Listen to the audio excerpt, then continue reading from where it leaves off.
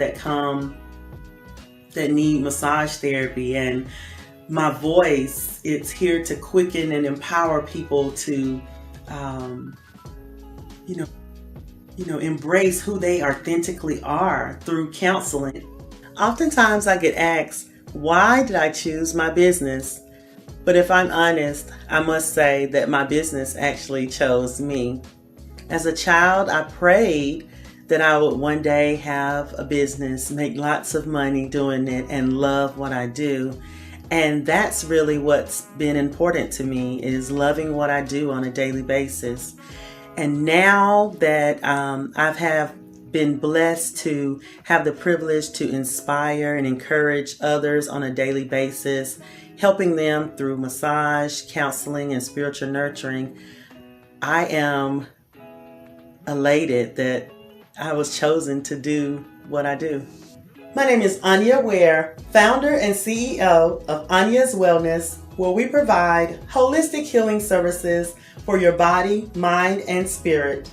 I am from Greenville, South Carolina. For those individuals who decide to work with me, I want you to know that I love to inspire, motivate, and encourage. And I want you to understand that the end result will be growth, so that you can be your best possible authentic self to be successful in life. I plan on making the world a better place by trusting in the Lord with all my heart, leaning not to my own understanding, but in all my ways acknowledging Him, and I know that He will direct my path. As I allow my light to shine, I know that I will be able to help someone else's shine as well, so they can be their authentic self, living their successful life.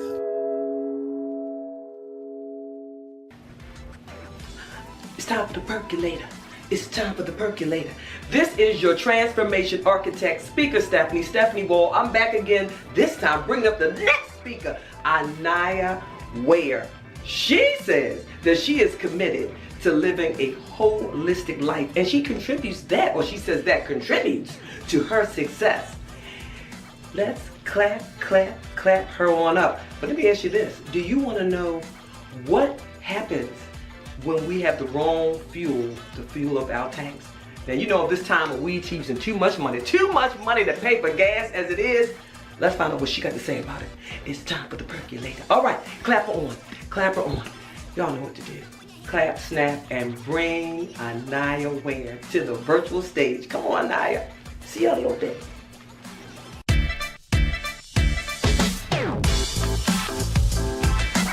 Hello and welcome to the Black CEO 2022 Impact and Revenue Conference.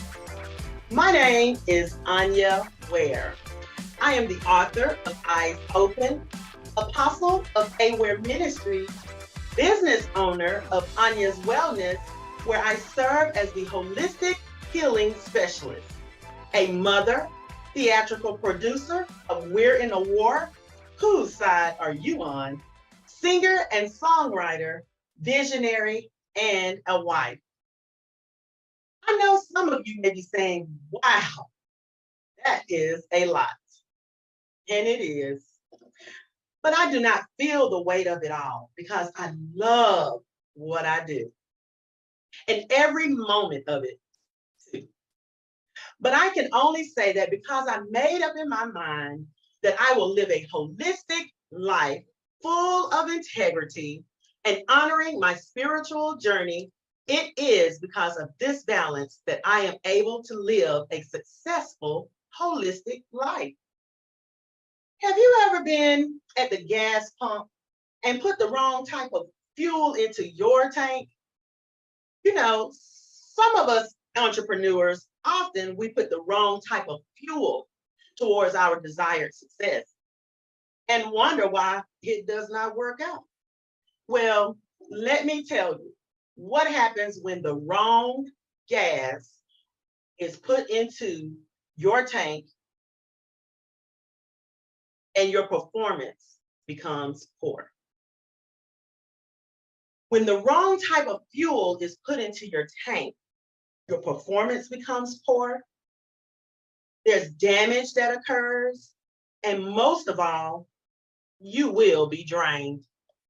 But when you take inventory and prepare properly with the right type of fuel, we are able to function at a full capacity, giving a high performance, and most of all, you will be fulfilled and fulfilling. I want to help you today. You can avoid all of the negatives from improper fueling if you would just fill up with the right gas. Yeah, today I want to share with you how holistic healing is the fuel for successful living. Yes, let me say that to you again. Holistic healing, the fuel for successful living. You know, as I spoke about fuel, I'm reminded of a story. Indulge me with your listening ears for a moment. I want to tell you a story. It was a beautiful, early Saturday morning. My sons and I were taking a trip up to Forest City, North Carolina. You see, my boys had been on a basketball tournament traveling team. And if any of you all do the travel ball, you already know what it's like to be traveling from city to city. Well, to my credit, early, hold on, I already know some of you are getting ready to criticize me, but that Saturday morning was already jam-packed. One of my sons had to be at the Salvation Army early that morning to help feed meals to those in need with an organization he's mentored by. I had to be at a leadership conference that morning at 8 o'clock. But the Salvation Army and the meeting that I was going to attend downtown were very close by, so I was going to make it work. See, I told y'all, some of y'all probably already criticizing me. Well, getting to the meat of the story, the conference was over, and I was able to meet someone to get my son, and we were on our way to pick up my youngest son from home. And I looked at the fuel gauge, y'all, and said, I probably should fill up. Immediately, I talked myself out of it and said, well, the trip is only about an hour and a half away. I'll just fill up and we'll get some gas when we get up the mountain a little bit to save on some time. You know how we do. Ladies and gentlemen, this is a PSA. Please, if you see a need to fill up your tank, please do not, I repeat, do not wait. The jungle is real. Okay, I hear y'all screams at me already. I know I should have gotten the gas when I first said so, but I thought I could make it. As I drove into the mountain, it was so large and beautiful. The children and I gleamed at God's beauty. And I said to them, this is just like life. We see the mountain in front of us, but only God knows what's coming behind the mountain. Talk about a prelude to an irony. It seemed we were in the mountain for about 40 minutes and the gas had became less and less, y'all. I started looking for gas stations, but if you've ever traveled from South Carolina to North Carolina, you already know there are huge gaps where there's nothing but hills, cars, and lots of scenery. Yes, I panicked. I began to pray, Lord, please help us. My phone signal up in the mountains wasn't working, so we didn't know which direction to take. And the gas hand was still moving down. No gas stations were in sight, and the only signs I did see kept signaling saying diesel fuel. My car takes regular unleaded. I whipped that car back around and started heading back up the hilly mountains to find gas for the remaining of our journey. Uphill, yep, you guessed it. It takes more energy to go uphill than it does to go downhill. When I tell y'all we were on fumes at this point, I really began to cry out and plead with God. He would get just if he would just get us to a gas station quickly. My sons even started praying because we just need to get there very quickly. So in the end, God saw us through.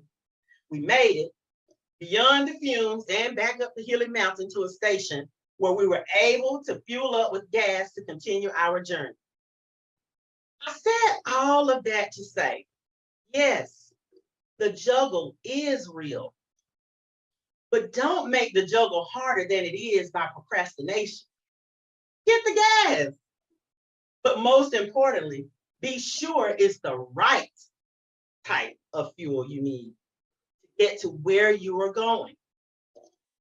See, as a holistic healing specialist, I believe the body, the mind, and the spirit, they all must be aligned to have successful living. When even just one of those are out of alignment, it is very easy to fall prey to a discombobulated destiny.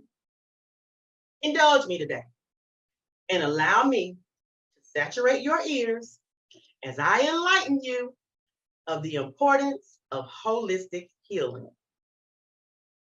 First, I want you to understand that the word holistic, HOLISTIC,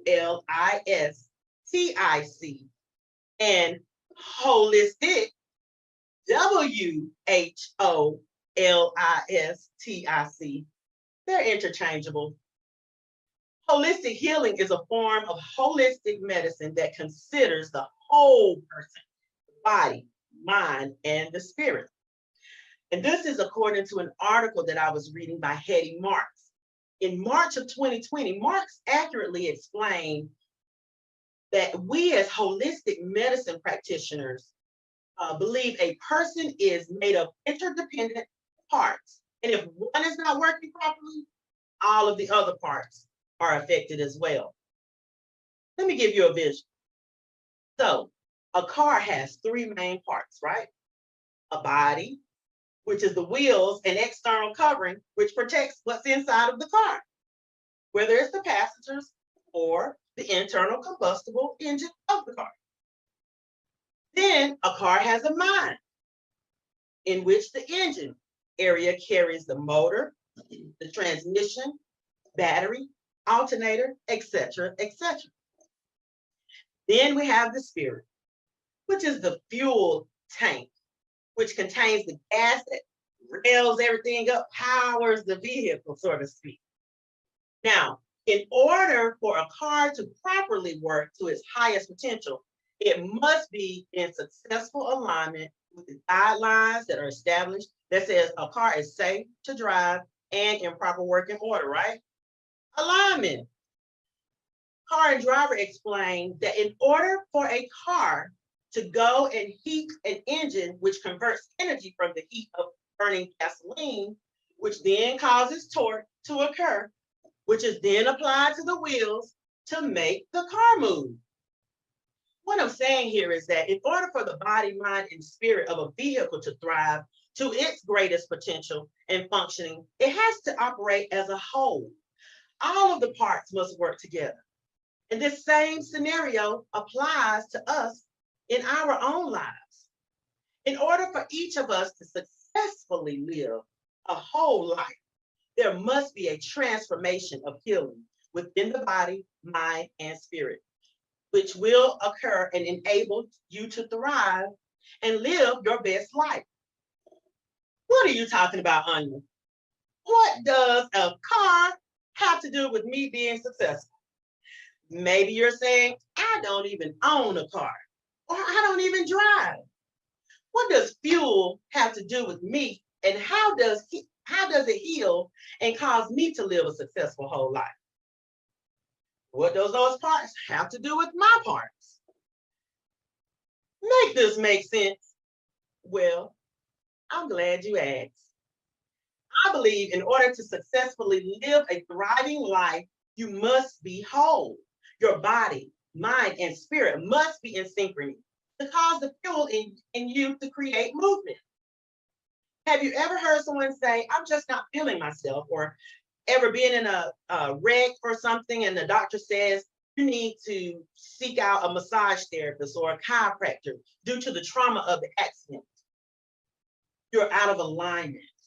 Or maybe have you been to the doctor and he or she informed you that you need to lose some weight because if you don't, you're headed for a heart attack? Maybe they said you need to eat healthier because your A1C is high and it needs to be lowered to prevent diabetes. That's a lot of trauma. And the only way to be whole is to receive holistic healing that will transform your body, mind, and spirit. So let's take a look at the body first.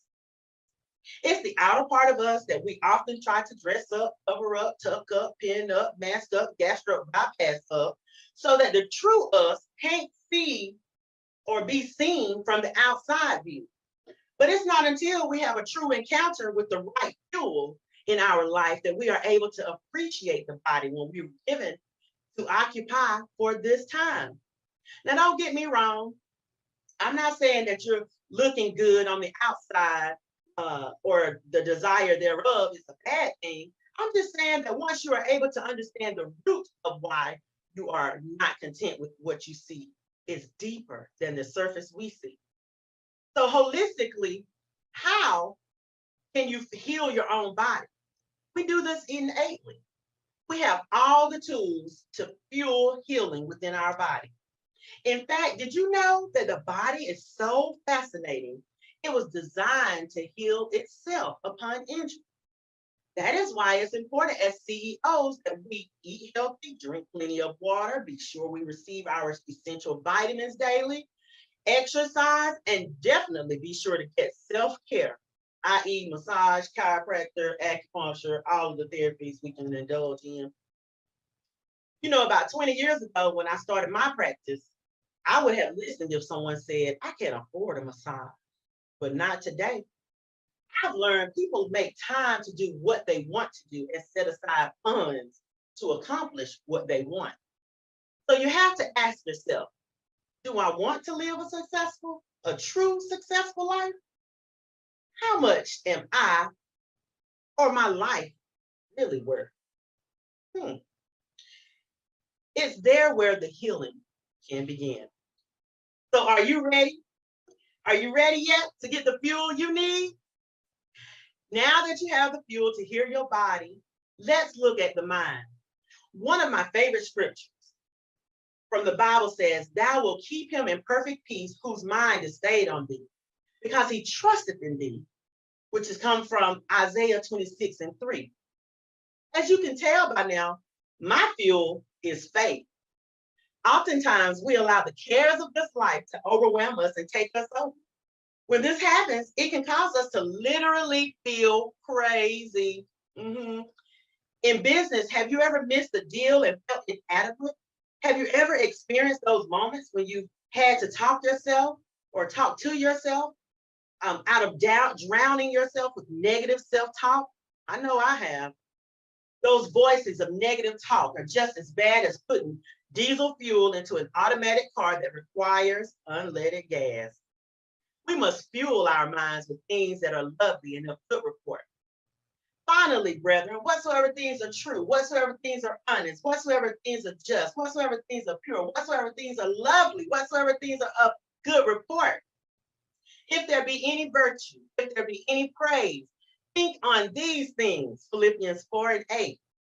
I'm reminded that throughout my CEO experience, I've had to speak to myself, to encourage myself. If you are an entrepreneur, you know what it means to feel like you are by yourself. What it means to sometimes be the only Black CEO in a room filled with other persuasions, networking, and getting an inkling no one is taking you seriously when they really should. As CEO, you understand that the feeling of disappointment when the bank turns you down for the capital needed to sustain your business. You understand the challenges of hiring, but good help to maintain your company is definitely something as a CEO that you can attest to. But I want to encourage you today to know that when we allow ourselves to go through the transformation, through holistic healing, we set ourselves up for success. The final and most important part of our success as a CEO, I believe, is the spiritual understanding. That there are many things that are out of our control, but knowing the one who is full and completely in control is the fuel we need to thrive in life. You see, for me as a follower of Christ, I believe that without him, I would be nothing. Without him, I would fail. And there would be no business for me. If you would just lend your ear once more before I go, as I share with you my reason why I became a CEO. I remember as a little 7-year-old girl praying to God that I wanted to have my own business one day and make lots of money doing it. As I grew older, I remember adding, I want to love what I do and be in full-time ministry while doing it. I was 23 years old when I heard God speak to me audibly for the first time and said, go back to school. I had just graduated in May with my Bachelor's of Science degree from the University of South Carolina. I told myself I was not going back to school. I wasn't going to grad school for physical therapy because I was tired and wanted to move back home to work a minimum wage job, that is. Well, that is just what I did. As I was working as a medical records clerk, I heard God speak and say, go back to school. I finally surrendered, but I didn't give in without giving my conditions. I said, well, you got to show me what you want me to do, go back for it, and pay for it because I work a minimum wage job and I just graduated. Be careful of what you ask for. When I finally surrendered completely, God went above and beyond my expectations. Not only did he tell me what to go back to school for, but pay the tuition in full with my minimum wage salary. 2 days later, prior to me graduating, 2 whole days prior to me graduating, he paid the tuition off. Then he turned around and told me to open my business 2 months later. Now, 20 years later, the business has been blessed to expand into something far greater than I had even prayed. And it's because of a spirit of humility that I'm able to still be standing in business successfully.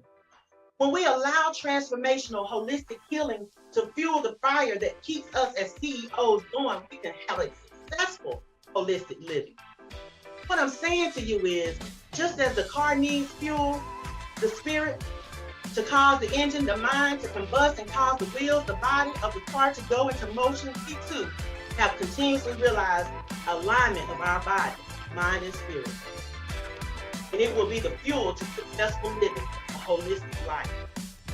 Thank you for listening today. And I hope that you will allow holistic living and holistic healing to be the fuel to your success in living. Listen, my father died when he was only 39 years old. I was 16 at the time, and quite honestly, I never thought that I would live as long as he did.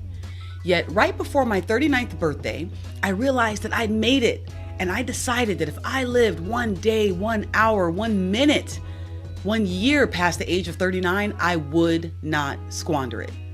I would honor my father and the extra time that I was given to live my life optimized and to my fullest capabilities. In 2014, I left my 20+ year corporate career working in post-secondary educational institutions. I jumped off a cliff to find my way to build my own empire.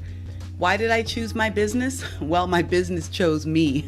I'd already been coaching, teaching, training, and speaking, yet it was always for my job, not for my own business. So when I was introduced to behavioral science, I knew exactly what my purpose was to be: building a behavioral superpowers universe and using my outgoing, fast-paced influencer style to lead the charge. What's most important to me about my business is freedom. The freedom to do what I want, when I want, how I want, for as long as I want, with who I want, come back when I want, and have plenty of financial freedom along the way. I truly am building a freedom empire.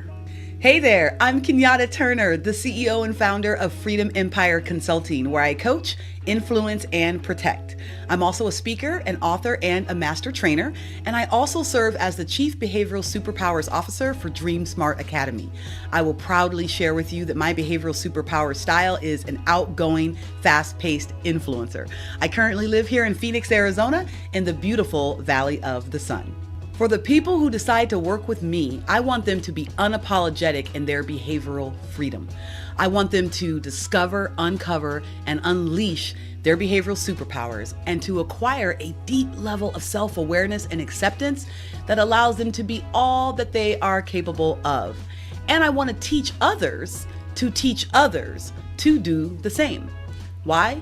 Because hashtag behavior matters all day, every day.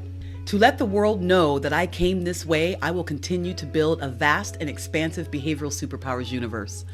This will transform the humans on this planet for the better, and I will continue to co-found behaviorally based schools that will affect future generations and leave an infinite legacy. I will revolutionize the personal development industry by infusing behavioral insights that change the game, because quite simply, how you do anything behaviorally is how you do everything. And believe me, I am just getting started.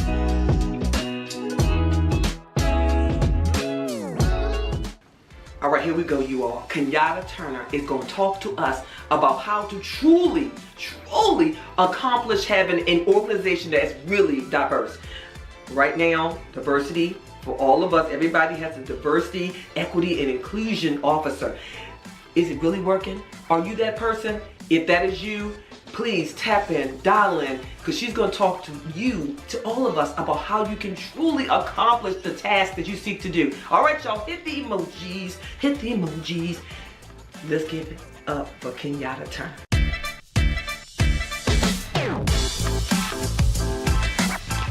Hey, here's a question for you. How does one build a truly diverse and inclusive organization? When you look at the recent statistics, most often the discussion is around race, ethnicity, gender, education, compensation, sexual orientation, religion, political views, and so on and so forth. All of these factors are critically important, as we all matter and each human in their own way has something to contribute to the world. Now, I'm here to tell you that those factors are not the only way to create a diverse and inclusive organization. Another measure of diversity actually deals with the human at their core, who they are, why they are, what their unique gifts, skills, talents, and abilities are that they bring to the table. What are their unique behavioral styles? What motivates them? What is their level of emotional intelligence and their coachability? Those things can be measured as easily as measuring something as compensation or formal education. I believe so, but it depends on who you ask. Some may answer that there are psychometric assessments that can be used to determine some of these things. Some may say that there are amazing tools like Myers-Briggs and Kolbe, Enneagram, DISC, Clifton Strengths, Predictive Index, Human Design. These are all fantastic tools that could be used for this purpose. Maybe. Some also say that even a simple subjective self-assessment could be the answer to creating that type of diversity. Well, I have a different perspective, and I am here to tell you about our behavioral tech tool called Behavioral Superpowers, which measures all of that and more. But listen, some may want to compare our tool to a lot of the other popular assessments in the world, and I say go right ahead, and you will quickly find out that this ain't that. You heard me, this ain't that. So let me tell you a quick story. I literally grew up working in corporate post-secondary educational setting. I started at 18 years old working at DeVry University in the admissions office here in Phoenix, Arizona. I literally fell in love with working at a college, and I woke up 13 years later and I was still there. It went by in a blink of an eye. Now, while it was extremely difficult at that very young age, being a Black woman trying to build my career in that industry, I quickly learned that it had a lot less to do with my ethnicity and my gender and what I look like, and a lot more to do with how I showed up every single day. Now, I was then and still am an outgoing, fast-paced influencer. That is my behavioral style. Even at a young age, and without knowing it, I used my behavioral superpowers to get me a seat at all the tables that I chose to sit at. And I ultimately created an extremely successful 25 plus year career by design. Now, I know that hashtag behavior matters all day, every day. And I wish that I'd had access to the behavioral data on myself back then as I do now today. Oh, where would I be if I knew what I knew now about who I am and why I am, and what I bring to the table within an organization from a behavioral standpoint? So listen to this. Behavioral diversity is just as critical in an organization as creating diversity in all other areas. I said it. And if you are in business of providing products or services to humans, then I say it behooves you to create a team that is representative of humans in order to provide the best service. Humans know what humans need. And if you create diversity in that area, then you have a much more likely chance of making sure that you provide what's needed to the people who you're trying to provide it for. Basically, the more diversity that you have in all areas, the higher probability of true and inclusive success, as none of us is as smart as all of us. And the differences and the humanity in us should be identified, recognized, celebrated, and encouraged. So listen to this. I have the answer for you. And quite simply, it starts with learning to become what I call behaviorally and unapologetically you.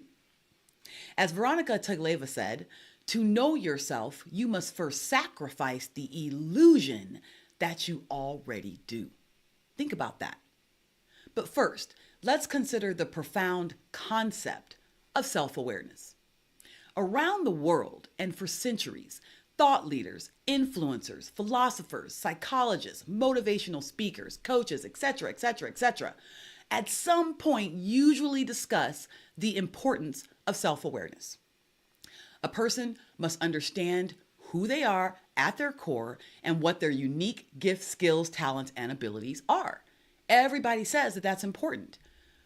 It's also stated that it's important that you understand what your purpose is and what you were built to do here on this earth. Every one of us asked this question. Well, all of these statements are true, yet it's challenging to determine the answers to those questions until now.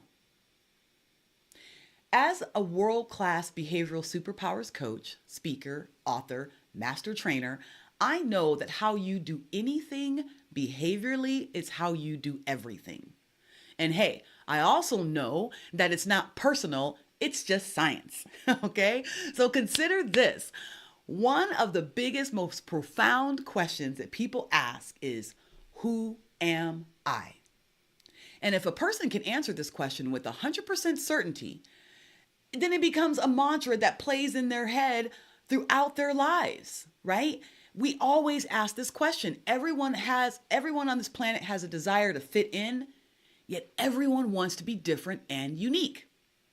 As humans, it's important to us to have a sense of significance, to know that what we're doing actually matters, that who we are actually makes a difference in the world. We all have that. And I believe that whether or not a person admits it to themselves, that somewhere deep, deep, deep inside of them, there is a yearning for belonging and there is a yearning for understanding. I'll take it a step further to say that the question isn't so much about who am I as it is about why am I? Think about that. Not just who, but why. So in our behavioral superpowers universe, we help people answer this question objectively. I like to say again, it's not personal, it's just science. My name is Kenyatta Turner. I am the CEO and founder of Freedom Empire Consulting, where I coach, influence, and protect. I'm also the Chief Behavioral Superpowers Officer for DreamSmart Academy. And we are likely the only single source Black-owned behavioral science firm in the world. Using behavioral technology, we specialize in decoding human behavior in order to optimize a person's performance, enhance their relationships, and show them how to live a life of authenticity and purpose while walking in what we call their behavioral greatness. Now, our process involves a framework that we call Discover, Uncover, and Unleashing Your Behavioral Superpowers. And the first step really is taking about a 10-minute behavioral discovery exercise that's going to identify what we call your behavioral identities and your behavioral fingerprints, okay? Our omni-channel, scientifically validated technology reveals things like personality and bias and communication style, decision-making variables, natural behavior, your financial relationship management, your emotional intelligence and learning styles, and so much more. I'm not going to get into all the details of that, but think, it's everything. And unlike many other psychometric assessments, we don't simply measure learned behavior. We measure that which is ingrained and that with which rarely changes. Now, without getting all behaviorally scientific on you, I will simply state that we measure over 500 different data points, and our research is validated in 125 countries and is in 11 different languages. This is not soft science. This ain't that. Okay. Now we compile the data into 10 behavioral identities, along with 8 behavioral factors and 16 subfactors that reveal with a 91% predictability that these traits will remain stable over the long term. That is why a person only needs to take our exercise one time in their life, which is pretty fascinating. Like I said, this ain't that. Now, I want you to consider a workplace that adds behavioral diversity to the list of cultural traits within that organization. Imagine an organization that builds a team and cultural diversity around behavioral superpowers that already exist on the team and include this framework in all of their processes, including hiring, team development, coaching, training, project management, reward systems, role assignment, etc., etc. What would it be like if all of the conversations that occurred were through a behavioral lens that melted the barriers to communication and created an environment where everyone felt like they were included and that they belonged and were actually celebrated for their differences? Imagine. This won't happen if people do not first know and accept themselves, and you must become behaviorally and unapologetically you and learn to have true self-love before you can truly love everyone else and treat them as such. It's about humanity. This is the starting point for discussions around diversity, equity, and inclusion and belonging. Give the human a chance. Give them the gift of behavioral self-awareness so that they can give the gift of acceptance and understanding to others. Now remember, my favorite quote by Veronica Tegleva is, to know yourself, you must first sacrifice the illusion that you already do. So I ask you, how well do you know yourself? Are you curious about learning your own behavioral superpowers? Then I invite you to check out www.discoveryourbehavioralsuperpowers.com to take our unique and super powerful exercise. Learn about yourself, decide for yourself, and remember, this ain't that. My name is Kenyatta Turner. I'm the CEO and founder of Freedom Empire Consulting.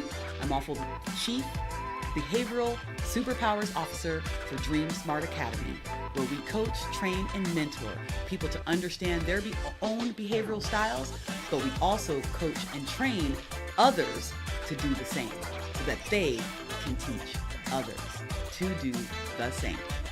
I'll talk to you next time, and remember, hashtag 2019, when I discovered that I had been gang stalked. I had been watched and followed everywhere I go. My life had been turned upside down, inside out. And instead of becoming fearful, it made me become fearless. I became more resilient. I became unstoppable, immovable, unshakable. So it gave me strength that I thought I never had. And I know that there's a lot of people who might be experiencing the same thing, but are afraid to talk about it. I say, stand in your power, because I did, and I'm still standing. After leaving the real estate industry for almost 30 years in the business, I looked around and I was asking myself, what's next? To only realize that what I was looking for was right before me all along.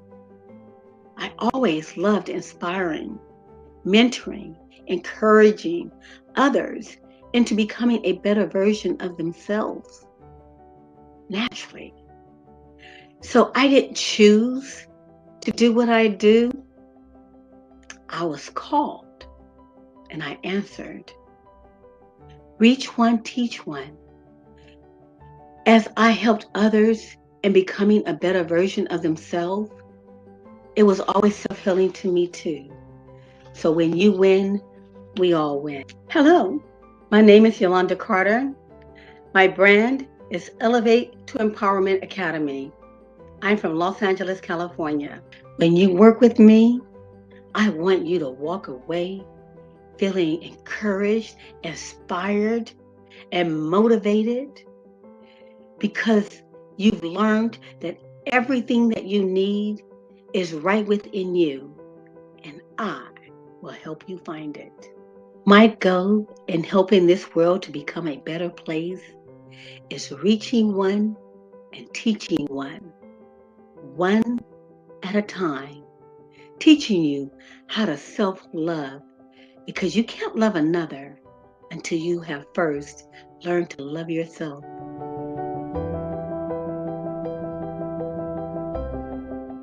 Yolanda Carter is going to talk to us about return on finish. The great Trevor Ott says that anything that's not finished returns to you void. She's going to talk to us about return on finish. Do you finish what you start? Let's dig in. I know that you, like me, want to know more about this return on finish. Let's get in. Bring it to the stage, Yolanda Carter. Come on, hit those emojis. Whoop, whoop. See you in a little bit.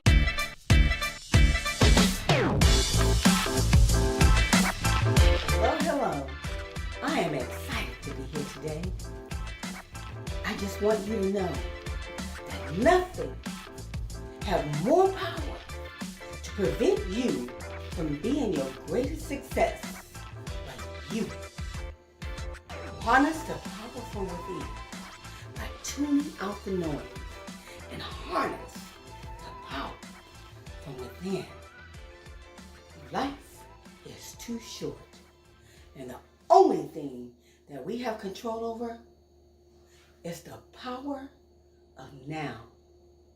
It does not matter what you've been through, and it doesn't matter what you're going through. But what does matter is what you do now. Let me just share a little backstory about myself. I come from the real estate industry. I was living a very lavish lifestyle. I thought I had it all. I had fancy cars. I flew and traveled to the most exotic places.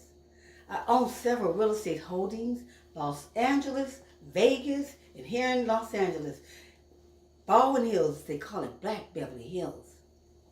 I was making over 6 figures, and then one day, the real estate market crashed, and my life came tumbling down.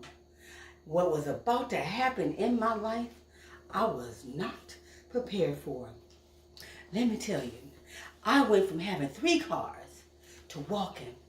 I went from having several properties to sleeping on the couch of relatives. I went from having almost 7 figures to barely $500 a month. My life had took a nosedive and it spun out of control.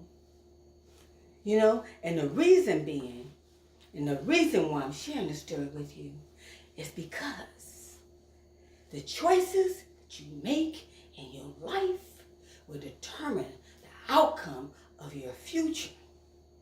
What you do now will determine what happens tomorrow.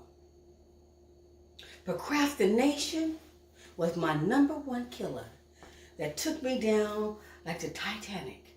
And I'm telling you, procrastination is a dream killer of your success. Procrastination is also that it will have you making mistakes and missing steps in your life, costing you more money. Procrastination have you in a state of reactive. And when you're reacting, You're not making sound decisions. You're missing steps. You're doing things at a very intense type of energy. And you can't think or function while we're in a reactive mode. But if you develop the power of now, then you can operate in a proactive mode.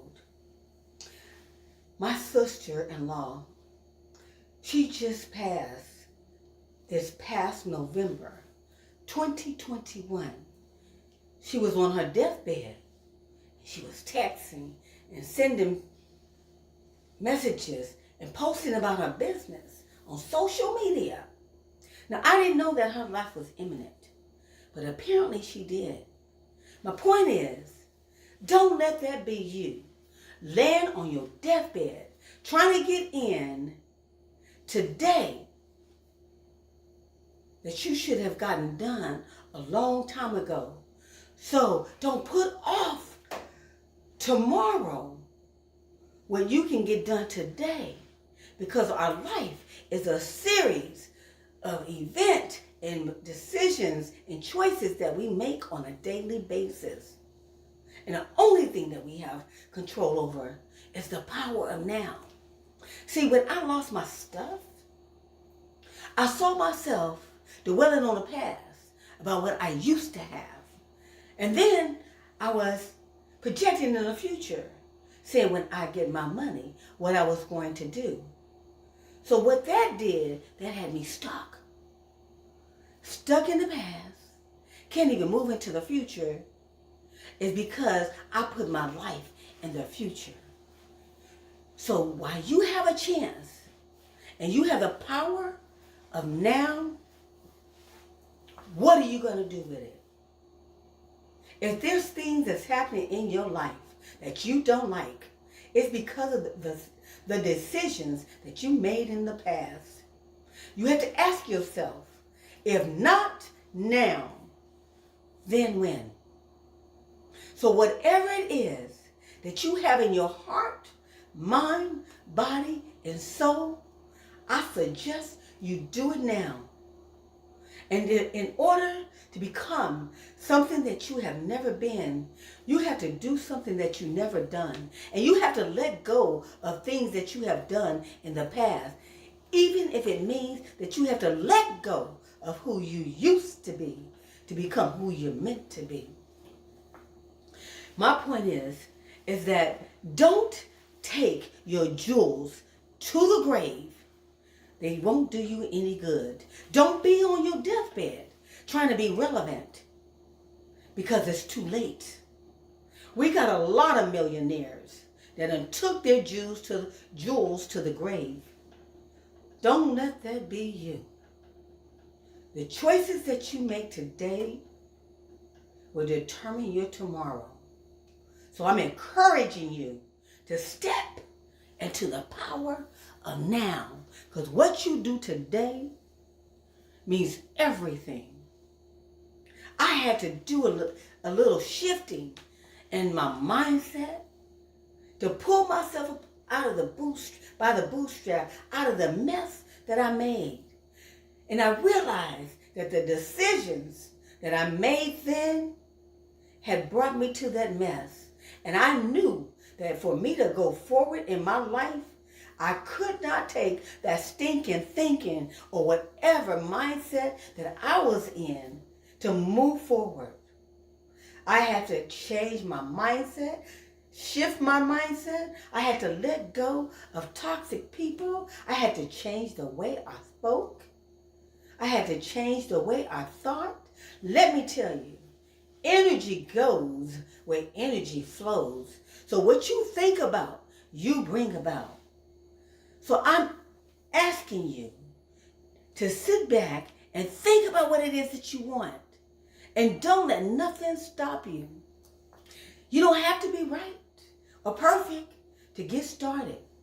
You don't need a New Year's to get started. All you need is a new day. So again, if not now, then when? Don't let what was given to you, your gift, pass you by. by overthinking it, by procrastinating, and by outdated beliefs. Step into your power and own it, and let nothing stop or block you. Don't overthink it.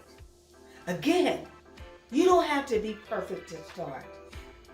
You just have to start, and then you'll get perfect. So I'm glad that you came here today to let me share a little bit about me, and I hope to see you soon in the future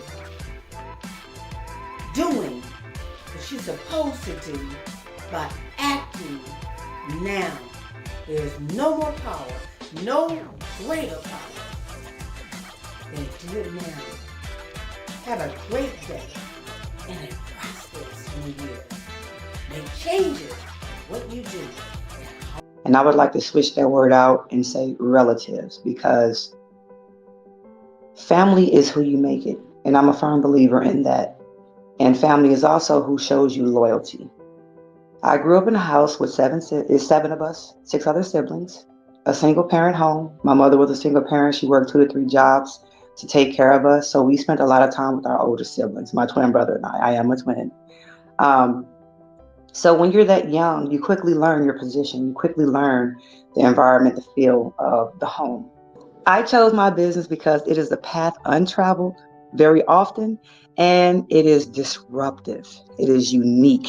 It is different. I am a carpenter, a Black female carpenter, both commercial and residential. So I've got to build the hotels, and I get to build the houses. I'm not only a carpenter, I'm a carpenter foreman and carpenter developer. I actually put that tool belt on. I get out there and I do the work. It builds character. It builds, self-sufficiency. It builds self-confidence. It gives you that instant gratification that the world we live in today, that everyone seeks, is instant gratification to see structure start from start to finish.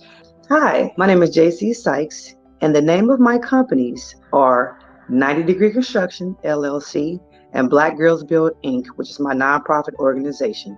I am from the Show Me State, St. Louis, Missouri. What I want for the women who decide to work with me is to dare to be different. Step outside of that box and defy all the terms and all the sayings of, oh, that's a man's job.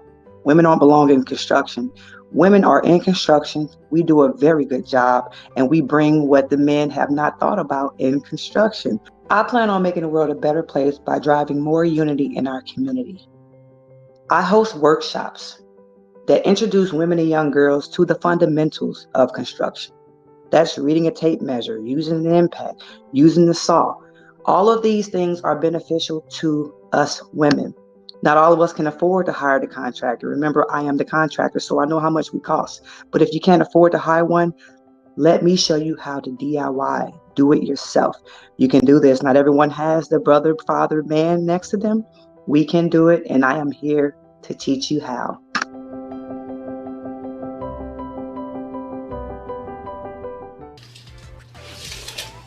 Oh, hey. So we get ready to hear from JC Sykes, and she's talking about Black girls who rock, who disrupt and bust the construction and carpentry industry wide open. Y'all, I can't wait to hear about this. Yeah, why I can't be fly, why I can't have earrings and necklaces on. But let me tell you, I want to know what and how they are busting that thing open. So let's get into it. Come on, JC, coming to the stage. Bring it up there, drop it. Go get your tape measure out and bring her to the stage. Oh, I can't wait to hear this. I can't wait to hear it.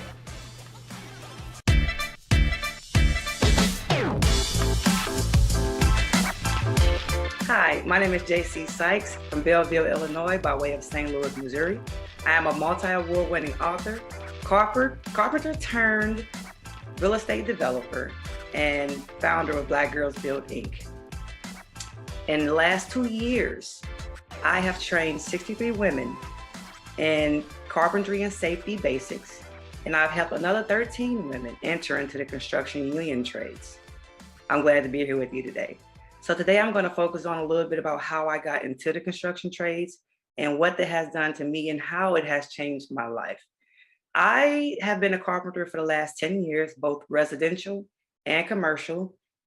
Being from St. Louis, Missouri, I got to work on some of the biggest projects in St. Louis, Missouri, including some of the downtown structures like the Ballpark Village Hotel and the high rise, which is connected to our St. Louis Cardinals Stadium and a lot of other major platforms. So that is a huge highlight of my career. I've also built over 200 custom homes in the last 10 years. So we live in a world of instant gratification.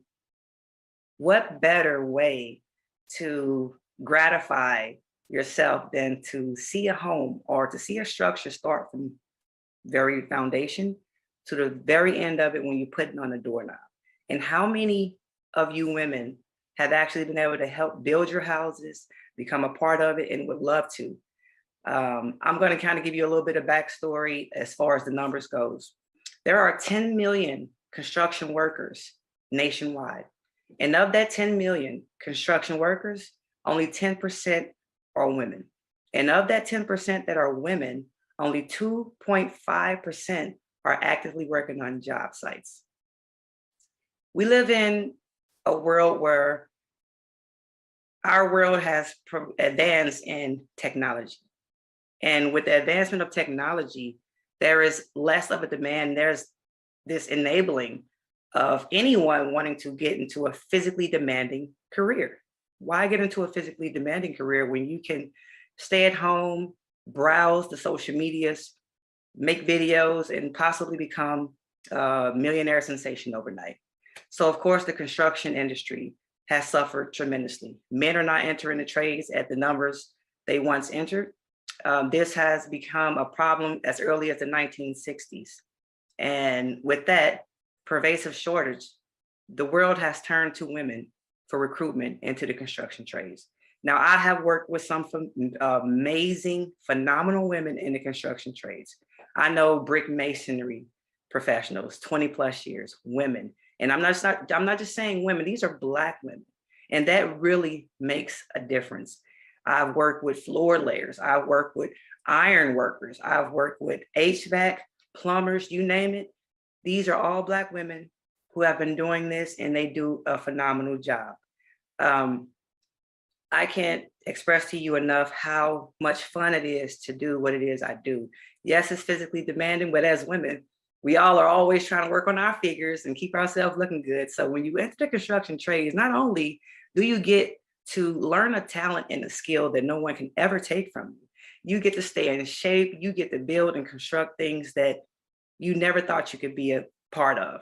If you would have told me 20 years ago that I would be a carpenter, you would have fooled me.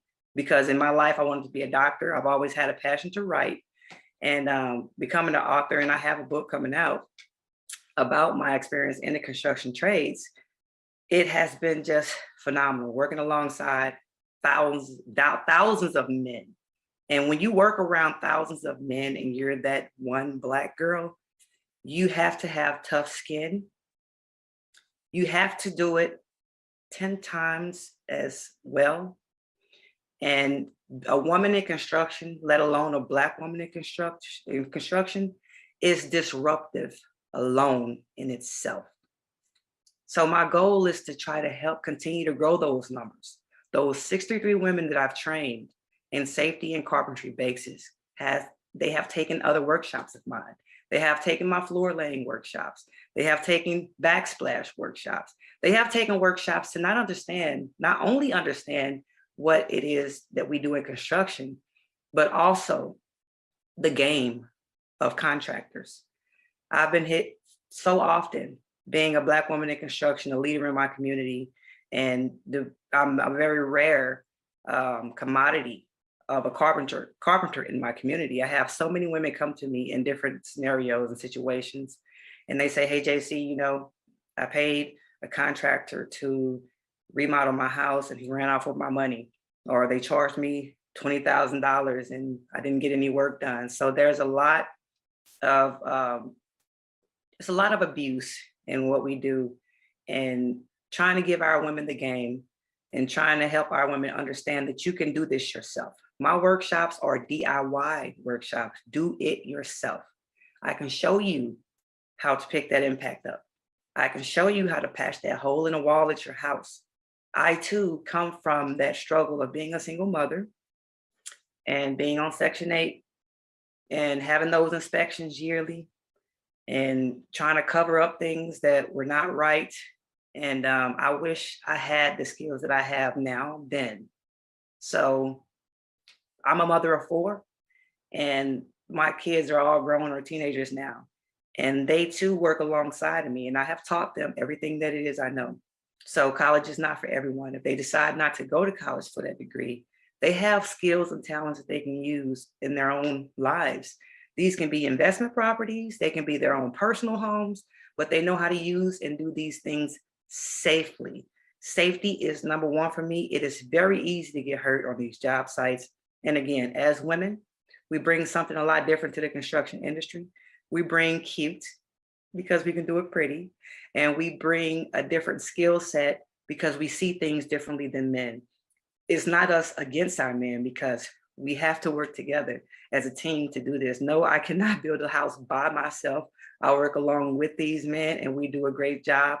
I just see things a lot differently and we do things a lot differently.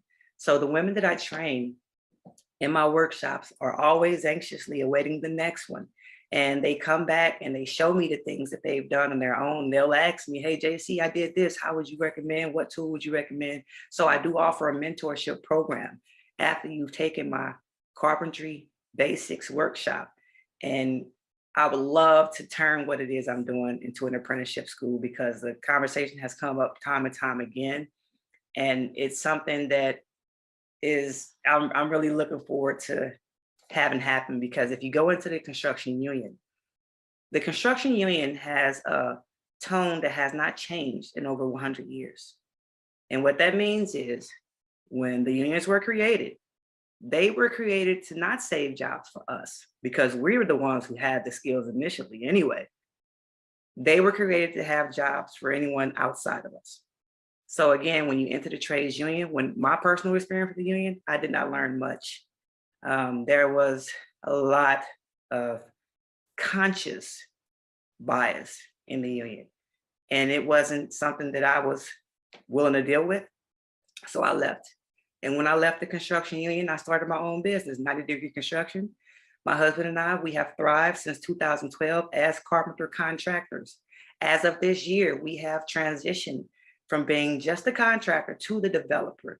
And there is no better way to become a real estate developer than coming from the construction trades, because not only do you understand how to build a house and what things are supposed to look like and how they're supposed to flow, you actually can put that tool belt on when needed and get in there. If you don't have the manpower, like we're talking about now, manpower is short. It is our biggest obstacle right now, is manpower.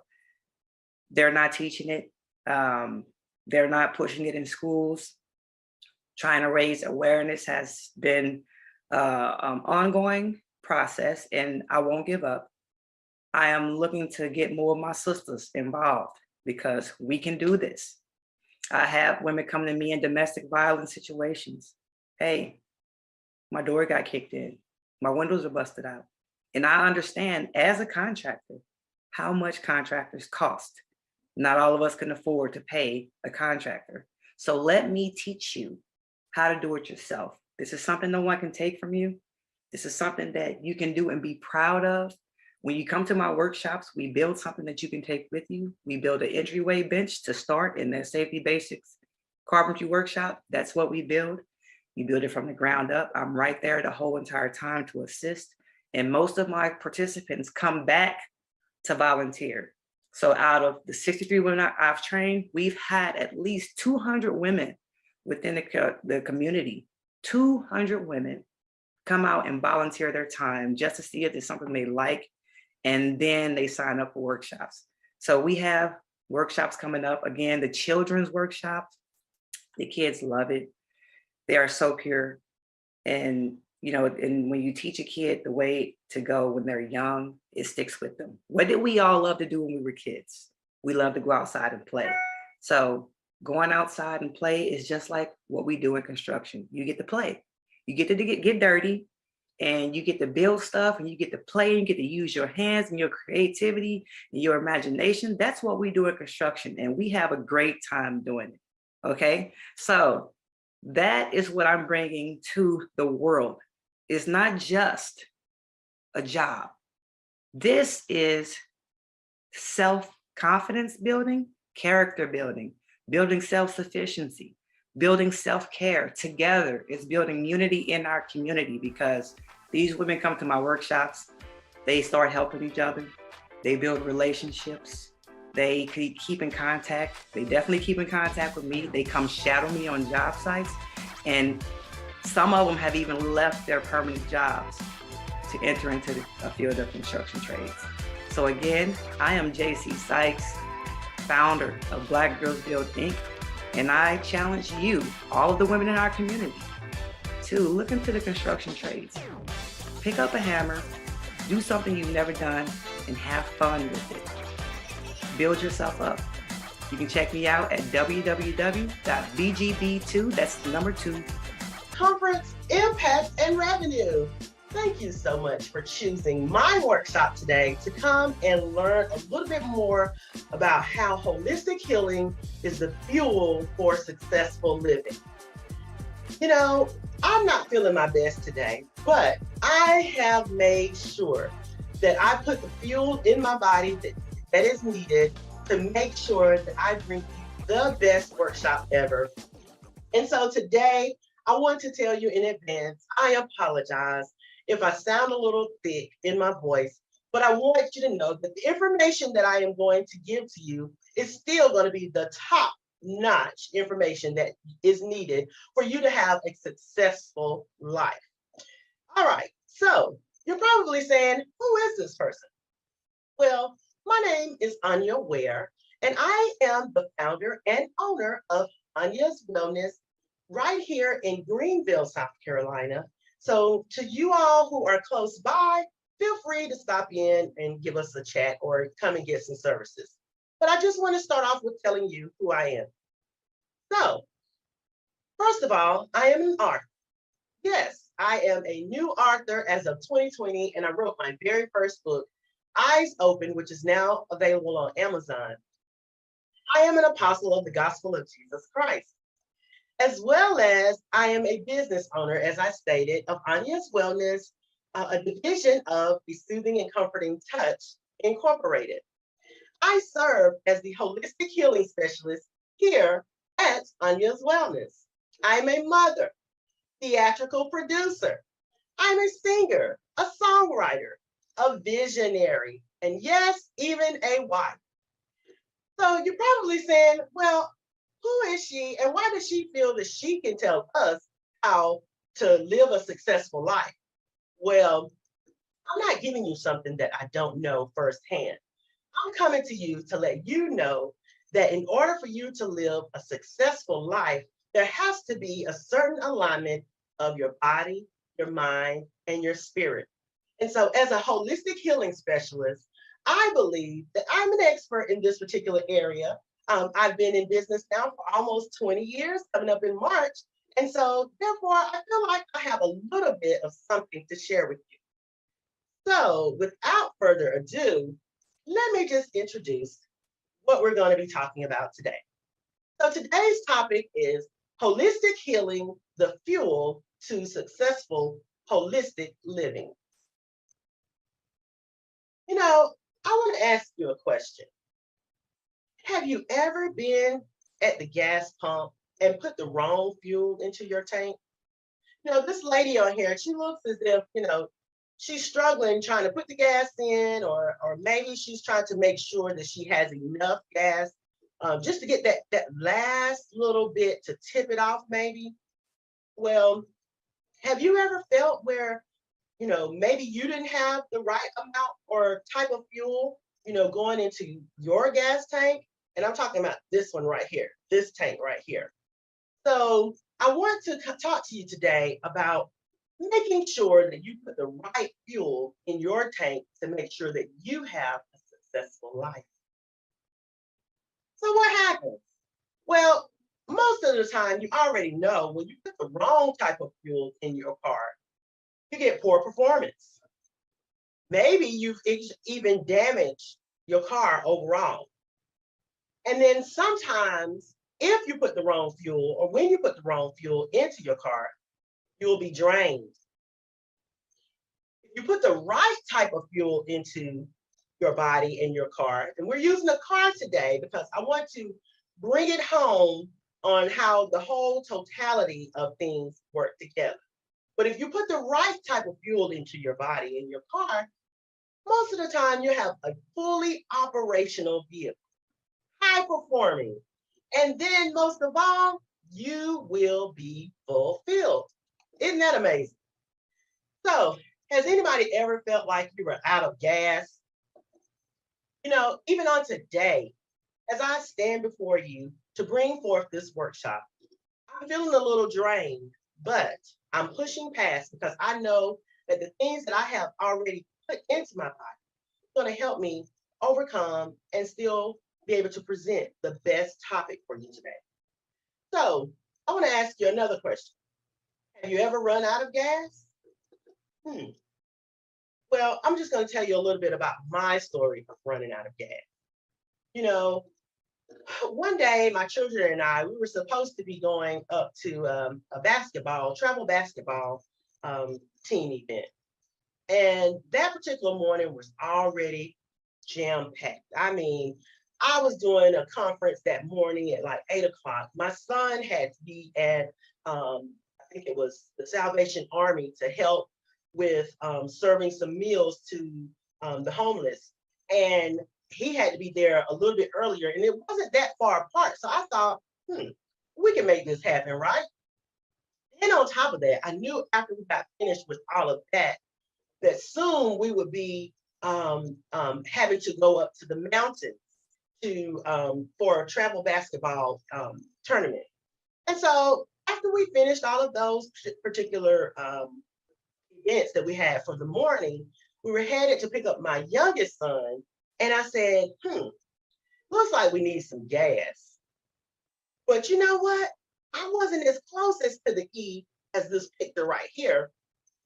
I really thought that maybe, just maybe, you know, I got a half tank in here, we can make it, right? Well, we started up the mountains. And if anybody is from, if you're from the area, the Southeast, you know that when you're going north, most of the time, especially if you're going towards the mountains, a lot of times there's a lot of curves, twists and turns, and not a lot of stop areas or gas stations or anything other than scenery, basically. So we were on our way, and I started to see the gas can come down. You can imagine the panic that I was having, right? So I was trying to stay calm, didn't tell my children. I was like, I think we're going to make it. But I was like, but we need to start looking for gas stations. Well, if you've also been to the mountains, you know that a lot of times the signals get lost up there. We didn't know where we were going. So I had the GPS on, trying to make sure that we got to the tournament on time and safely, only to come to a situation where the signals were lost. So I had no clue where we were, no clue where we were going, and no gas stations whatsoever in sight. Whew, you can imagine the panic that I was feeling. I began to pray, y'all. I mean, seriously, I was like, God, I need for you to definitely intervene right now. I know I should have got the gas, but please, God, please give us a gas station so that we can get some gas and keep going towards the tournament. Well, every little spot that we kept passing, it kept saying diesel fuel. Well, I know that my car takes unleaded fuel, so why was I going to stop at the diesel fuel place?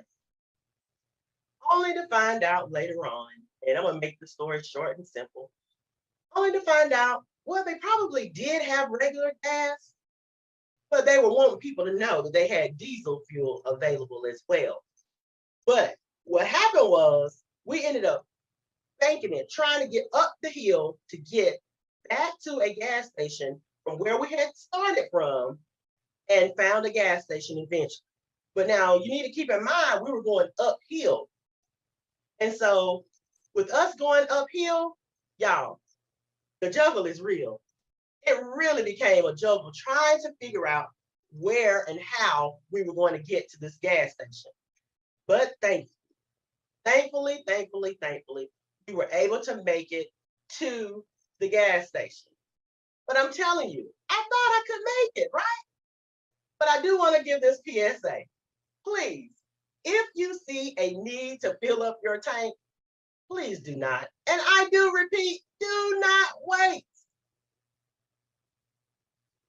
So as I said, we were going uphill, and then you can imagine, you look at these two fellas right here. One's pushing and one's sitting on the car. Well, they look like they're probably about the same age and look like they're probably about the same weight. So for the guy that's pushing, as you can see, one foot is off the floor. He's probably really having to shove this guy. I see his head in his back. So he's really having to put his all into getting his brother or whoever this might be to his destination. Well, that's exactly what we had to do. We ended up having to give it our all. We had to pray, and I mean pray. My children, this was a lesson for both myself and my children. My children were able to see the benefit of and the power of prayer.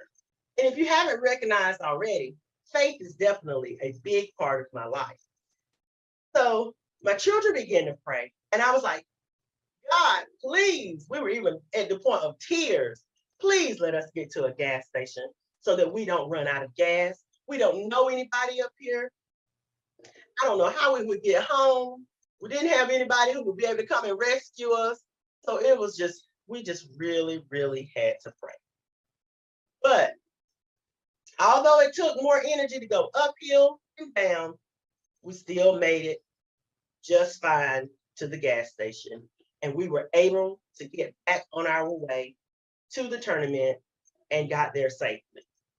So I say all of that to say, the body, mind, and spirit must be aligned to have a successful life. And my motto as a holistic healing specialist is just that. I feel like everything works with everything.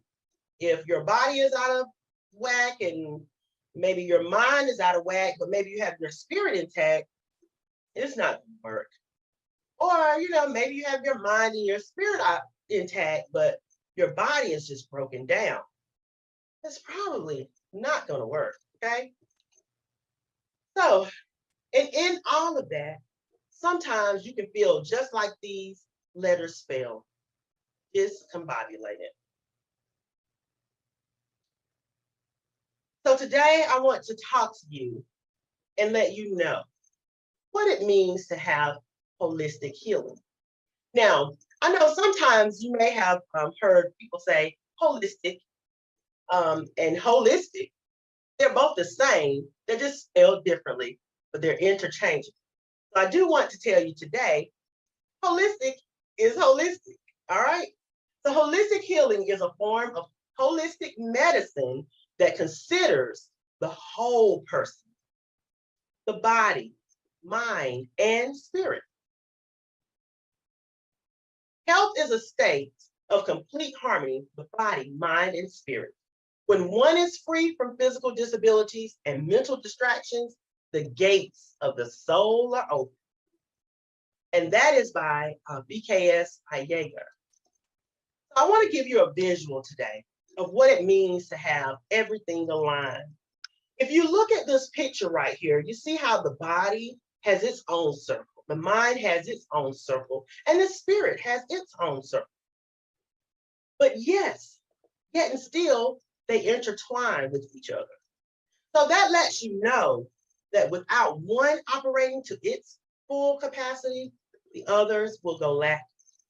So it's very important for them all to link together to make the best possible life for you. So when we think about a car, we look at cars, and as you can see on this picture, there's a banged up pink van, and you got the white SL, you got the tires, you got the engine over here, you got the gas.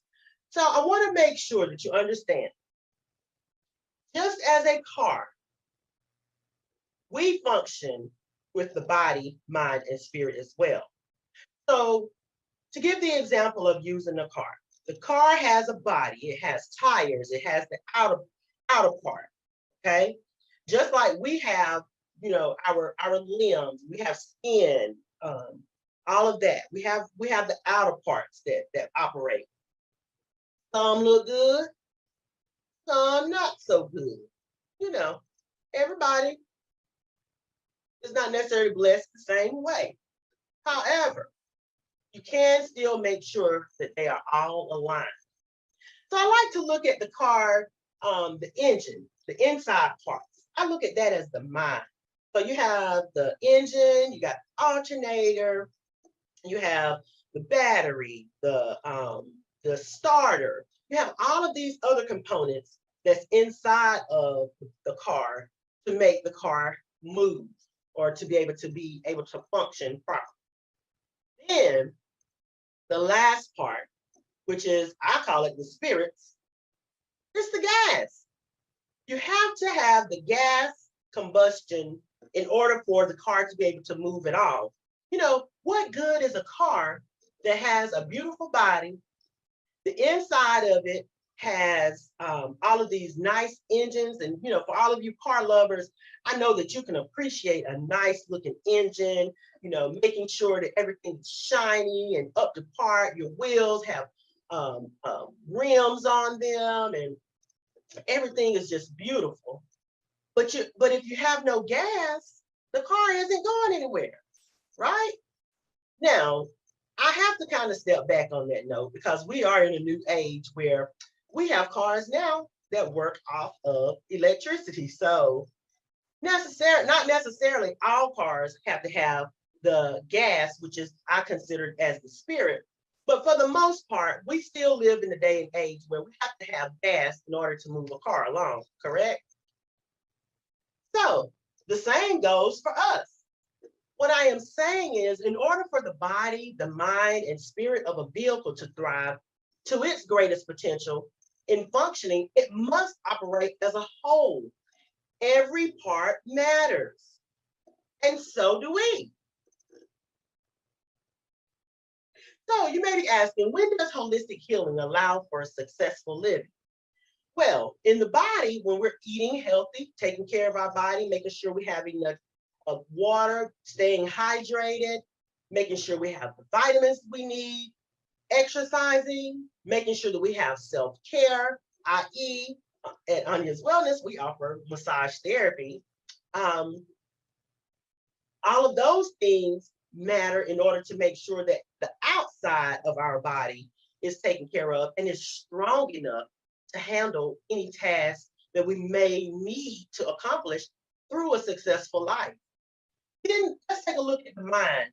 You know, one of my favorite scriptures is, "Thou wilt keep him in perfect peace, whose mind is stayed on thee, because he trusted in thee." And that comes from Isaiah 26:3. And that is so true because, you know, a lot of times people's minds are off kilter, which then causes the body to come into disarray, and definitely their spirit or what we call the soul becomes a heavy burden. And so it's very important for us to keep all of these particular parts intact. Have you ever felt inadequate? Missed the deal as a CEO? Literally felt crazy? Whatsoever things are honest and pure, I want you to know those are the things that we need to think upon. And as a Black CEO, it can be very daunting, oftentimes, to hear multiple no's or have doors shut in your face or even slam in your face, which causes, you know, your mental state to come down. Maybe you felt like you weren't good enough or you weren't worthy of the amount of money that you asked for a particular deal. Maybe the individual that you were talking to couldn't see the value of what you had to offer. No matter what success looks like to you, I want you to know you just need to fuel up and succeed. it is very possible. You know, this is just a slide to show you as a Black CEO, we have so many different titles, you know, whether it's the businesswoman, the businessman, the teacher, the doctor, the boxer, the basketball player, the real estate agent. Maybe you're the family guy or woman. Maybe you're the financial individual that's bringing in all of the money. Maybe you're, you know, just the art teacher. You're the graduate. You're the attorney. You're the blueprint person. Whatever your success means, you can accomplish it if you get the holistic healing fuel that you need in order to succeed in life. And what do I mean by that? I just simply mean make sure you align everything up. Align your body, your mind, and your spirit. And one of the most important parts for me is making sure that your spiritual life is intact. Because oftentimes when you allow your spiritual life to be intact, that will allow you to make sure that you maintain your mental capacity, which will then allow your body itself to maintain its highest potential and capacity to perform. When we allow transformational holistic healing to fuel the fire that keep us as CEOs going, we can have a successful holistic life. So I want to tell you today, success is something that everybody wants to have. So in order for you to gain it, I truly believe that there has to be an alignment of your body, your mind, and spirit. So the main thing is keep all of those things intact and go get it. It's yours and you can have a successful life. Thank you.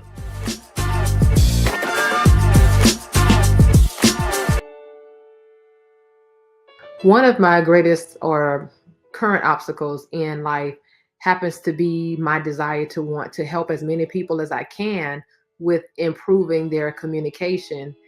And it's an obstacle or becomes an obstacle because everyone does not desire to work on how they communicate with people. I chose my business because I understand and have known for quite some time the importance of what we say to people.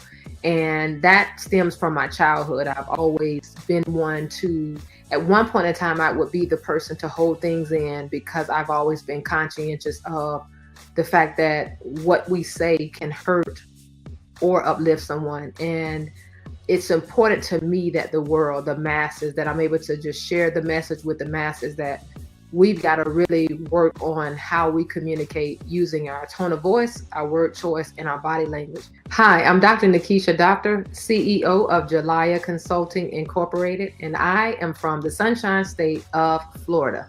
For those that desire to work closely with me as women entrepreneurs and boss chicks, one of those things that I strongly desire for them to walk away with is that confidence, and that clarity within themselves that they can do this, that they can communicate effectively with anyone at any time in any particular place. I plan to make the world a better place by continuing to help people to understand how important it is to work on our communication on a daily basis, helping others, helping the world to know globally what we've got to do to continue to work on communicating with clarity and confidence within, so that people will know how to best serve us as individuals, so that people can give us what we need and what we desire by being able to express what we've been holding in for so long and just being able to unmute their voices.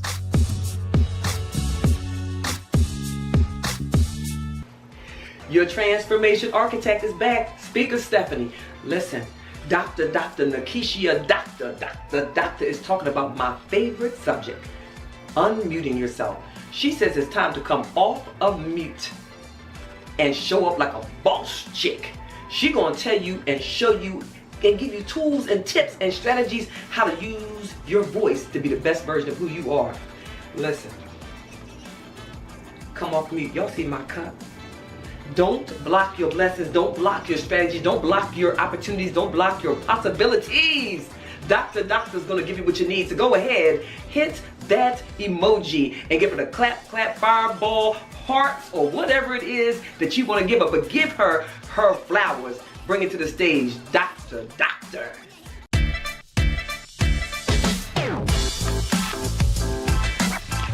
Hi, I'm Dr. Nikisha Doctor, CEO of Jalaya Consulting, and I show up to teach women entrepreneurs and executives how to unmute their voices and find their seat spot so that they're able to communicate with clarity and confidence and the ease necessary to connecting with their customers and their employees. Listen, I'm so excited to be here with you today. I don't know what to do with myself. If you are ready for next level, let's go. Let's go. Let's go. Let's go. I'm showing up today because I want to share with you all of my women professionals, any women, all of the women boss chicks that are out there. I want you to grab your pen and pencil so that I can share some valuable information with you today. I'm going to share with you how to communicate like a boss chick and how to unmute so that you're able to unmute your voices in your business. I'm going to give you three ways to show up in your business and unmute your voice in your businesses. Listen, I want you to grab it. We're going hard now. I want to share something with you really quick, and I want you to go with me for a second. You're looking at one of those women business owners. You're looking at a women boss chick, a CEO of a company who also wears multiple hats. I get it. You don't have to tell me much more. I get it. I understand. And in this space, when we wear multiple hats, sometimes we don't even really realize how often we do away with or we dim our shine, not intentionally. It's just often done, haphazardly because we don't even realize that we're doing it. It's done because we're wearing the multiple hats and we're trying to serve those that we're connected to in our teams and in our businesses. But if you're any woman like me, who's been that person that you've been doing it so long that you have needed a reality check and say, hey, listen, I've got some needs too. I've got some desires and wants and things that I want to communicate, but you've been in a place where you've been unable to do that. You don't even have a clue of where to get started. Maybe you're that woman who's been trying to figure this thing out all on your own. Like, how can I really get people to understand what I'm saying and what it is that I'm trying to convey to them? Having conversations with people in the boardrooms or in your team meetings or even in your household for that matter. You're trying to express to your children or your spouses that, listen, I just need a minute. I need to gather my thoughts. I need to figure this thing out. But you're too afraid to say that. Maybe you're that woman who's been kind of putting things, your desires, your needs on the back burner and not communicating to your family and to your teams what's so important to you. You've been focused on making sure that the business is moving and that the customers are satisfied and your teams are having everything that they need in place so that you're able to be an effective, business leader. But what we don't tend to realize is that if we don't see about ourselves first and we don't slow down enough to get those things in and take care of our personal needs as well, and we don't communicate that, we'll never get to that place. We'll never be healthy enough to continue to serve others because we haven't even uttered a word or communicated those things that we need. See, this is what you've got to know. People hear what you say and not what you intend to say. I realize that you're probably trying to figure out like, well, doctor, how am I supposed to focus on communicating what I need when I run a business? Or how can I get that done when my children and my spouse are counting on me? They're depending on me to still show up in the best version of myself. Well, sis, can I be honest with you? You can't show up in the best version of yourself if you're not willing to communicate and do it authentically from a place where you are at peace with being able to confidently express what you need and what you desire to achieve and desire to conquer in your life. You've got to express what you need. You should never expect something of someone that you never communicated. Hands down, point blank, period. I know I said it. You should never expect something of someone that you never communicated to them. It'll never happen because you've never communicated that which you needed as a boss chick in your company. So here it is. I want you to grab that pen and paper. I'm going to give you three 3 ways in which you can unmute your voice and show up boldly in your businesses. Communicating like a boss chick. This is where it is. I need you to grab that pen and paper.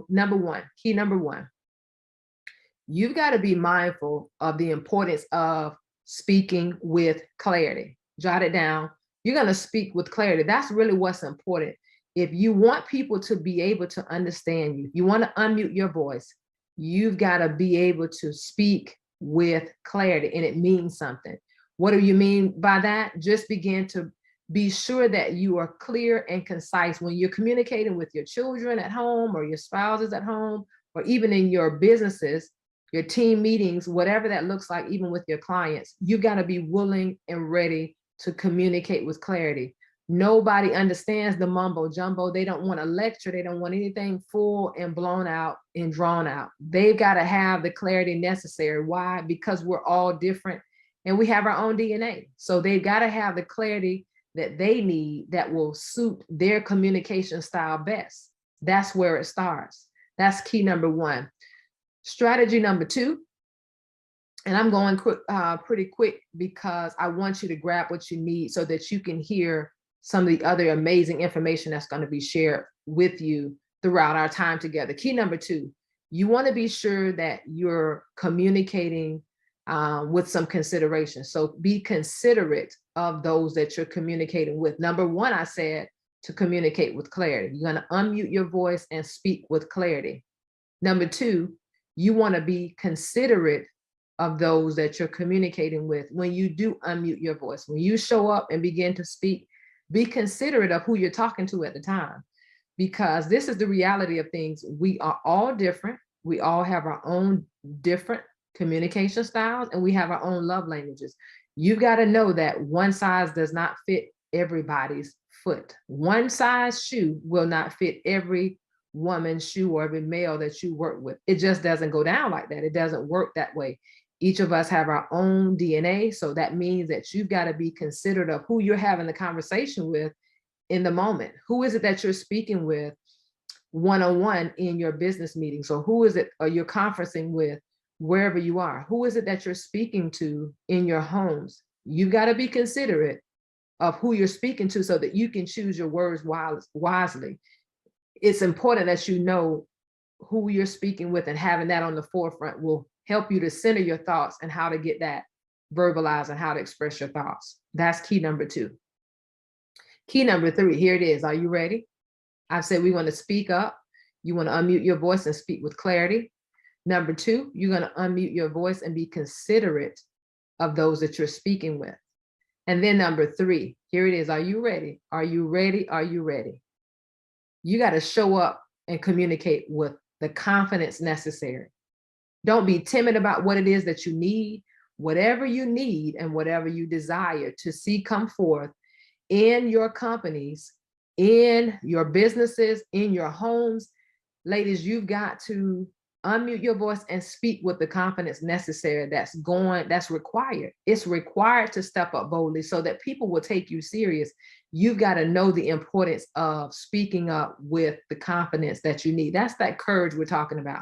Having the courage to speak up with the confidence so that you're able to get and reap those results that you desire in your businesses or in your households.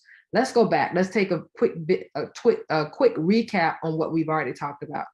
Key number one, I said that you're going to communicate with clarity. There it is. I said it. Communicating with clarity, making sure that you are clear about that which you're sharing with those that you are communicating with, and making sure that they understand exactly what it is that the message you're trying to convey. That's what's so important. You won't get those results that you're seeking if you're not clear in what you're saying. Be clear and concise in everything nice. Clear and concise. Speak on it, provide the clarity that people need, and hop off of the topic. What that looks like, you'll simply make sure. You can even ask questions to make sure that the clarity was given when you communicated it. So if you're talking about speaking in a team meeting, or if you're talking about speaking with your children at home, you can ask probing questions. Well, did you understand? Are we on the same page? Did you understand? Did everyone understand exactly what I'm expecting or what I'm looking for? you have to ask questions to make sure that there's clarity provided before you even exit the room. That's how you can assess whether or not a person understands what you're saying and whether or not you were clear in your messaging. Key number 2, I said that you want to speak with some consideration. You're going to unmute your voice and consider who you're speaking to in the moment. So it's important because we're all different. And I cannot stress that enough. People are not the same. You cannot place everybody in the same box and expect the same exact results, because we all have a different need when it comes to communicating. We all have a different need, and you've got to make sure that you're considerate of who you're speaking to. You can't give the same language or messaging to one team member or one client or customer and expect that to still work for the others. You can't even do that with your own children at home. You can't tell one of your children something and turn around and expect to be able to say that to another child and they have the same exact understanding. Why? Because we're not wired that way. It's unfair to think that somebody could, if you have one universal messaging way in which you communicate with people, that everybody that you're connected with or come across that cross your paths in your company or in your life at some point, that they're going to just grab hold to everything you said and you not have to work on curtailing or, changing up or thinking about revising what you're saying. Absolutely not. You're setting yourself up for some slight disappointment. I have to tell you the truth. And that's all that I'm going to give you today is the truth. Number 3, I said that you want to be ready to unmute your voice and speak up with the confidence. That's that courage that you need to show up in the best version of yourself. If you're not confident about what you're saying, how in the world can you expect other people to even respect or receive what you're saying and you're not even confident in the messaging that you're giving to other people?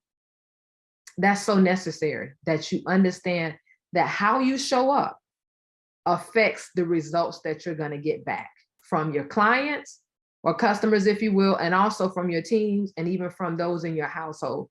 If you're not confident and you mean exactly what you're saying and you stand in that truth, if you don't do that, you're doomed to get results that you weren't even expected to get. So listen, it's been my pleasure to be with you. I hate that our time has to come to an end, but I want to make sure that I'm out of your way so that you can enjoy the rest of your day with the lineup that's coming forward behind me, that's coming, that continues to flow throughout this day. I hope that you've gotten everything that you've needed during our time together so that you're able to now go out into the world and communicate like a boss chick. You've been given 3 ways to unmute your voice in your businesses. It's been my pleasure to be with you. I'm Dr. Nikisha Doctor, CEO of Jalaya Consulting. But the biggest obstacle, I must say, it was my divorce. And I'm grateful for all of them because they propelled me to another level of spiritual awakening. But that divorce, it hit really differently. It sent me into recovery. Yes, I am a recovering perfectionist. I was as a little girl and as a woman, I was so afraid of failure and making mistakes that I created so much rigor and pensiveness in my life, setting and holding unrealistic expectations for myself and for others. And though I'm not a proponent for divorce, I really needed that divorce to save me, to learn just how amazingly perfect I already am, flaws and all, without trying to be perfect.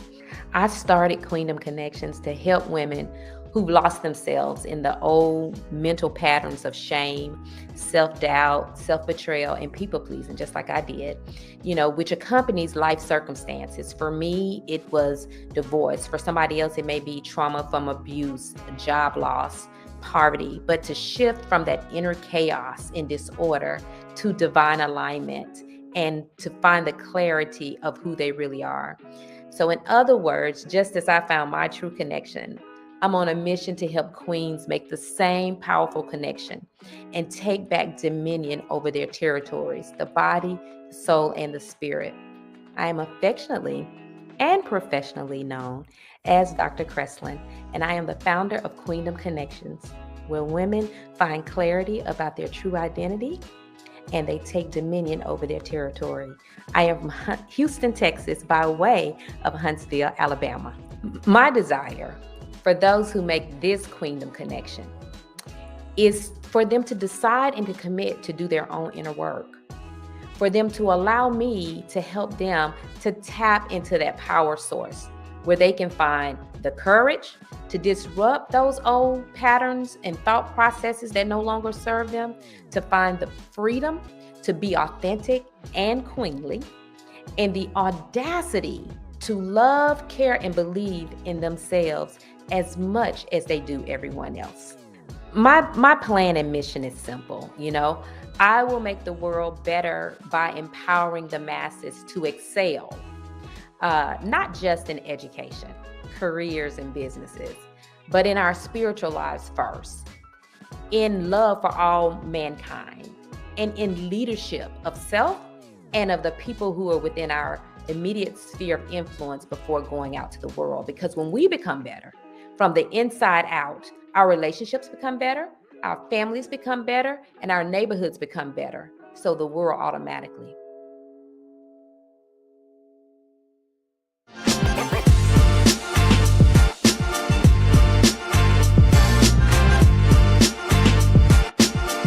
Hello, my name is Dr. Creslin Kelly Ellis, affectionately known as Dr. Creslin, and I am an empowerment coach and consultant. But most importantly, I am a spiritual Black woman married to a spiritual Black man. We have Black children with Black grandchildren. So it is imperative that I mention my family's race in this introduction, because it is important to me that those who sit under the sound of my voice right now understand that though I am about to reveal some powerful and painful truths, I am coming from a place of love and compassion for all people to whom this information may apply. That said, the focus of the topic I am discussing with you today is the cultural self-betrayal of Black women. Over the past year, I have conducted hundreds of hours of research on this subject to fulfill the requirements of my second doctorate. My first is in education, and this one's in psychology. If you are a researcher, then you know that you don't always choose what you're going to study. But when you start digging, oftentimes your study chooses you. And I must say that is exactly what happened to me. My topic chose me. I believe I was chosen because I am courageous enough to share the facts, but also compassionate enough to withhold judgment, to share hope, because there is always hope. Now, I would love to boom, boom, boom, knock on the door of your mind and hearts, Black CEOs, the way that Miss Laura did when she knocked on her teenage daughter's bedroom door one evening. Although she could twist the knob, which meant that the door was unlocked, she could not get in. The weight of the dresser on the other side of the door was much heavier than her strength to open it. So she knocked and knocked and knocked until her daughter Rachel had time to push the dresser back and open the door. Laura was confused and nearly angry, and she insisted that Rachel tell her why her dresser was pushed up to the door. And after a few minutes, Rachel breaks down in tears and confides in her mother that she had been raped by her brother's friend, who was frequently a trusted guest in their home. And putting the dresser up to the door was Rachel's way of protecting herself from any future encounters with him. Rachel was horrified and severely traumatized by this assault. Her mother was distraught because she also had been sexually violated as a teenager. And she thought she had done everything possible to protect her child from it. Laura sought counsel from a trusted friend and revealed that she nor her daughter wanted to report this abuse. Now, as an outsider looking in, I would say, why? Why would she not report this young man who violated her daughter? But as a mother, thinking, what if it were my son? I then become very conflicted. I know that I would pray for mercy on my son, not to be labeled a sex offender and get caught up in a justice system that is not usually fair to him. I also think about what if I were that mother or that daughter? I can only imagine the guilt and the shame I would feel, wondering if it was my fault, if there was something I could have done to prevent this. Would people view me as an unfit mother who allowed this to happen on her watch? If I were the young lady, I can only imagine I would be afraid of how people would view me. Would they call me out of my name? Would they say it was my fault? All of these thoughts and questions help me understand why this mother and child were reluctant to report. Unfortunately, this is the plight of many Black girls and women. You see, in the US Black community, 30% of Black women and girls experience sexual assault from someone of the same race. Yes, this happens to white women too. It happens to women of all races and ethnicities. Sexual violence against women all over the world is a tremendous public health concern.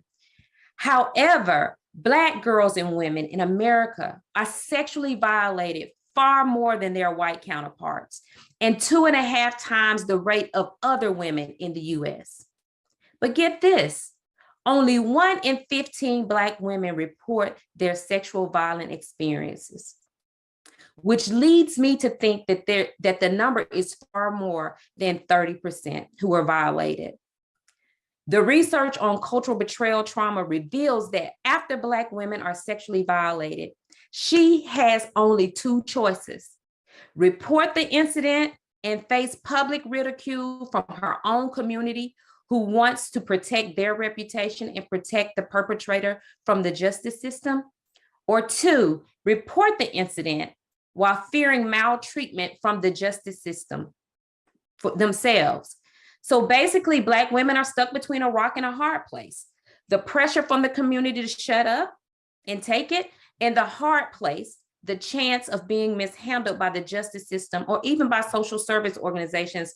And that is why this type of betrayal is so traumatic. Let me explain this cultural self-betrayal of Black women.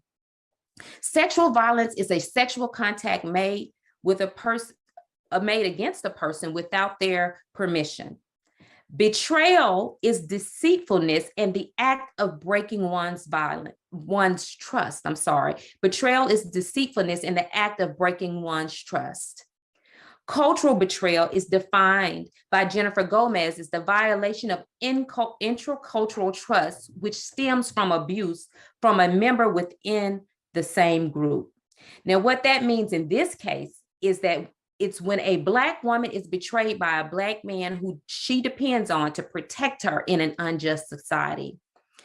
Most Black women and people in general already suffer trauma related to discrimination and social inequalities. So when we are betrayed by someone who is supposed to be on our side in an unjust society, our trauma becomes cultural betrayal trauma. Finally, when women and girls, men and boys for that matter, share their betrayal with others who don't believe them, who fail to protect them, or make them feel ashamed, then it is easy for this cultural betrayal to become cultural self-betrayal. What is self-betrayal? I'm glad you asked, because self-betrayal is breaking trust with yourself, and it is very hard to recover from. Components of self-betrayal have been defined by some researchers as self-blame, detachment from those around you, emotionally numbing yourself and detaching from one's own feelings, and having mixed and contradictory thoughts and feelings about an incident or an individual. All of these elements are self-defeating and self-sabotaging attributes that undermine one's opportunity to get help. This was proven in a 2016 study where women in a drug center shared their experiences of being sexually abused as girls, which led to their promiscuous and addictive behaviors as teenagers, seeking love and acceptance after being betrayed multiple times. They were first violated by men in their lives. And then the violation continued as they shared it with family members who then physically abused them for speaking about the abuse by social workers and school teachers who did nothing. Now, some of them thought they were protecting the child from additional abuse by not telling, but that was still a form of betrayal still. And then by betraying themselves when they had the opportunity to get help, but held on and protected the security they knew, although it was harmful and it was feeding destructive behavior in their lives. Now make this note. The self-betrayal does not begin with children, but with the person who betrays them. The perpetuation of betrayal of a child, or any person for that matter, teaches people to betray themselves. Basically, self-betrayal is often a learned behavior and may even be embedded in one's DNA. Let me clarify with one scenario. Nikki was a 7 or 8 year old, and she and her siblings and other young relatives and neighborhood friends were running around playing in her grandparents' backyard. And in a game of You're It, the small children sat on the backs and the necks of the older children, making them taller than everyone else. They were holding on and trusting the older members and friends not to fall and to help them win the game. After a few minutes of loud laughter, Nikki's game ended abruptly with her partner as she bent over on the side of him to get into his ear, slapped him on the shoulder, and whispered firmly, "Put me down." As young as she was, she handled the teen, who was at least 9 years her elder, aggressively but discreetly, knowing that if anyone else out there knew he was trying to put his fingers in places that they didn't belong, they would have beat him to a pulp. Now, I am not sure how Nikki, little Nikki, which is me, got the courage to protect herself. So I don't take credit. Maybe I was lucky, blessed, or such a fighter that I lashed out. I don't know. But what I know is that many other Black women and girls aren't so fortunate. And I thank God that it didn't go any further.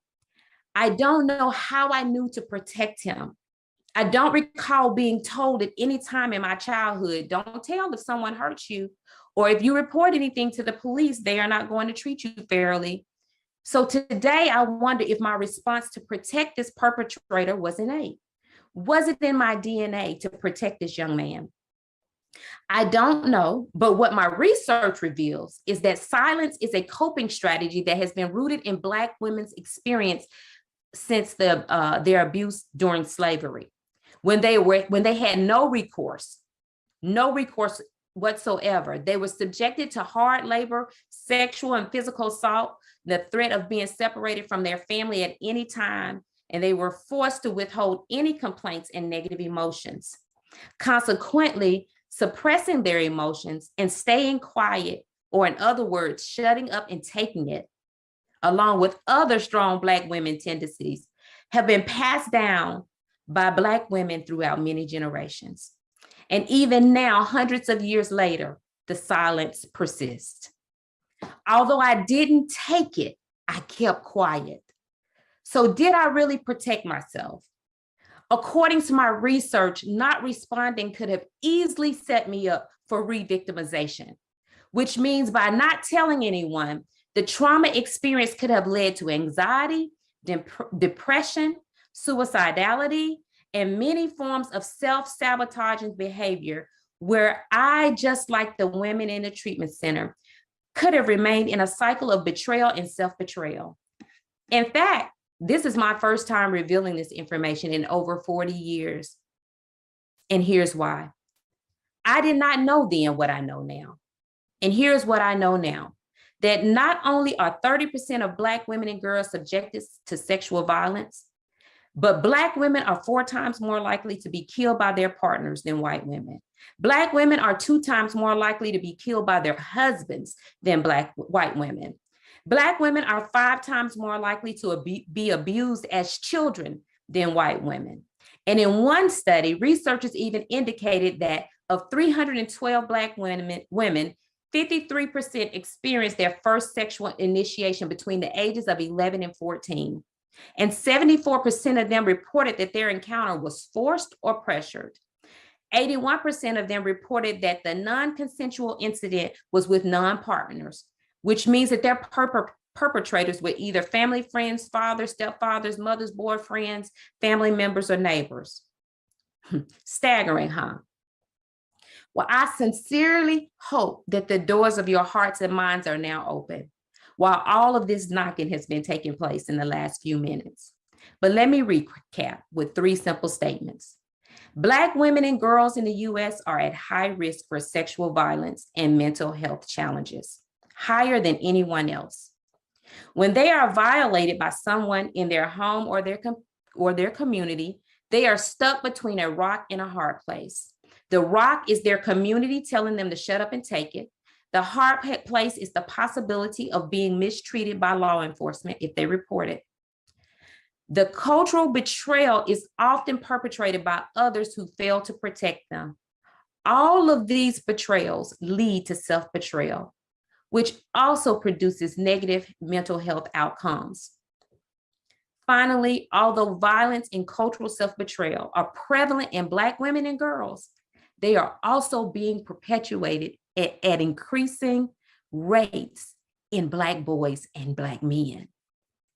You may be asking, okay, this is a lot of information. What do I do? Well, I'm reminded of the quote by Gandhi, be the change that you want to see in this world.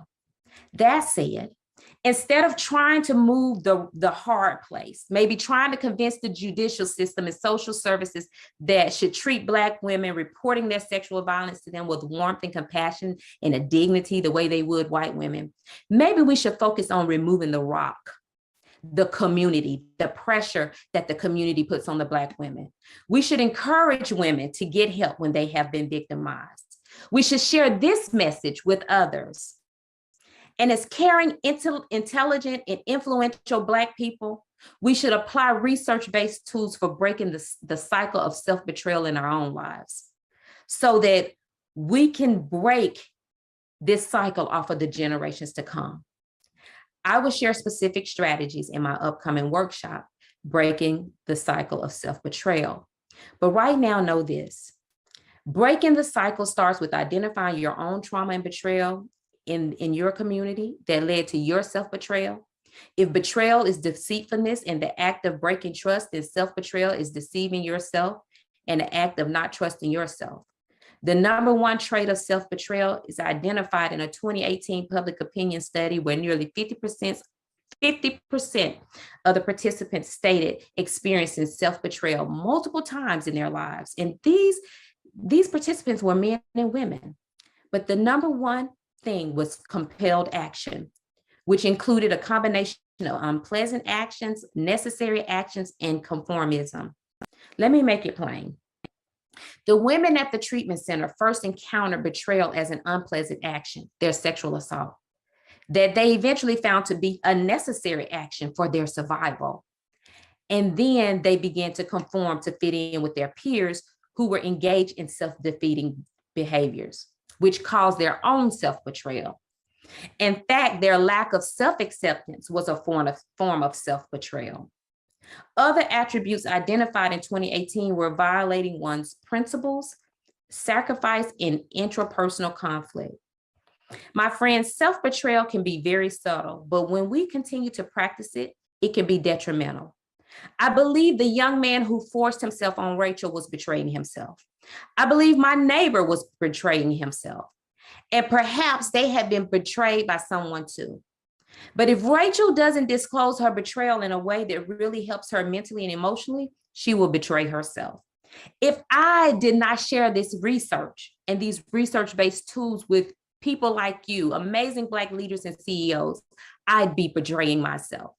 This is a tough and painful conversation for the Black community because none of us want Black women to suffer. And neither do we want Black boys getting caught up in our judicial system. So may we stop the cycle right here and right now with 3 simple actions. Talk about this topic within your sphere of influence. Be intentional about protecting Black women and children, and identify and break your own cycle of self-betrayal. It has been my pleasure. Thank you so much, and God bless.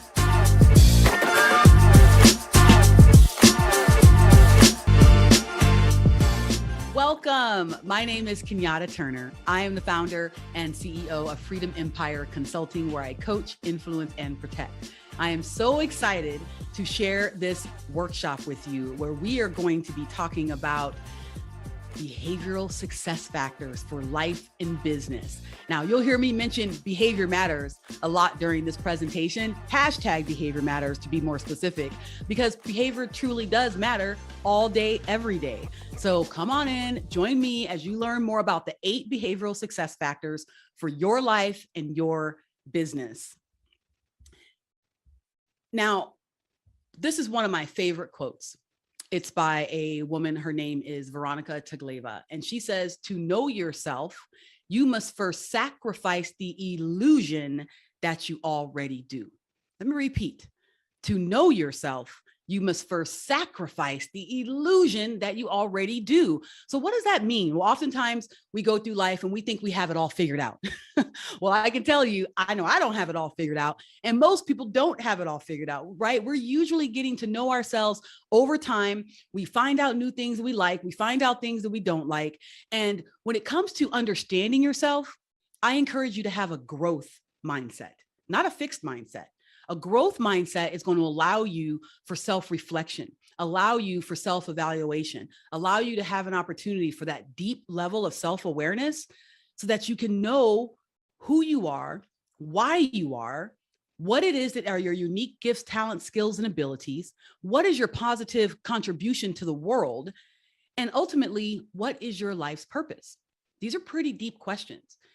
And to know yourself, first, sacrifice the illusion that you already do, and then open your heart, open your mind to the opportunity to learn something. So that's what I encourage you to do as we go through this workshop. Now, my favorite quote from myself is, how you do anything is how you do everything, because behavior does matter, literally all day, every day. So what do I mean by that? Well, when we talk about behavior, we know that we are hardwired in a way to do certain things a certain way. We have learning styles that are already wired within us, communication styles, how we make decisions, how we build relationships, how we go about setting goals, how we work to accomplish those goals. All of this is already wired within us. As young as the age of 3, these behaviors start getting established in our amygdala. They're very hard to change. And so when you think about how you approach life or business, how you do anything is how you do everything. Now, you might be someone who's really outgoing, like I am, extremely outgoing, and always wanting to talk to everyone, move and connect. And that's very easy for me to meet someone and instantly I have a friend. But you might also be someone who's more reserved in your nature, to where when you meet someone, you might be a little more guarded at first, instead of instantly walking up to them to make a friend. Well, if that's your style, either reserved or outgoing, that's how you do everything. That's how you handle it when you show up to a family gathering, a barbecue. That's how it happens if you go to a restaurant. That's how it happens if you show up for work. It's always the same, unless you consciously make a difference to change it. Now, that's a challenge. Not to say it can't be done, but it is a challenge because you're already wired to do that. Now, I've been working in this industry of behavioral science for a few years now. As a behavioral superpowers coach, I help people decode their human behavior and optimize their performance and enhance relationships by using validated behavioral insights. Now, this is not soft science, okay? Our information has been validated and researched for over 30 years and is validated in 125 countries and in 11 different languages. What I'm about to show you right now is the result of that research. What we know is there are 10 behavioral superpower styles, and then there are factors and sub-factors that make up what we call your behavioral fingerprints. Because you have a unique way that you do things. Even though you might be an influencer like me, which is one of the 10 behavioral styles. My mother is an influencer as well, but her life experiences, values, education, all those things are different. Even though we're both influencers by the name of the behavioral style, we have behavioral fingerprints that are different. No two fingerprints are alike. And actually, there are 1 in 4 trillion different combinations with the data that we collect when you take our behavioral superpowers exercise. So in a moment, I'm going to tell you what the 10 behavioral styles are at a high level, okay? Meaning if me and my mom both held up our hands like this, they would pretty much look the same. I'm going to be talking high level. As influencers, our hands look the same. And I'll give you a little insight into each of the 10 and what it really means to be in that behavioral style. Then I'm going to dig into the behavioral factors a little bit more. Those 8 factors for success in life and business. I'll dig into that a little bit and really show you how and why me and my mother can have different fingerprints, even though we're both influencers. So this might be interesting for you. And I encourage you, grab a pen, grab a piece of paper, start taking notes. Because as I go through the 10 behavioral styles, I want you to be writing down, which of the styles do you think you are of the 10, right? And then when we go through the factors, I want you to be writing down and thinking about which side of this 8-factor continuum are you on? Because again, to know yourself, you must first sacrifice the illusion that you already do. So go ahead and take a guess on where you think you might fall. And then you might have an opportunity to find out for sure as we go forward with the presentation. So remember, how you do anything is how you do everything. I'm so excited to share this information with you. Let's get into it. Now, there are 10 behavioral superpower styles, like I mentioned. I'm going to go through and tell you a little bit about each of them. So the first 3 over here, and they're just in alphabetical order. Okay, I'll start with an adapter. Okay, now here's what's so cool about the name of these profiles, because each one of them, they're very descriptive in what the name is. You can kind of figure out what they might be. Now, let me give you a little disclaimer. You may have taken some personality-based assessments before, some sort of psychometric test that gave you some insight into who you were. We're not a personality test. That's not what we do. We don't even measure personality. We measure behavior. Personality is something that over time can change, because literally, if you don't like your personality, you can go get a new one, okay? But behavior is very different. It doesn't work that way. So behavior, again, is hardwired within you. And we know with this data that, for instance, I came out as an outgoing, fast-paced influencer. That is my behavioral style, proven with 91% predictability over the long term. So again, this is not a personality exercise. Whatever you've learned before should have some relevance to you if it's measuring things that make sense, right? And those profiles, there's like 20, or not 20, like 2,000, 3,000 different personality-based assessments, the Myers-Briggs, the Colbys, the human design or predictive index, and, you know, strength finders, right? They're all Enneagram. They're all excellent at what they do. But again, we're not measuring what they measure. We measure something at such a level so deep that it comes out when you're frustrated, stressed, excited, happy, in your genius zone, under pressure, in love, fear. That's your instinctive level of who you are. And that is what we measure, who you couldn't even hide from if you wanted to. And we call them behavioral superpowers. Now, with every behavioral superpower comes a kryptonite.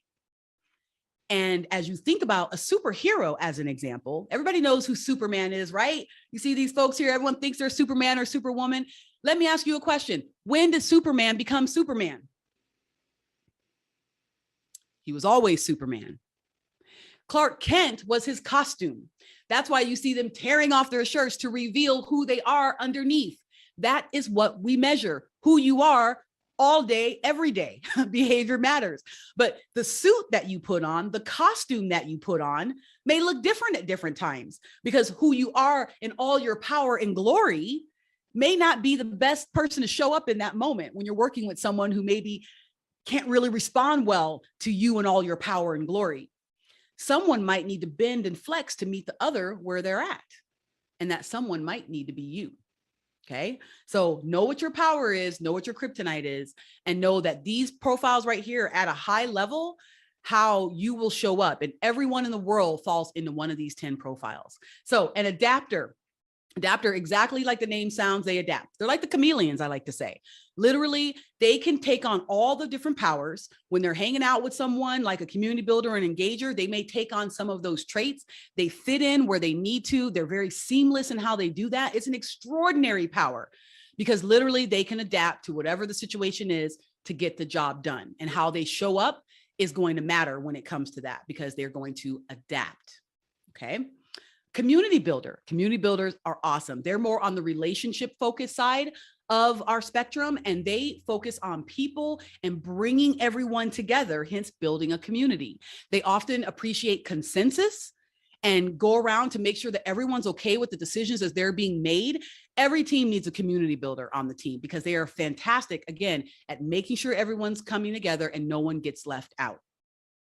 Engagers, they love to talk, they're outgoing, they have a wide circle of friends, they love to know where the fun and the excitement is at, and they do exactly that. They engage. If you have an engager on your team or in your family, give them the freedom to engage because they're going to anyway. Don't oppress them, let them fly free and do what they need to do as an engager, right? Which be in front of people, talking, bringing people together, but also very outgoing and excited to be around people.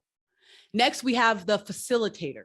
The facilitator is, my sister actually is a facilitator, and she is so cool. Okay, so facilitators, typically they appreciate harmony, they're amiable, they love, they have a very uncanny way of getting the job done, meaning getting the results that need to happen, but bringing people into getting it done in a very seamless fashion.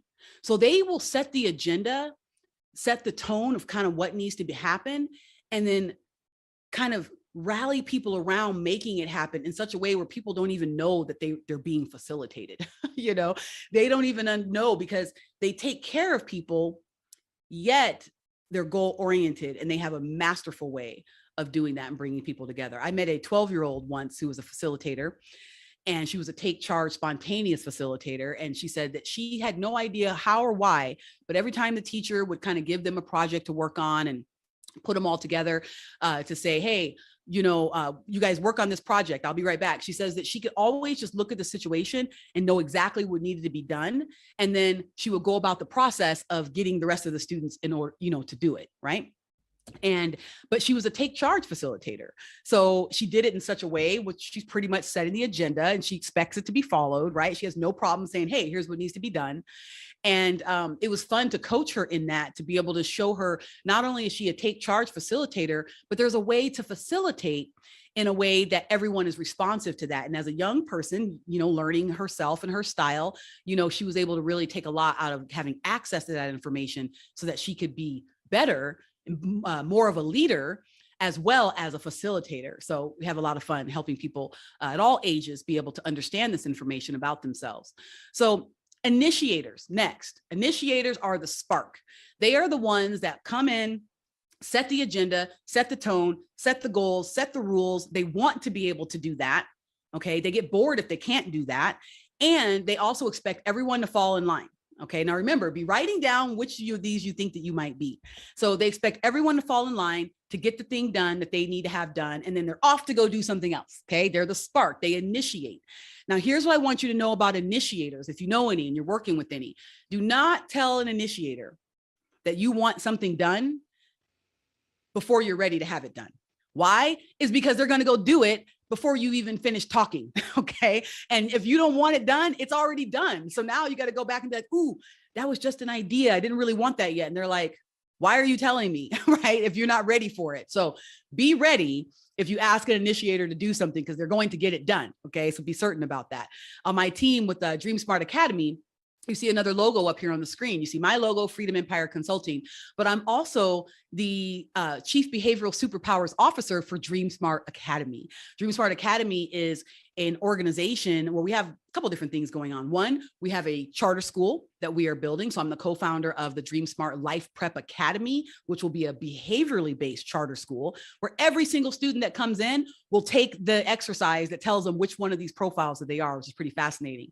And then we do online training, coaching, and in person, mentoring for all kinds of organizations. We do teen workshops, we do dream team workshops for organizations, corporate training, hiring, it doesn't matter. Everything starts with behavior. Okay. So I spent a lot of time working with Dream Smart Academy, and many of the people on our executive team are initiators. There's like 3 of them. Okay. So I spent a lot of time working with initiators, and I absolutely love working with them because, again, they just get it done, and no grass grows under their feet. Now, influencer, that is my style. Influencers, we are ringleaders. We're assertive. We communicate. We love being in the front of the room. We love speaking and coaching and training. We influence. Now, this is not a social media influencer like you've heard that term before. It has nothing to do with social media, okay? This term has been defined as, this is the name of this profile, over 30 years ago. So as an influencer, we have a very natural way to use our usually extremely powerful communication skills in order to relay messages, set the vision, set the tone. Typically, we are visionaries. We focus on relationships and results equally, and we typically get things done in a way by using those communication skills and our persuasion skills to have people follow along, right? We influence, but we also use those same skills truly to help develop people and help them grow, especially with strategies that we see value in. So influencers are exactly that. They are an influencer. And again, I mentioned I am one, but so is my mother. And when I found this out about her, wow, it just made so much sense. It actually explained why many times in my life as we were growing up, we had a lot of conflict, me and my mom. I realized that we were more alike than different. And the things that we were similar in created conflict. And now we both have had conversations about having access to this information. And we realized that we probably both were trying to influence each other. And that was what was creating the problem. I was the child. I should have just been listening and doing what she told me, but I was also the influencer. So I was probably trying to influence her. She's influencing me. It didn't always work so well.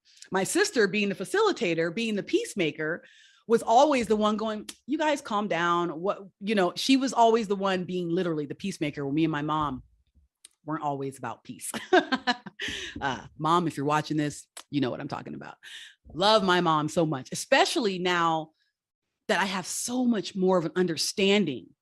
So here's the thing. Sometimes when people behave how they just are going to naturally behave, because this is about natural behavior, when that behavior is different than ours, or not what we expect or want, we take it personal.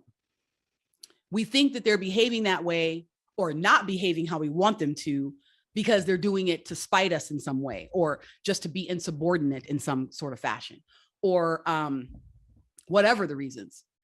But we think it has something to do with us. Well, let me tell you, it usually has nothing to do with you. I like to say, it's not personal, it's just science. Because me growing up as an outgoing, fast-paced influencer, I always had something to say about everything. I was always in the middle of something, the front of the room, talking to this person, doing this, gathering people to do this, coming up with big, huge, grandiose plans about, oh my God, we can totally do this. That's what an influencer does. Now, how many times growing up did people tell me to calm down, slow down, be quiet, sit down, right? Trying to oppress who I was because they thought that I should behave in a certain way. My sister, on the other hand, she probably didn't get told that at all because she's already calm and more reserved, right? So I was compared to her a lot of times. Kenyatta, why can't you just calm down like your sister?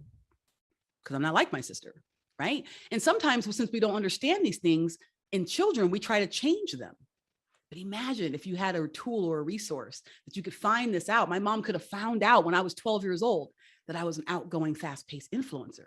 She's already told me that if she had known that information, that she would have handled me totally differently, because she didn't understand. Most of the time, she thought I was probably just being insubordinate, but I wasn't. I was just being me, right? So it's very interesting when we think about this information and how, in family relations, how powerful that could be.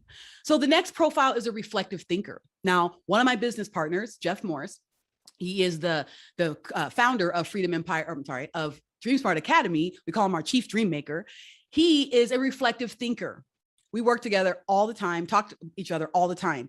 His profile is so different than mine, but we have so many similarities though, which makes it where we work together very well. Reflective thinkers like to reflectively think. They need to take time to do their analysis, to collect data, to do research. They are going to think out a plan from every different angle, and they're going to take their time to do that reflectively. And you need to give them their time to do that. And the one thing I appreciate about Jeff, well, there's many things I appreciate, but I appreciate that when he does come back with the answer, it'll be perfection because he will have thought it through. He'll have it all figured out, and he's going to give plenty of information. Sometimes more information than I need in my fast-paced, outgoing way. I'm like, I just need 3 bullet points, Jeff. I'm good, but he's going to give me like 8 paragraphs because he can't help it, right? That's the reflective thinker. So I appreciate that. And we appreciate each other because we complement each other. Next is the relationship builder. Now that is exactly as it sounds, relationship builder. Every relationship builder that I've ever met is an absolute sweetheart, okay? They're kind, they're friendly, they're caring, they're compassionate, they're patient, and they really will patiently build relationships. That's what they do very well, and they're masterful at it. That is absolutely their superpower. And so if you've got a relationship builder on your team or you know someone who would fall in that category, you already know. And if you think you're a relationship builder, you already know, right? Because again, that's what they do. They build relationships. Now, then we have a strategist, and a name means exactly what it says, right? They're the strategist. Typically, they are resourceful. They focus on information, analytics. They always have a plan. They will see things that no one else will see. They're always thinking of a strategy of how to get something done. And they come up with a plan that's probably built out 8 weeks in advance on a spreadsheet. I love strategists. I'm also the host of a radio show called The Natural Grocer. And the Natural Grocer radio show, we talk about health and wellness and behavior, mindset, spirituality, all things natural, naturopathic, right? So, but our associate producer is a strategist. She's a creative and reserve strategist. And I love working with her because literally whenever I get my little sheet or document about the next show or whatever we need to do, it is done meticulously. Like she doesn't miss anything. And for me, being the spontaneous person that I am, I need that structure. So I love working with people who are like that. And that's typically what you're going to get out of a strategist. And the last one is the stylish thinker. Now, I like to think that the stylish thinker is a cross between an engager and a reflective thinker. They have a really cool way of being able to engage people, be outgoing, bring people together. They want collaboration when they're working on projects and things, but then they also are extremely analytical and data focused. I like to make the joke that stylish thinkers could be at a party having a great old time and then all of a sudden pull out a report and be like, yeah, we need to check these numbers. And you might look at them and go, wait a minute, are we having a party or are we looking at reports? And the stylish thinker will be like, both. We're doing both. So it's so much fun working with these profiles. And I've been doing probably thousands of people I've had do this exercise where I found out what all these profiles are. And I can tell you that true to form, when someone takes it, I see the results. And especially if I already know them, I'm just like, of course that you be that profile. And I have a lot of fun guessing as well before they take it. And sometimes I'm right. More often than not, I can pretty much guess the profiles, but these are the 10 behavioral identities. Okay. Everyone in the world falls into one of the 10, but again, no two are alike. The combinations are 1 in 4 trillion. So again, like I said, me and my mom, both influencers. So our hands might look the same, but it's our behavioral fingerprints that look different. So let's jump into those. And remember, while you're watching this, be writing down which of these 10 do you think you are? Are you the adapter, community builder, engager, facilitator, initiator, influencer, reflective thinker, relationship builder, strategist, or stylish thinker? And remember, behavior matters. So there are 8 factors that have 16 traits that scientifically measure your behavioral superpowers and your kryptonite. So what do I mean by superpowers and kryptonite? Well, your power, which is basically your highest scores in these areas, your behavioral superpowers are how you're going to show up 91% of the time, predictable over the long term. Under stress, frustration, anxiety, fear, greed, love, genius zone, any kind of heightened emotional state, you resort to your instinctive behavior to help you get through that situation. That instinctive behavior is what we measure. Okay. So you can't get away from that. All right. Because for you to change that instinctive behavior, you have to be conscious and intentional. You have to focus in the moment on what's happening, to not let your instinctive reaction come out, but to let an intentional reaction come out. Well, your power and all of its glory can also be your kryptonite. I like to say that a power overplayed can become a struggle, and a struggle unmanaged can become a weakness. So you need to understand what your power is and understand how that power can absolutely be kryptonite if not managed.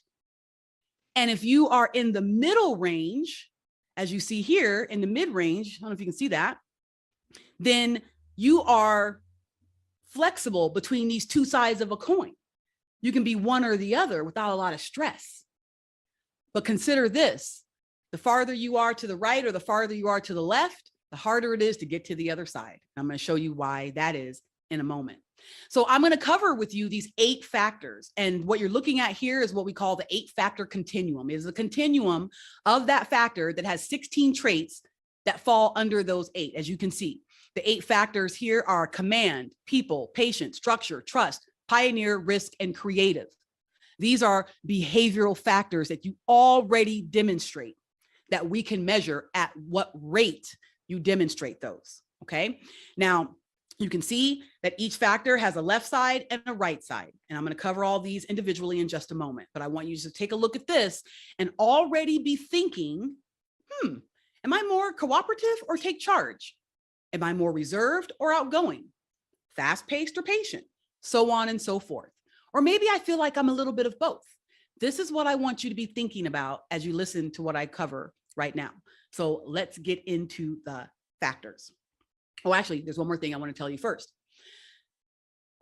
This is not soft science, okay? Again, I mentioned this is 30 years of research validated in 125 countries in 11 different languages. Scientifically proven, okay? This is the data from the millions of people who've taken this exercise.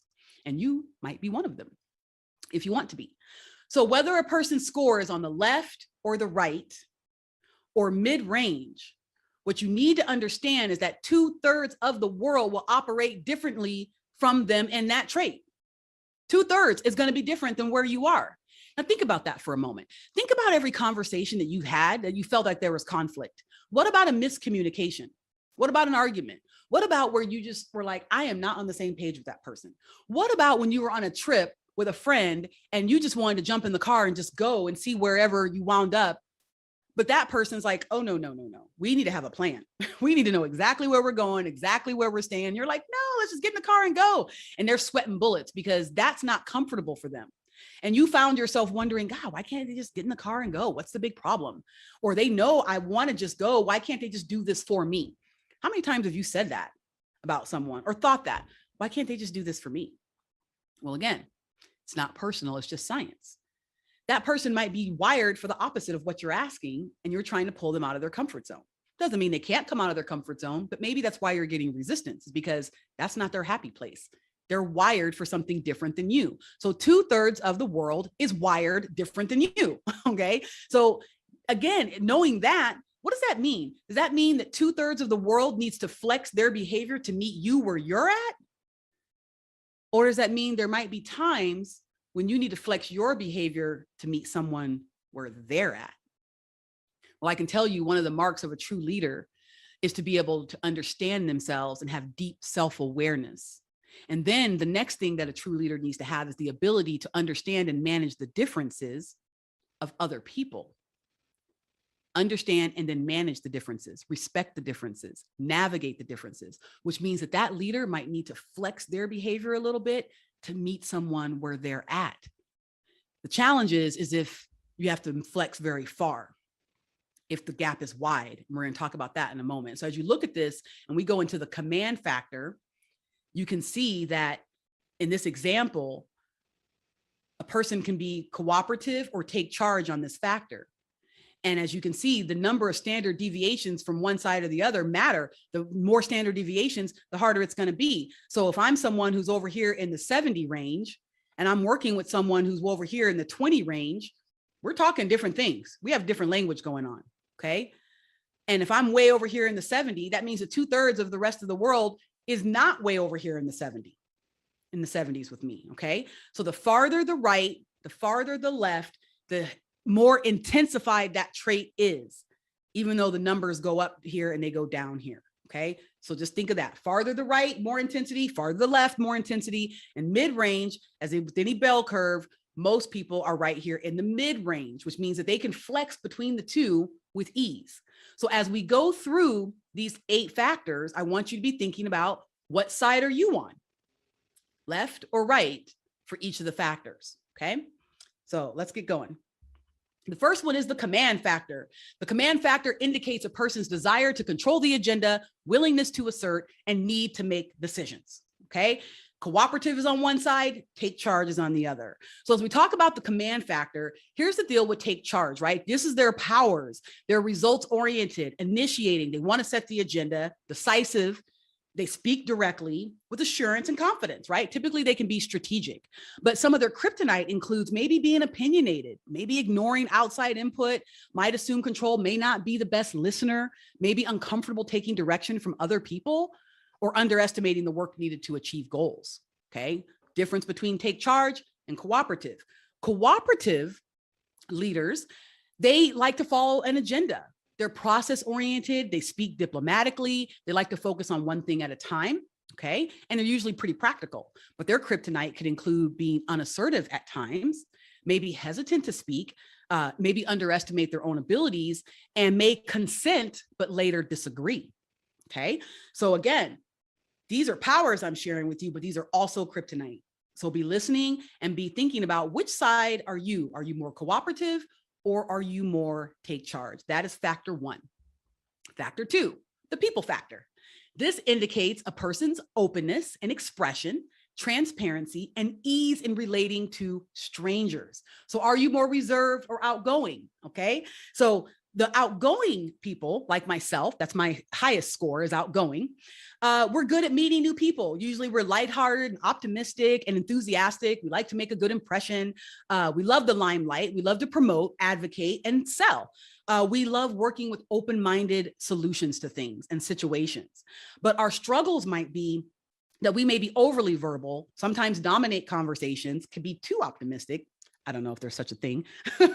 Often struggle, sometimes working alone, and may display strong emotions. Okay. So those could be our kryptonite if you're in the outgoing side, but maybe you're on the more reserved side. Okay. Your leadership superpowers improve preferring to work with tasks, good at working alone, can be serious and realistic, set boundaries to stay focused, and can be persistent to get closure.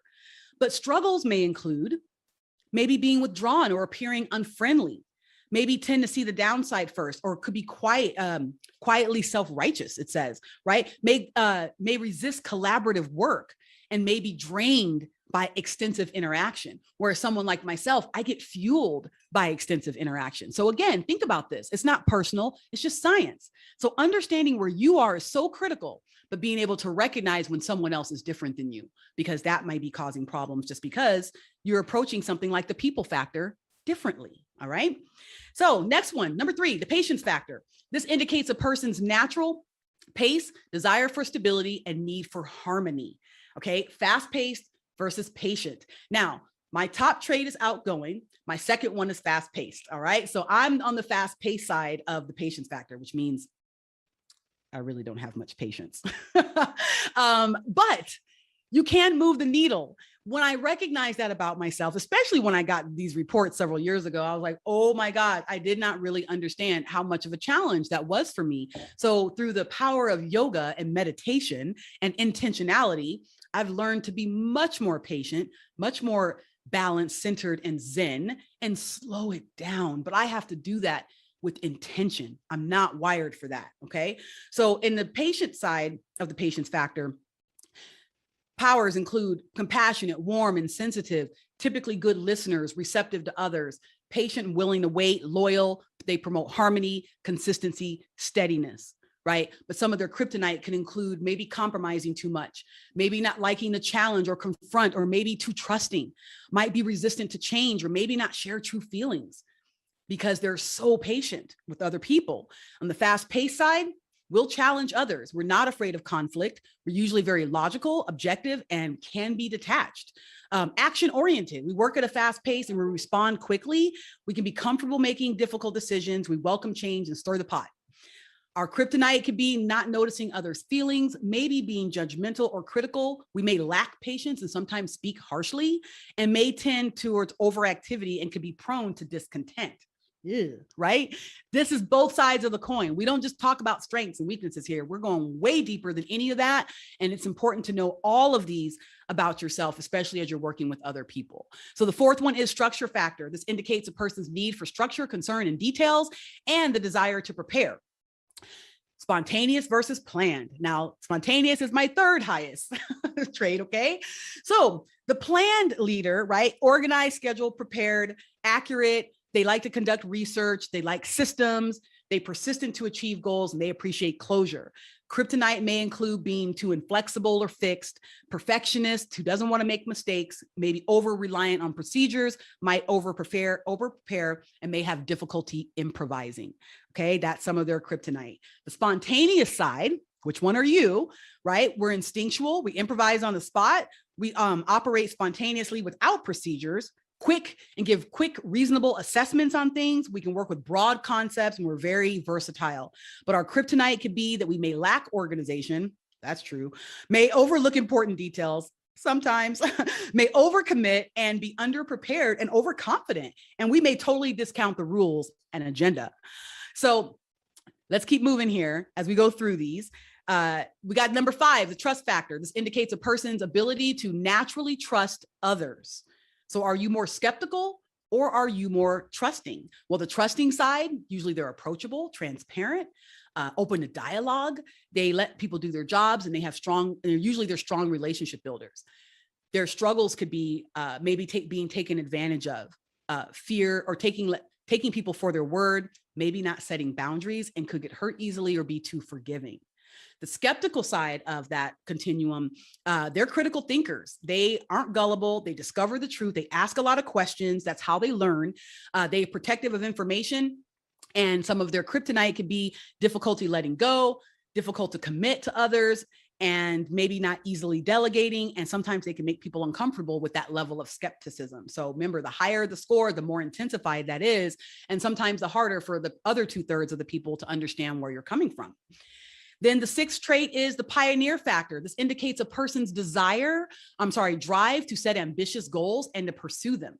So we have content on one side and pioneering on the other. So pioneers typically are trailblazers. They take initiative, they launch new programs, they're goal-driven, they're restless, they see difficult tasks through to completion, and they're usually very competitive and confident. But some of their kryptonite could include being too aggressive, or maybe not sacrificing a balanced life. Maybe they're too competitive, might seem greedy, may tend to cut corners, and being overly vigorous. Okay, so which side are you on, content or pioneering? Because the content leadership style is following a set agenda. They focus on reality, concentrate on a balanced life. They're satisfied. They don't need to fix everything. And they love a steady environment. Their kryptonite could be that they don't push forward enough, maybe too comfortable with the status quo. They may stay in their comfort zone and be resistant to change, even if it's good change, and may respond negatively to the gung-ho type of environment. They're just not interested. Now, number 7, the risk factor, indicates a person's willingness to take risks and their ability to tolerate the consequences. Cautious versus risk-taking. So this makes sense, I'm sure. Cautious individuals, they plan initiatives carefully, they preserve and protect, they see potential dangers, survey situations, and they follow the proven path. But they might miss opportunities sometimes. They might be overly cautious and maybe too hesitant and can be slow to take action. Whereas the risk-taker side, I'm also on that side, we rely on intuitive thought. We're willing to take chances. We venture into new areas. We face danger very comfortably, and we're tolerant of the losses. Okay, we'll pursue opportunities and demonstrate courage. However, we may take unnecessary risks, may gamble against the odds, may create exposure, miss the danger, and be too speculative.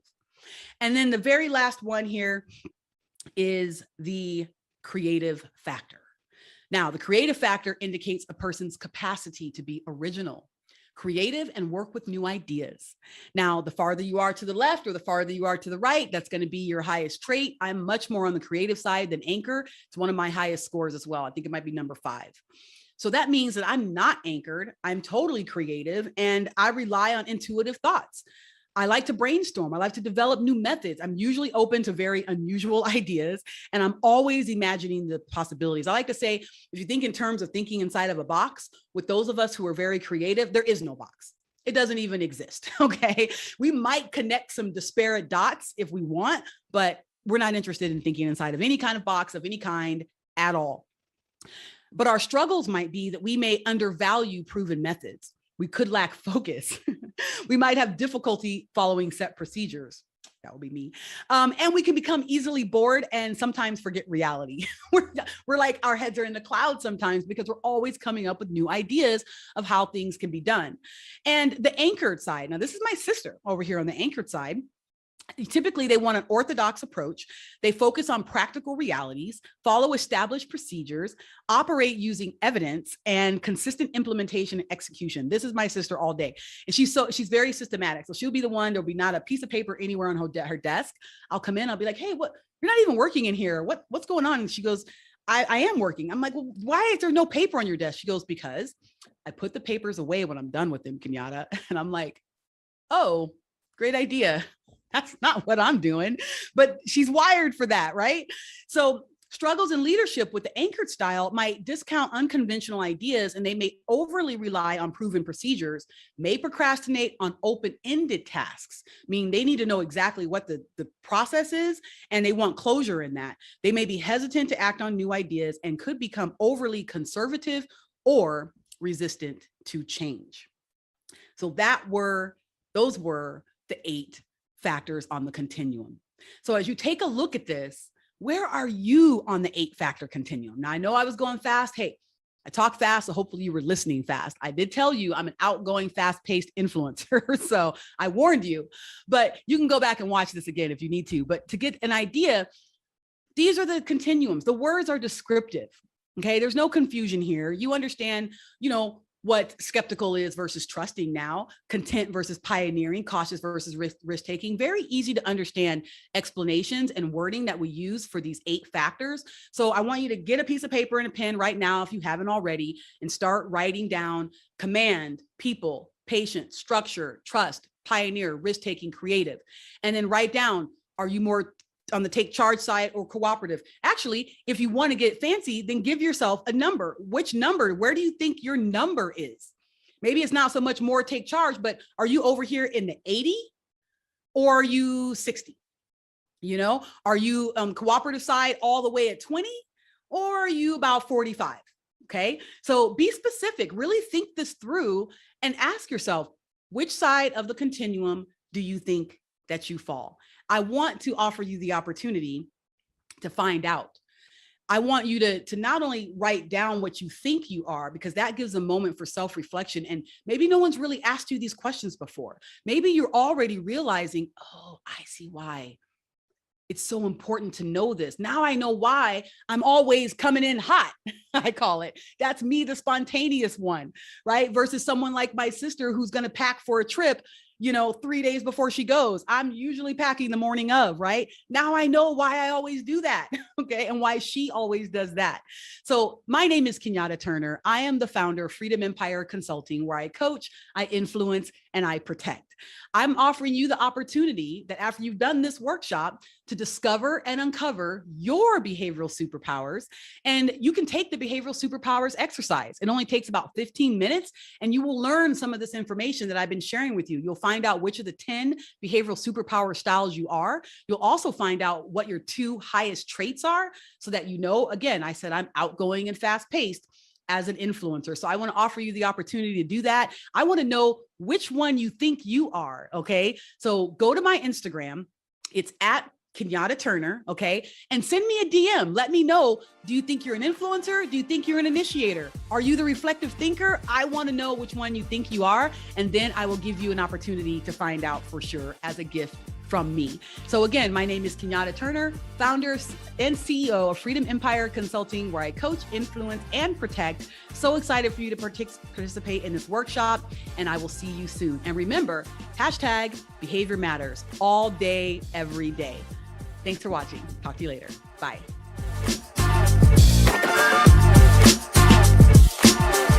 Of Speaker Stephanie LLC.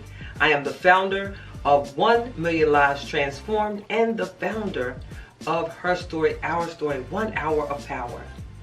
Psychology says that we're always moving towards something. Psychology says that in our present state, we're moving from our present to our desired state. The great late Bob Proctor says that change is inevitable, but that personal development is a choice. Let's talk about the 7 steps to getting you to the life that you want. Let's start with talking about goal setting versus problem thinking, or problem solving, which is more like problem thinking. Problem thinking. What is goal setting versus problem thinking? Goals is when you have a structure and you have a plan of action. So you're focusing on what you want. Problem solving or problem thinking is focusing on the problem. Example, I want to quit smoking. Quit smoking means you're focusing on smoking, and you will do more of what you're thinking about, because what we think about, we move towards. Goal setting is being focused on what you want. Neuro-linguistic programming, the NLP program, says that our goal setting is unique as our fingerprint. Let's get started on step 1. Step 1, we just talked about it, goal setting. Focus on a positive goal, a positive self-talk. So instead of saying stop smoking or stop eating too much, we'll say a better, healthier, relaxed life. Ask yourself these questions. What do I want? What do you want instead? And what would you rather have? What do you want? What do you want instead? And what would you rather have? Step 2, your goal must be specific. I'd like a house. I would like to get a house. I would like a new car. I would like a new job. I would like to, instead of saying something, if it's kind of generic, you can't say I would like to be more confident, but instead of saying more confident, talk about what you want to be more confident to do. Specific. An example, I would like to be able to record a 12-minute keynote. Then I want you to ask yourself these questions.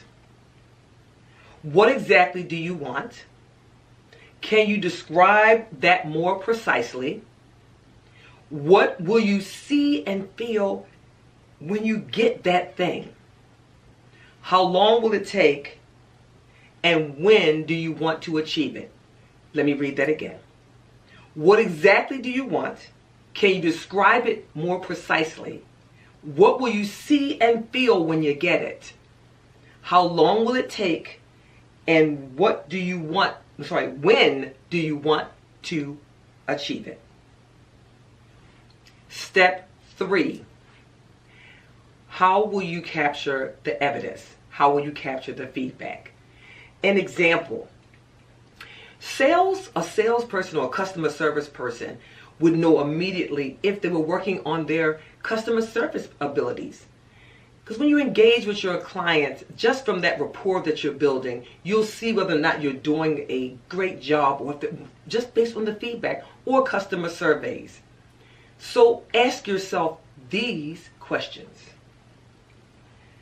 How will you know that you achieved your goal? What are the milestones that you will set in place to capture it along the way? How will you track it? And how often will you check your tracking? Again, how will you know that you achieved your goal? What are the milestones that you will put into place along the way? How will you track it? And how often will you check the tracking system? Step number 4, line up your resources. Line up your resources.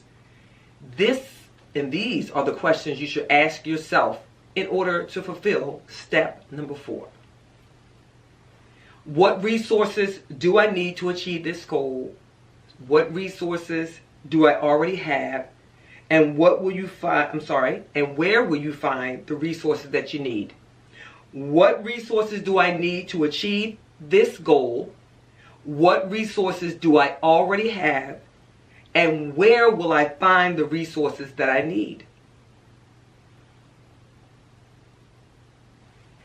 Step 5. Be proactive to complete your goal. You must take an action. In order to do anything, you must first see it, right? You must say it, believe it, and then do it. And then ask yourself these questions. How far is this goal under your control? So how much control do you have on the goal? What are you going to do specifically? And what will you be doing to achieve this goal? So what are you going to do? And what will you be doing to achieve the goal? 6, pay close attention to the consequences. Each time you go for a goal or you make a change in your life, it affects not only you, it affects the other people around you. So ask yourself these questions in relations to checking out and being careful and focusing on the consequences. What are the consequences for others? What are the costs? How much money? And what are the opportunities? And what might you need to give up? Again, what are the consequences for others? What are the costs? What money is required? And what opportunities are there? And what might you need to give? How are you feeling? You still with me? Just remember that no matter what you do, remember about balance. How will this balance with the rest of your life, this goal? How will it balance with it? And what aspects of your personal current situation would you possibly have to give up? Step number 7. So 7 is taking action. You can do nothing without taking an action. This is the point of the time when you have everything. So you already have the steps. Once you put the steps in place, now you have a goal. Because once we have structure, you now have a goal setting. But now we're talking about actions, and now you have to break those steps down into brackets. Break it down to pieces, biteable sizes, so it doesn't look overwhelming. And then remember what Trevor Ott often tells us, the great brand master himself, Trevor Ott. He said, first emulate before you innovate. What does that mean? Emulate before you innovate. It means the plan is already in place. Follow the plan before you get creative and start changing it around.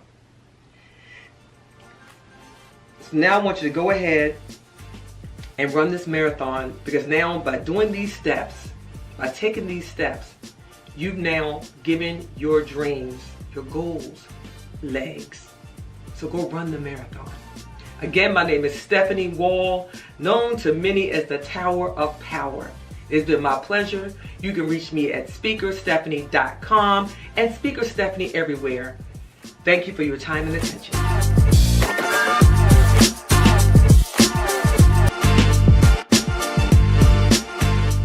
Hello, hello, hello. I am grateful that you are here today with me to talk about personal brand development. And I'm giving you a high-level view of what that looks like as we discuss defining your brand-unique brand. My name is Alicia Brooks, and I am here to share with you today about how to really show up and show out for your personal brand, and know that you really have to own your personal brand. And so let me get started with you to look at the presentation, and we will get started as soon as we get it to come up. Here we go. All right. So defining your personal brand, your Brandnique brand, and I coined Brandnique. I am great for putting two words together. And when I do that, I become creative. And so I put two words together, brand and nique, or unique. And I want to make sure that when people meet me, when they leave me as a client, that they have a Brandnique brand that shares with the world exactly who they are.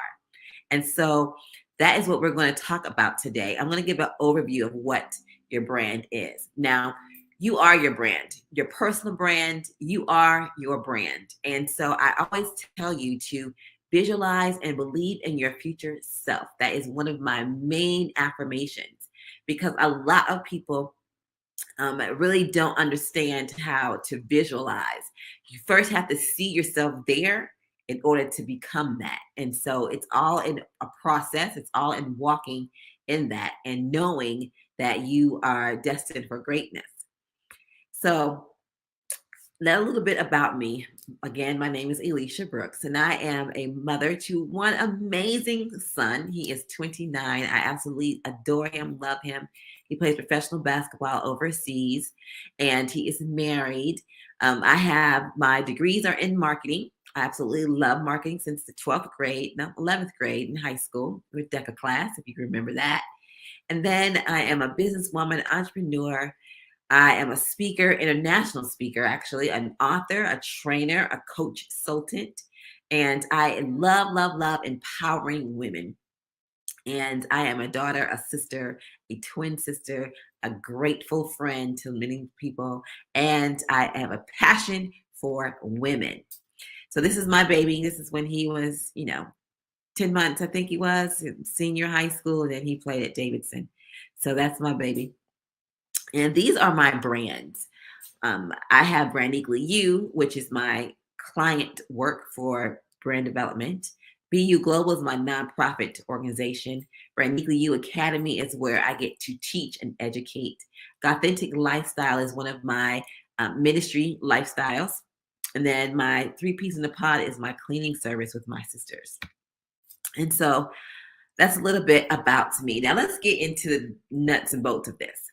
How are you showing up representing your brand? Because you do know that your brand precedes you. So people get to see who you are, but it also precedes you. You remember how when we were in high school or elementary school or middle school, and your reputation preceded you. So the teachers already knew who was a class clown, who's going to be the valedictorian, who's going to be, they already see that in people. And it goes and it follows you. And so you have to know that you show up every day and you represent your brand. And how you do that really does matter, considering what all that you want to do. And I'm always talking about owning and controlling your brand. When you don't control your brand, other people will. And you don't want your brand in other people's hands. All right.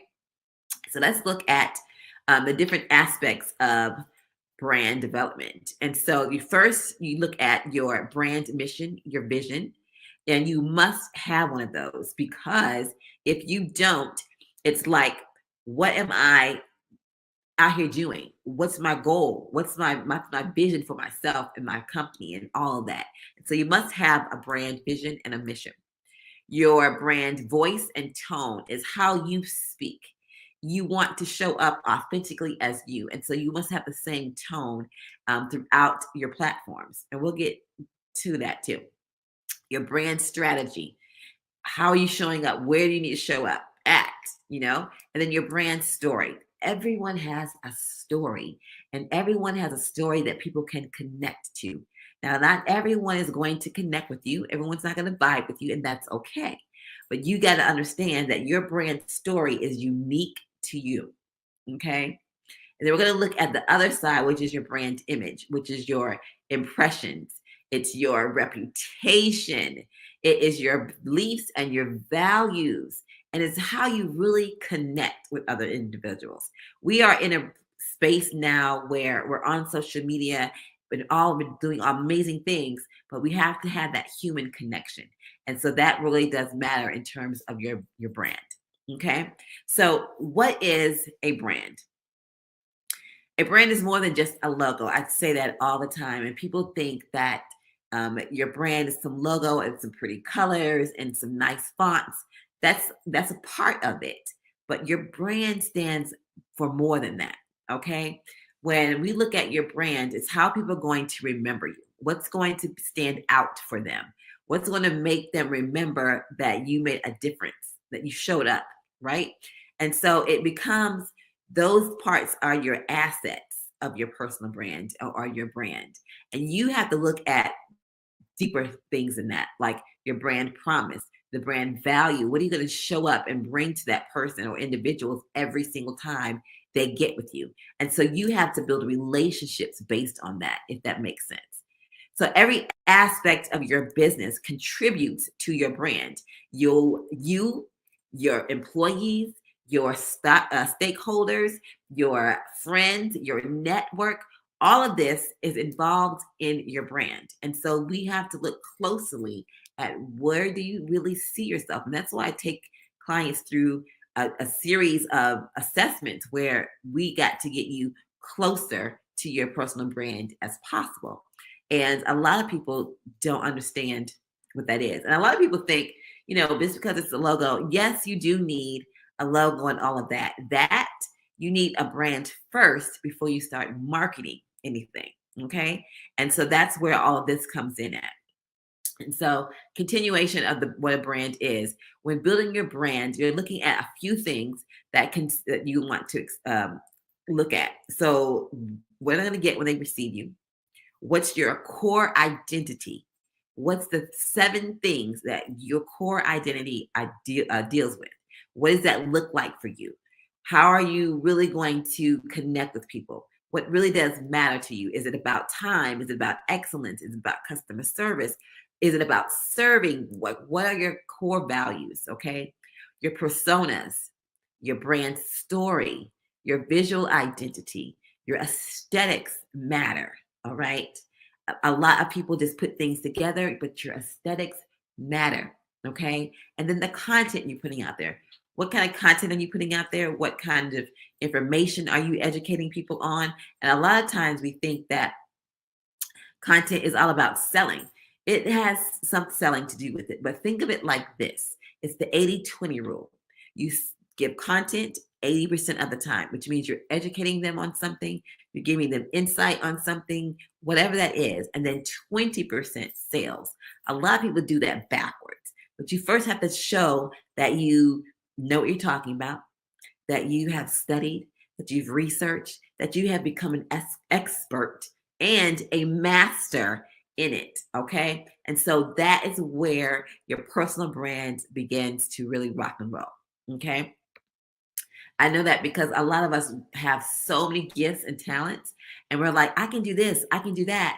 But really, you want to hone in on what your personal brand and what your image stands for. Okay. So let's look at, who are you? In search of identity, a lot of clients come to me and I'm like, I don't know what my purpose is. I don't know if this is what I'm going to put, if I'm going in the right direction, if this is what I'm supposed to be doing.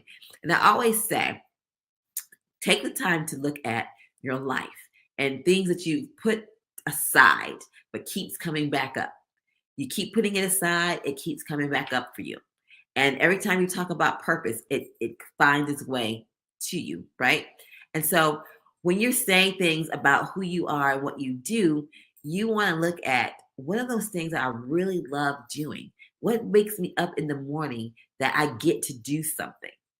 What is it that I really look at that says, oh, if I hear it, or if I see a word, like for me, women, entrepreneurship, business, anything like that or personal branding, anytime I hear those words, it's piquing my interest.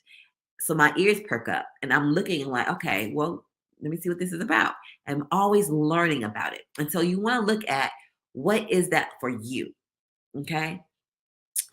What do you feel the majority of the time when you hear those words or when you're around someone and you're doing that? Do you feel joy and comfort, or do you feel like, oh, why have to do this? If those are the two things you're dealing with, don't look into that. But if it's something that you feel like you really love, you keep putting it down, you keep coming back to it, and then what does that look like? And so then you're looking at your identity around that. Who are you when no one is looking? When no one is looking, what are you doing? What are you seeing? What are you studying? What does that look like for you? All right. And so looking at your true identity, especially when I'm working with clients, I take you through my dual program, which is personal mastery and then personal branding, because you have to first know what's on the inside first before we can work on the outside, if that makes sense. And so we start with your character.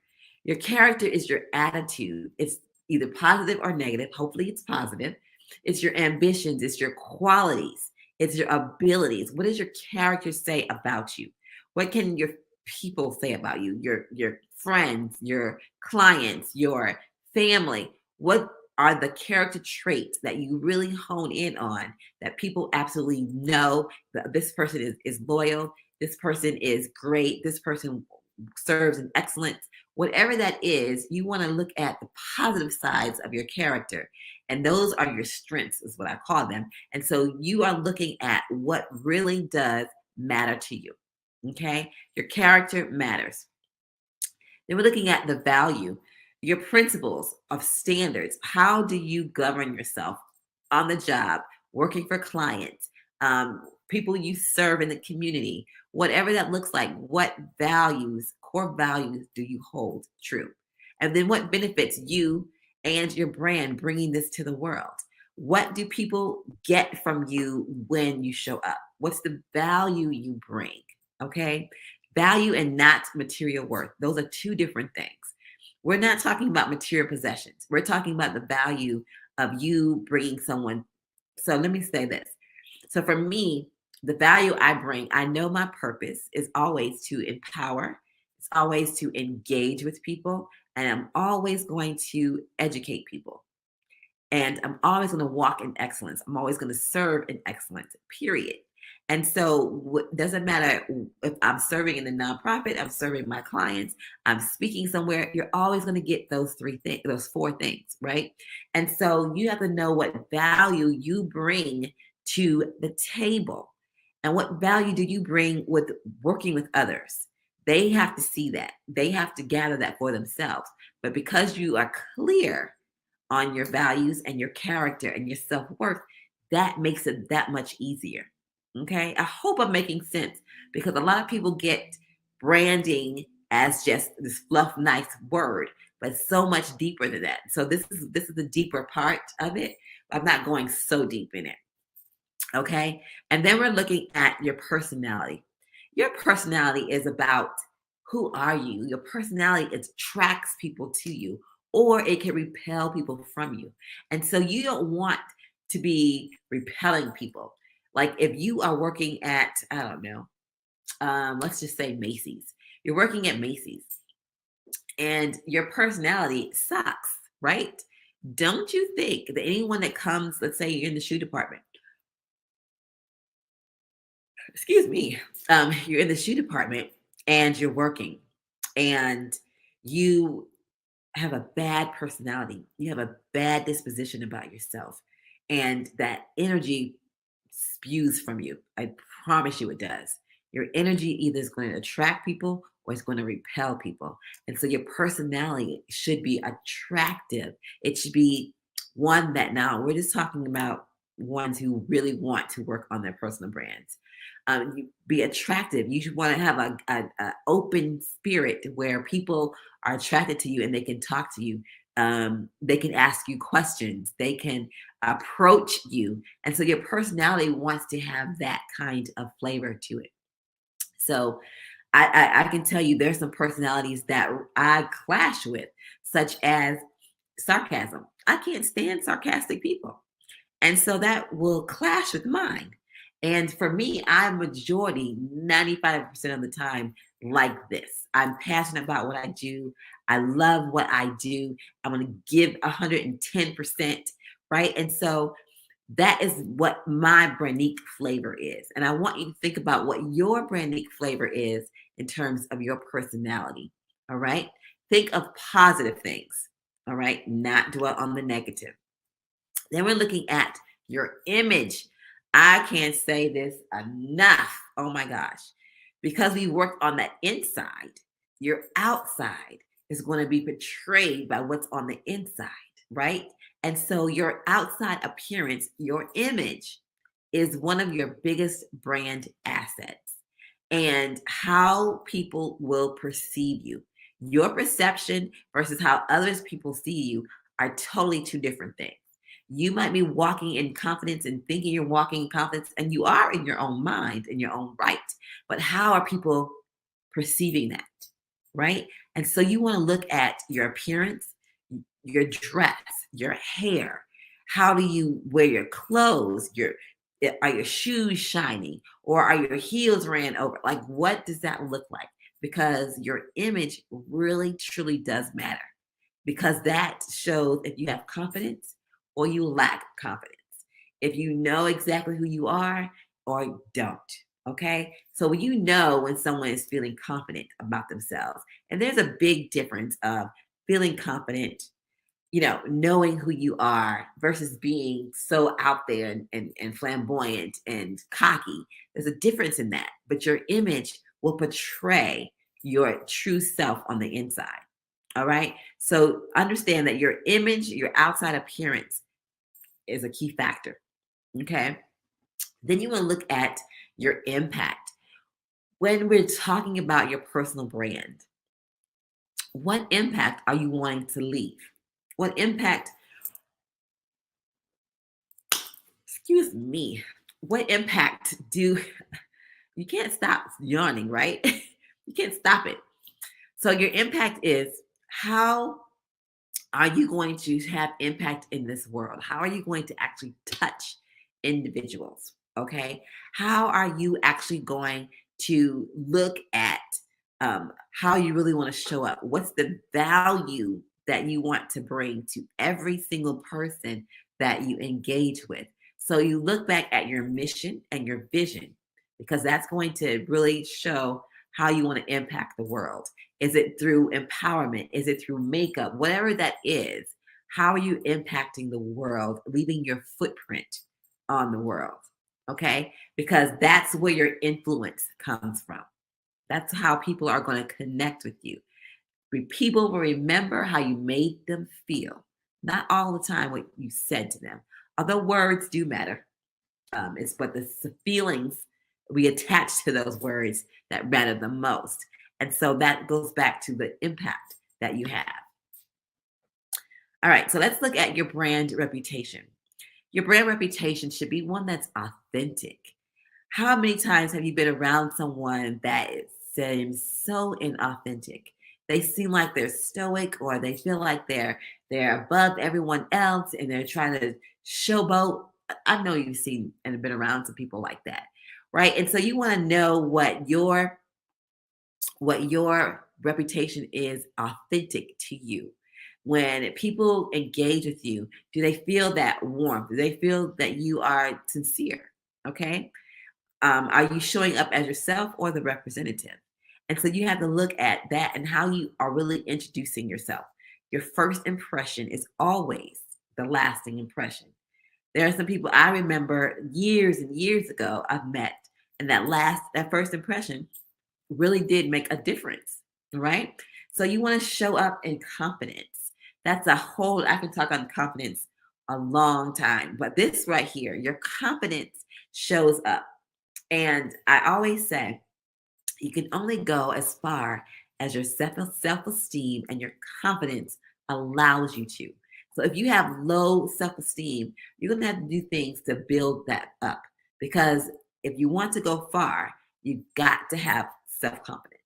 You got to believe in yourself. You have to know that you do matter. And that is what's going to do and be and keep you going, because you're authentic and you know that you can do whatever it is that you desire to do. All right. Now let's looking at the aesthetics of creating your brand. All right. That was the part about the inside, the person part. Now we're looking at the outside and how to actually create a brand for you. Now let's look at the brand value, of course, and your core offerings. A lot of times we are coaches, business owners, business CEOs, consultants. We are always serving others. Okay. And so you're looking at what brand value do you bring? Okay. The core offering that you offer. And that could be consulting, that could be coaching, that could be one piece of the pie. But of course, there are many other pieces. So you have to look at what is your core offering. Is it going to be coaching? Is it speaking? Is it consulting? Whatever that is. And then why do you exist? Why did this business come together? What is it that pulls at your heartstrings that you get to do this? And then you look at what future do you want to create for others and for yourself. All right. How do you see yourself serving other individuals? Is that through graphic design, making a beautiful graphics? Whatever that is, you have a mission behind that. And so you have to look at how you're going to create the future with your gifts and talents because of the value that you bring to others. All right. So who are you and what kind of work do you do that brings value to others, whether it's a solution or resolution, what have you? How are you doing that? So let's look at personas. Personas are your strong brand communications. It's the people who you want to have a relationship with and do work for. All right. So you look at it in terms of having a person that is how you want to see that individual go from A to Z. All right. So it says personas are an important tool to help you vet your ideas and ensure that everything you are offering is relevant. If you don't have the clientele that is going to need your services, then you are missing the boat. And you have to look at who your personas are. You can have multiple personas. However, I suggest that you really look at and hone in on at least 1, 2, or 3, no more than 3 at a time. Because I know how we can get all over the place and we want to serve everybody, but you can't serve everybody because every dollar is not your dollar. And every person, every client is not for you. And it's okay if they're not, but you have to be clear on those personas of who you want to show up and serve, because that's when you get to do your best work, because you have clarity around them. You know what their needs are. You can communicate to them and in a way that they actually get it, if that makes sense. And so you want to look at how and who the personas you want to work with. Now you can always add, but start with 1, 2, or 3, no more than 3. Okay. Then you're looking at your brand story. Your brand story is what you communicate to others. It's how you share your inner being. It's like when you become vulnerable about something. For instance, I have been in a domestic violence relationship / marriage, right? And I know when I speak, I always say my life was not for me. My life was for others, for me to educate and to empower others. And so I can share that story in different spaces or not. But when I share the story, I'm letting my guard down. I'm letting my walls down to allow other individuals to connect with me. And see, that's a connection of, depending on who I'm speaking to, that's a trauma bond. Like we own a trauma bond together that we both can relate to. And so you want to create stories, not like that necessarily, but create stories as to why you got started. How are you positioning your brand in that particular way so that it's not speaking over someone's head, okay? It's not like you are looking at, oh my gosh, I'm losing my audience. That's because you haven't researched your audience to see what is it that's going to connect you. That's why it's important to do the research behind your different personas, because you're not going to reach everybody. Again, I always say every client is not your client. Please hear me when I say that. All right. So your brand story looks at positioning. What makes your brand different? So your story makes you unique. All right. You might have similar stories, but there's some things that are different that makes your story unique. All right. Your value proposition. What are the emotional benefits of working with you and your brand? You want to have an emotional tie to you. And so what does that look like for you? Then your tagline. Your tagline should be no more than 5 to 7 words. Okay. That's a one-liner that's going to share with people exactly what you do. So like my tagline is be and live your brand. You're always being your brand. You're always going to live your brand, but do it unapologetically. All right. So you want to create taglines going to attract people to you. And then you have different storylines. Those storylines are what you have. You can have 3 or 5 storylines and you get to share with people, share with your audience on how to choose your brand. And again, every client is not your client, so you cannot be attached to that. All right. Your visual identity. I always have bold colors. So my bold color is bright yellow and this pink, right? And so what is the visual identity that people are going to recognize you? So I can post something and everyone knows, oh, that's Alicia because it's bold, it's yellow, it's bright, it's all that. And that relates back to your personality. And so your visual toning, your aesthetics is going to how you're going to be recognized. It's cohesive across all platforms, period. Your brand is cohesive. It's going to be the same on LinkedIn as it is on Instagram, as it is on Facebook, as it is on all of your brand is cohesive. All right. And this keeps it consistent. That way that you're focused on whatever it is and that people know and can recognize it. They may not see the logo, but they recognize, oh, I know who that is. All right. And you want to have that kind of visual identity. Your brandography. Your brand should represent you. So you see the pictures that I've used. I use most of these pictures in all of my content. It's all about minimalist.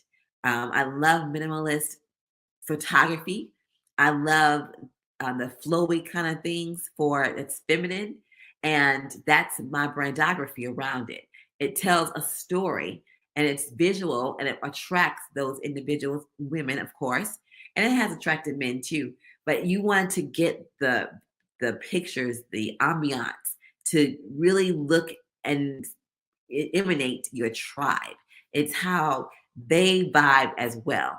They will be attracted to it as well. And so you want to invest into your personal brand, get some great photography pictures done for yourself, and then choose. There are several different websites you can choose from, like iStock.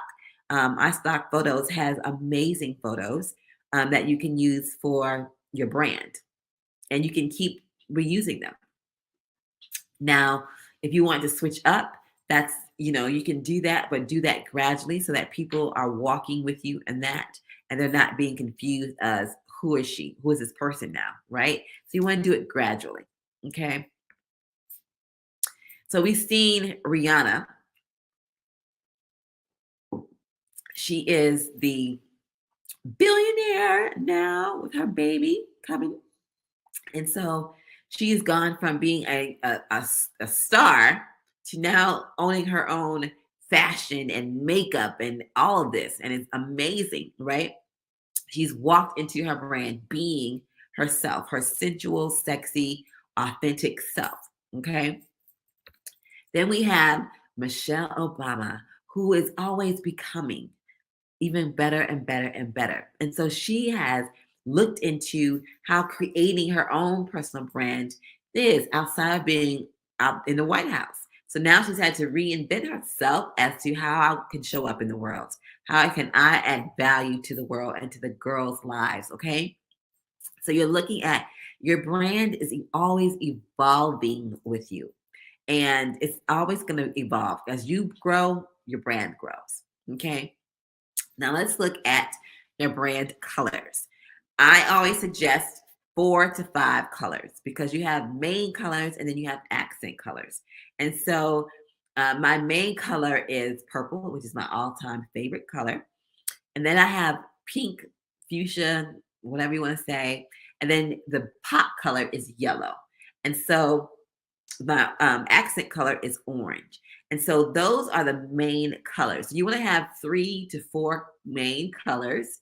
And you could have a 5th one too, which is like a softer version of it. But you want to make sure that each color has a number. And you want to make sure that if you are branding yourself, branding and you're co-branding with someone, that they know exactly what colors to use. Otherwise, it's going to be all over the place, and you don't want that. So remember that each color has a hex, a RBG color, and so each color has a number. Okay. And so when you're looking at being brandically you, how are you being brand unique? How are you showing up in a bold manner? Places that you wouldn't think you would. As you grow into being the woman, the business owner, the boss lady, all of that, Black CEO, woman CEO, feminine CEO, whomever, what does that look like for you? How do you choose to be brand unique? One that is authentic, one that is ranting and raving, and you have followers and your tribe following you. What does that look like? All right. Sometimes that takes a lot of us stepping out of our comfort zone for those who are introverts and being brave and bold in everything that you do. And it's not about just doing things. It's about how do you really want to show up? Okay. So let's look at showing up and how that looks for you. And so I always say, again, going back to my 3-4 E's, I always seek to engage, to educate, and to empower others, regardless of which brand I am representing at the time. That goes back in alignment to my purpose. I know that if I'm doing my nonprofit or if I'm doing branding or if I'm speaking, it's always going to tie around those 3 things. So I want you to take time to think about what are those 3 key words that you really resonate with that shares exactly what your brand is all about. I say 3, it could be more, but I really hone in on 3 because you don't want to get so overwhelmed trying to be all these different things all the time. Okay. So think about that. Then I want you to watch what you put out into the world because your brand matters. You know, you ask your friend or your relative or a mentor or someone who can give you the honest truth of how they see your personal brand. Because I don't want you to put things out there and you think you're doing something great and then people are perceiving it in a different way. So I always really want you to do that at least 2, maybe 3 times a year so that people can get grounded on who you are and what you do. And a lot of times, again, we can be showing up in a totally different manner than what we intend to. And people will perceive that in a different manner. So you have to look at that. And so that's why I say get feedback, because how you really want to show up, being your authentic self unapologetically, you can do that in a manner where you're not actually pretending, because you don't have to pretend if you're walking and working from the core value of who you are. Okay. Now let's look at a few strategies. A few strategies is like you're always growing. You're not staying stagnant. Your personal brand and you are not staying stagnant. You're always growing every day, every hour, every minute. You're learning something. And so I want you to take time to reassess what your personal brand is regularly. What ideas, what ambitions do you have? Where do you see yourself going? Does your brand and what you say and how you feel and what you do align with where you're going? And so you have to look at, how am I growing? How am I showing up and actually growing and having impact? Okay. So then you want to look, how are you speaking the language of your audience? If you're not speaking to the pain points of your audience, then that can be a true hindrance, because that means that you need to go back to your messaging, because you want where people, you say something, you speak something that they are attracted to, that something hit them and right in the chest and be like, oh, that hurt. But you stepped on my toes. I know you heard that plenty of times. Oh, you stepped on my toes, my back, my feet, you get that, right? So when you're sharing the truth about who you are, you want to speak that language that really will gravitate and bring those and draw those tribe members to you. Okay. So that goes back to your messaging, having the right message and knowing who your right audience is. I've had clients who were not my audience. They were not my ideal clients. And I had to get very, very, very, very clear on what my client looks like, so I would not waste my time and I would not waste other people's time. And that's very important. The higher you go as a business CEO, you know where to dabble your feet and you know where not to. And so when you get crystal clear on what that looks like, you will not go after shiny objects. You will not go after every dollar, because again, every dollar is not a good dollar.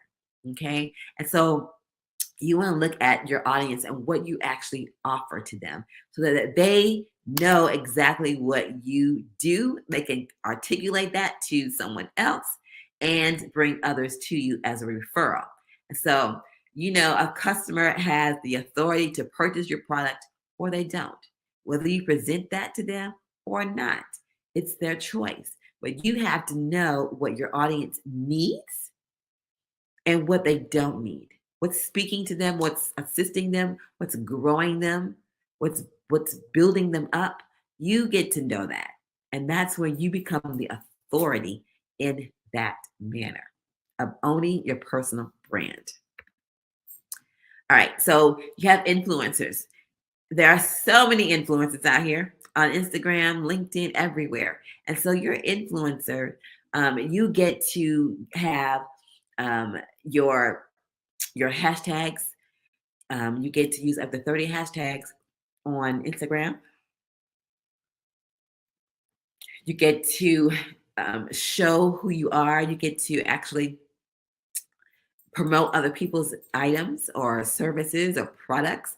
You get, and when you get influencers yourself, you can look at micro influencers, those people who have 2,000 followers or less, but they still have impact. Okay. Every time they say something, their audience, their tribe, their followers will engage with them. They'll do what they ask. Okay. And so you don't have to get caught up in the numbers. Oh, I need somebody with 1 million followers. And not necessarily, because having those numbers, can you really handle the influx of services or products that are going to come your way if you get someone that has a higher number of followers, so to speak? So you want to be cautious of how you actually get an influencer for your product or your brand. And then I always say quality over quantity is the key. When you know that you have quality work, you can charge your worth. When you know it's all about how you create value and have impact, and you have made a difference or you have transformed someone, that's the overall quality. Don't get caught up in the quantity of money, although money is needed. But you don't want to get into a business, you don't want to have a personal brand that says, oh, this person's all about money, money, money, money. You don't want to have that reputation. I promise you, there are some and they truly regret it. Okay. And so I want you to look at, at least once a week when you're active in your brand and your audience, it's like, what can I be attentive to? What can I say? What is my audience out there talking about that I need to speak to, right? That's bringing quality over quantity.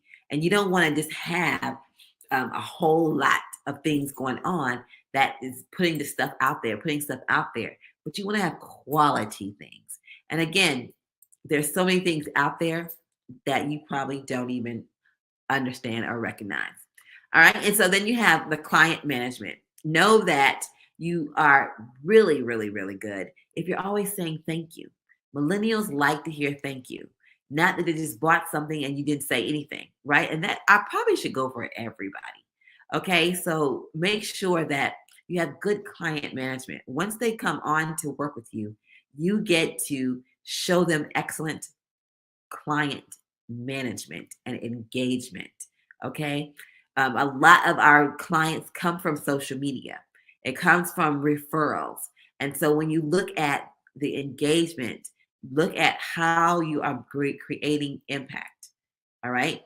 On an average, being on Instagram is 28 minutes. Have you given some impactful, influential, authority speaking content that's going to attract more people to you? So you want to look at that and how that really does serve you. Okay. So if you have any questions, comments, concerns, thoughts, I would love to hear them. You can put them in the comments, or you can send me an email, or have you, whatever method is good for you.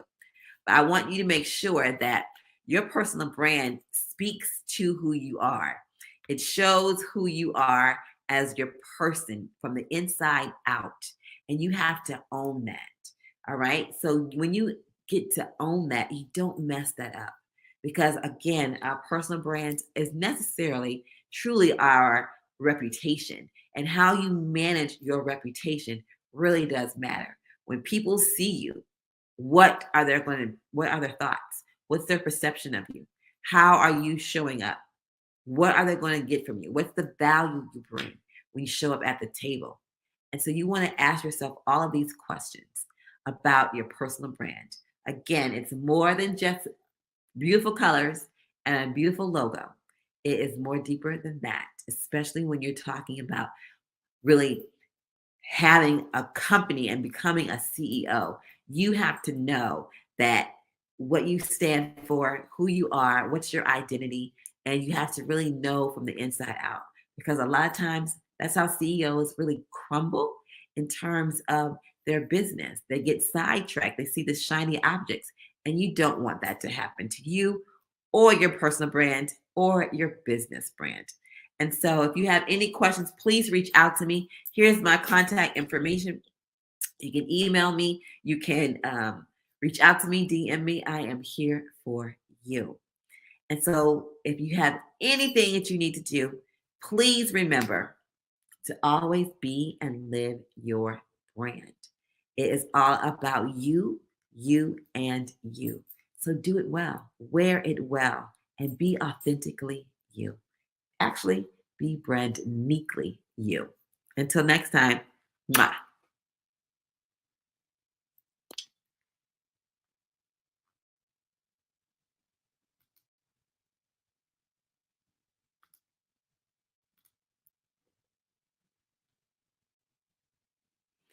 All right. I am grateful that you stayed to the end. And please, if you want to contact me, I would love to connect with you. You can get on my calendar for a 20-minute chat.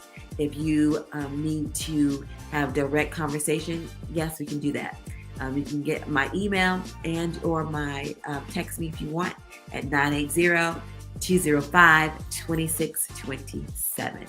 Until next time, have a great and awesome day because you so deserve it.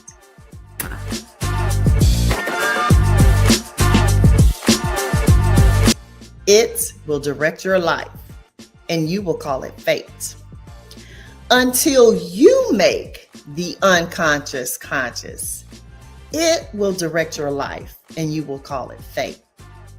This quote by Carl Jung has been restated thousands and thousands of times, and it's actually one of my favorite quotes because you see, it helped me to understand the power of my unconscious or other than conscious thinking.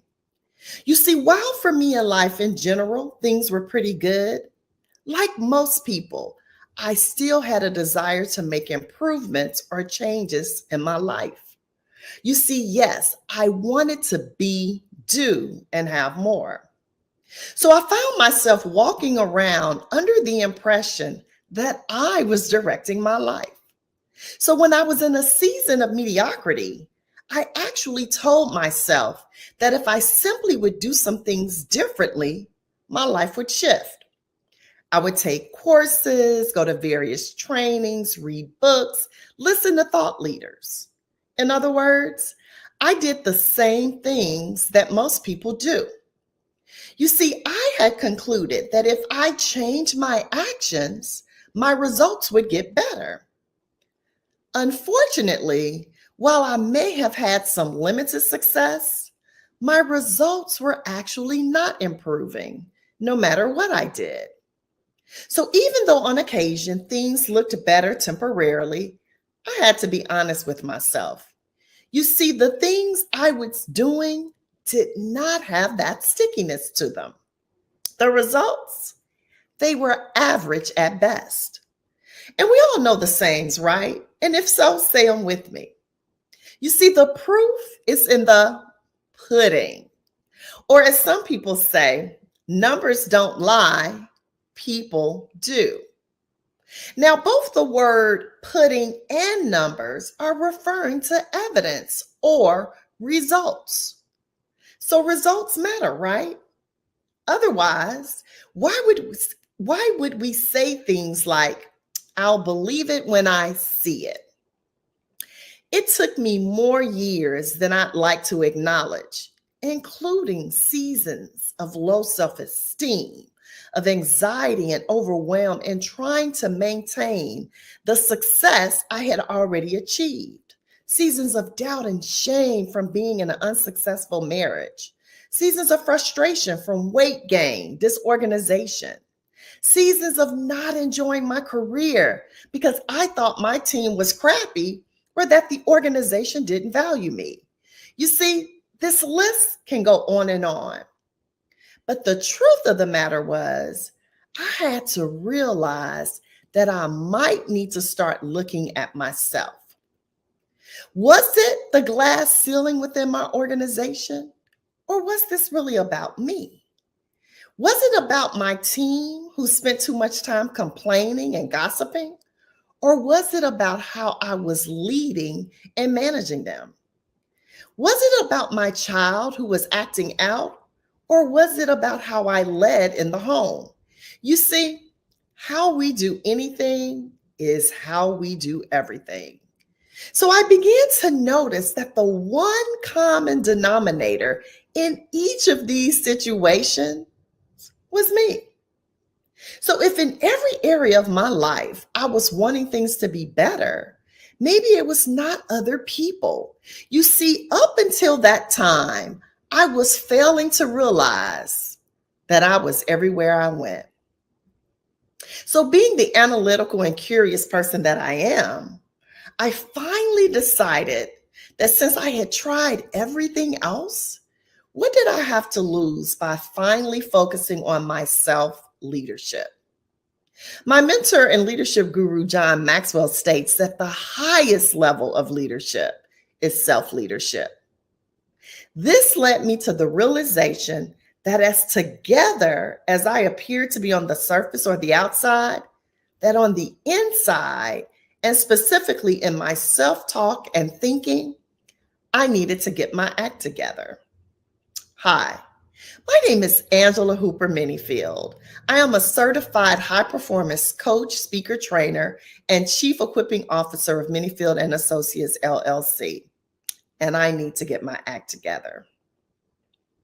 Now, while I don't have at my liberty today enough time to walk you through my entire journey, I am here for two reasons.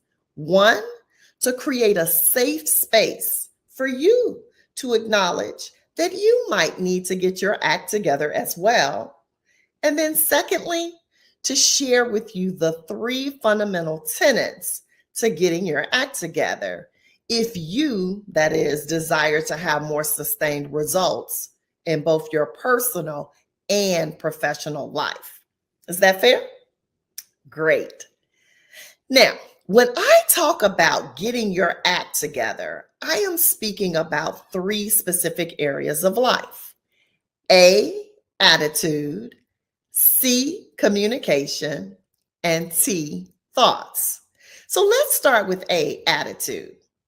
As a senior certified human resource practitioner, whenever I hear someone talk about attitude, I actually chuckle.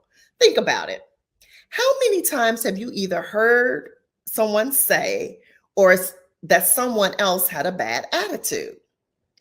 What exactly does that mean?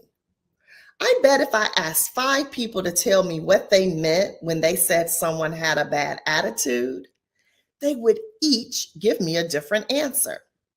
For some people, it means tone of voice. For some, it means poor energy or lack of enthusiasm.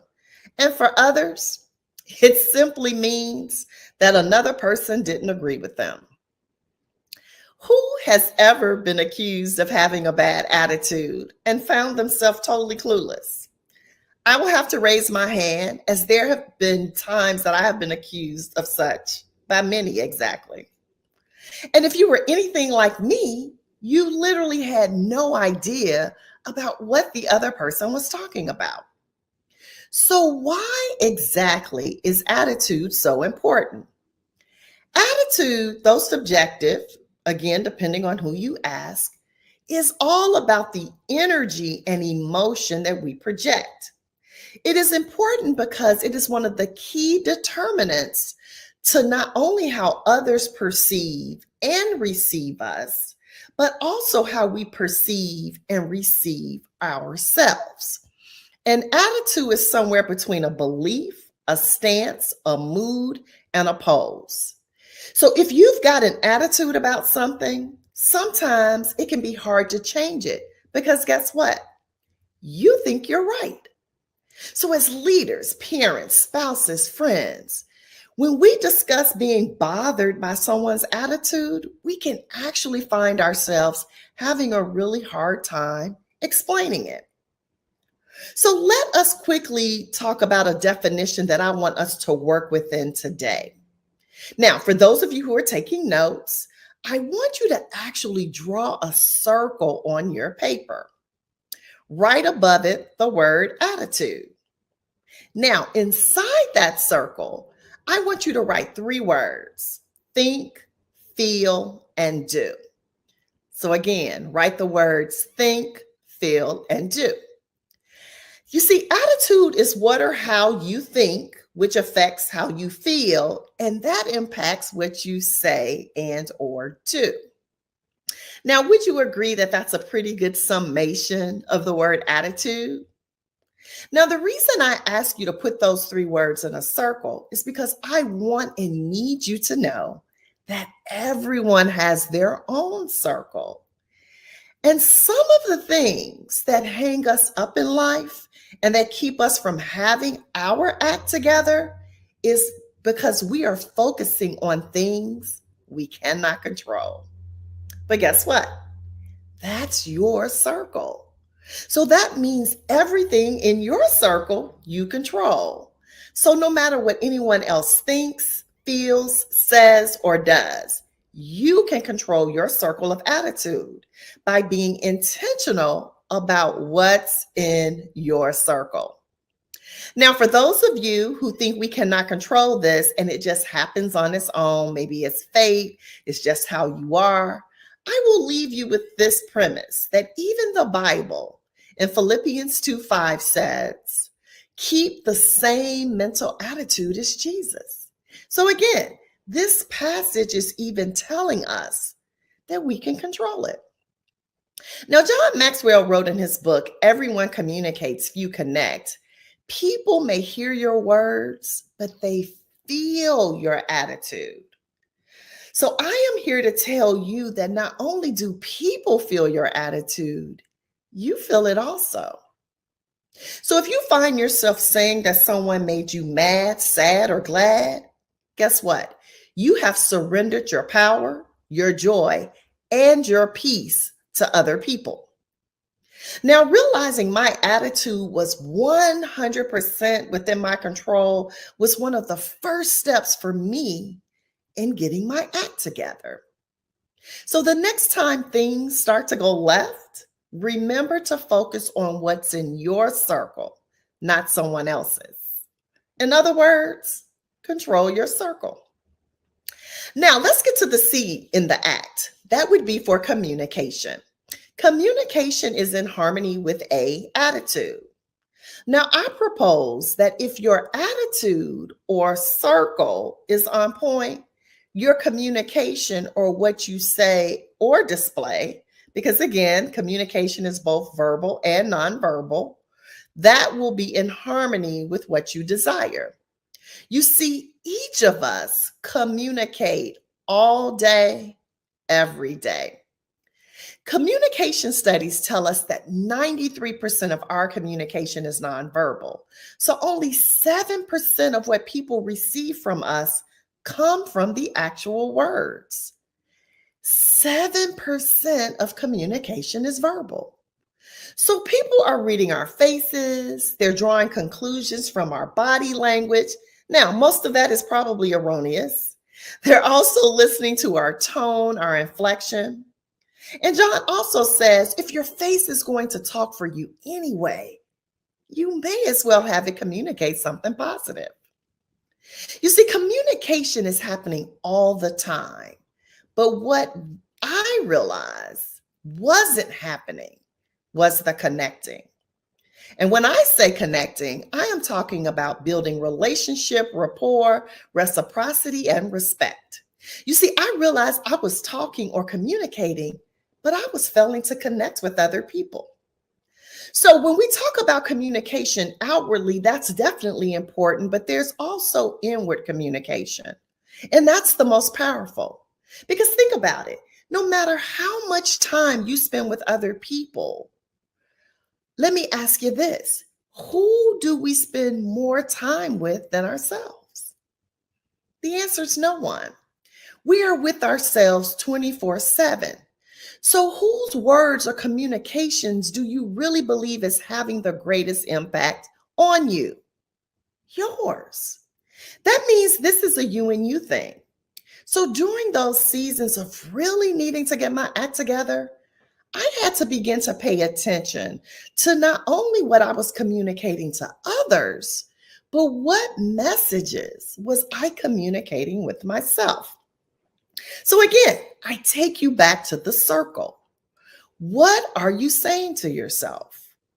I know I called myself names at times like fat and stupid and mean and difficult, antisocial, tired. I said I was sick. But when I think about it, I would never talk to a friend that way. Yet, I say I love myself and I speak these terrible things. So here's your second tip. When you say things to yourself, follow it up with the phrase, as you wish. My coach, mentor, and friend, Paul Martinelli, helped me so much in this area simply by getting me to follow my words and thoughts with the phrase, as you wish. So if I look in the mirror and I don't like what I see and I think something like, ugh, you look fat, my mind immediately says, as you wish. This tactic immediately brings the unconscious talk to me consciously. So then that gives me an opportunity to say, oh no, that's not what I want, and then speak something more positive to replace that. Trust me, I am years into this and I'm still a work in progress, but I am so much better than I was. Hey guys, listen, words matter. So let's use them wisely. I can tell you that through coaching and working on my self-leadership for the past 15 years, this introvert that you see before you is so much more intentional with connecting with others. And now I've helped thousands of others do the same. So now let's take you to our last letter, which is T for thoughts.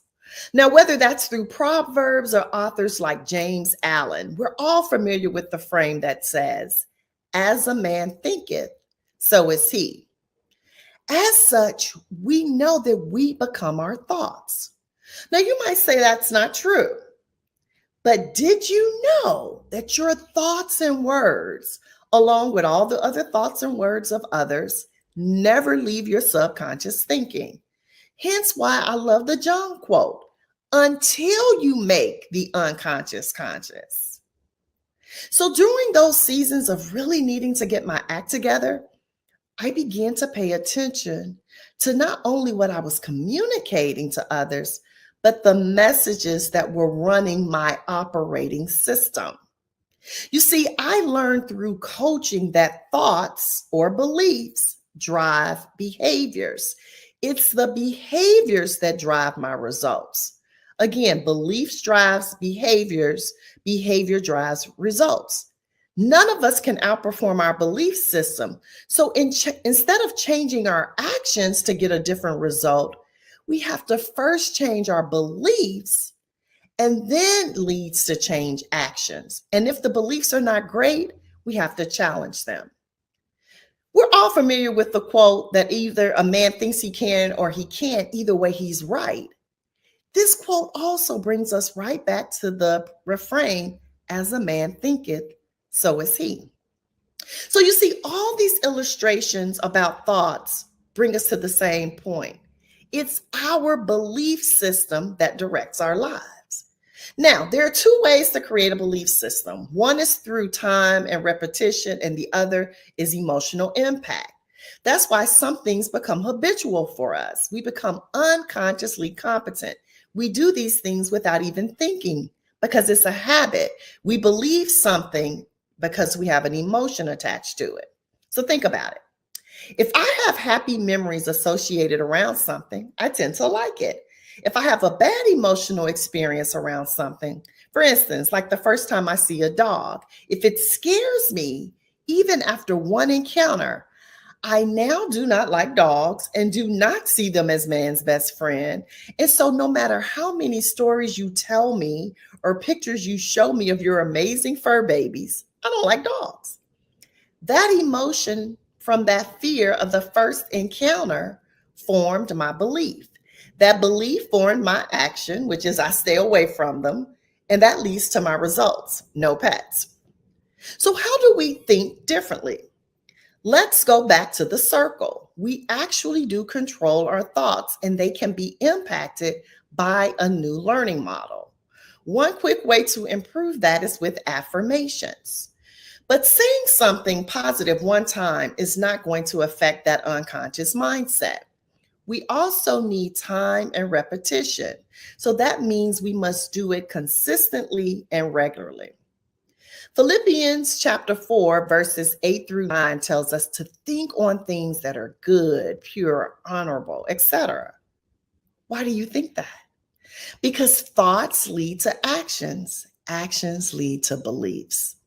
Actions lead to results, As such, I intentionally think the thoughts and say the things that support what it is I desire for my life.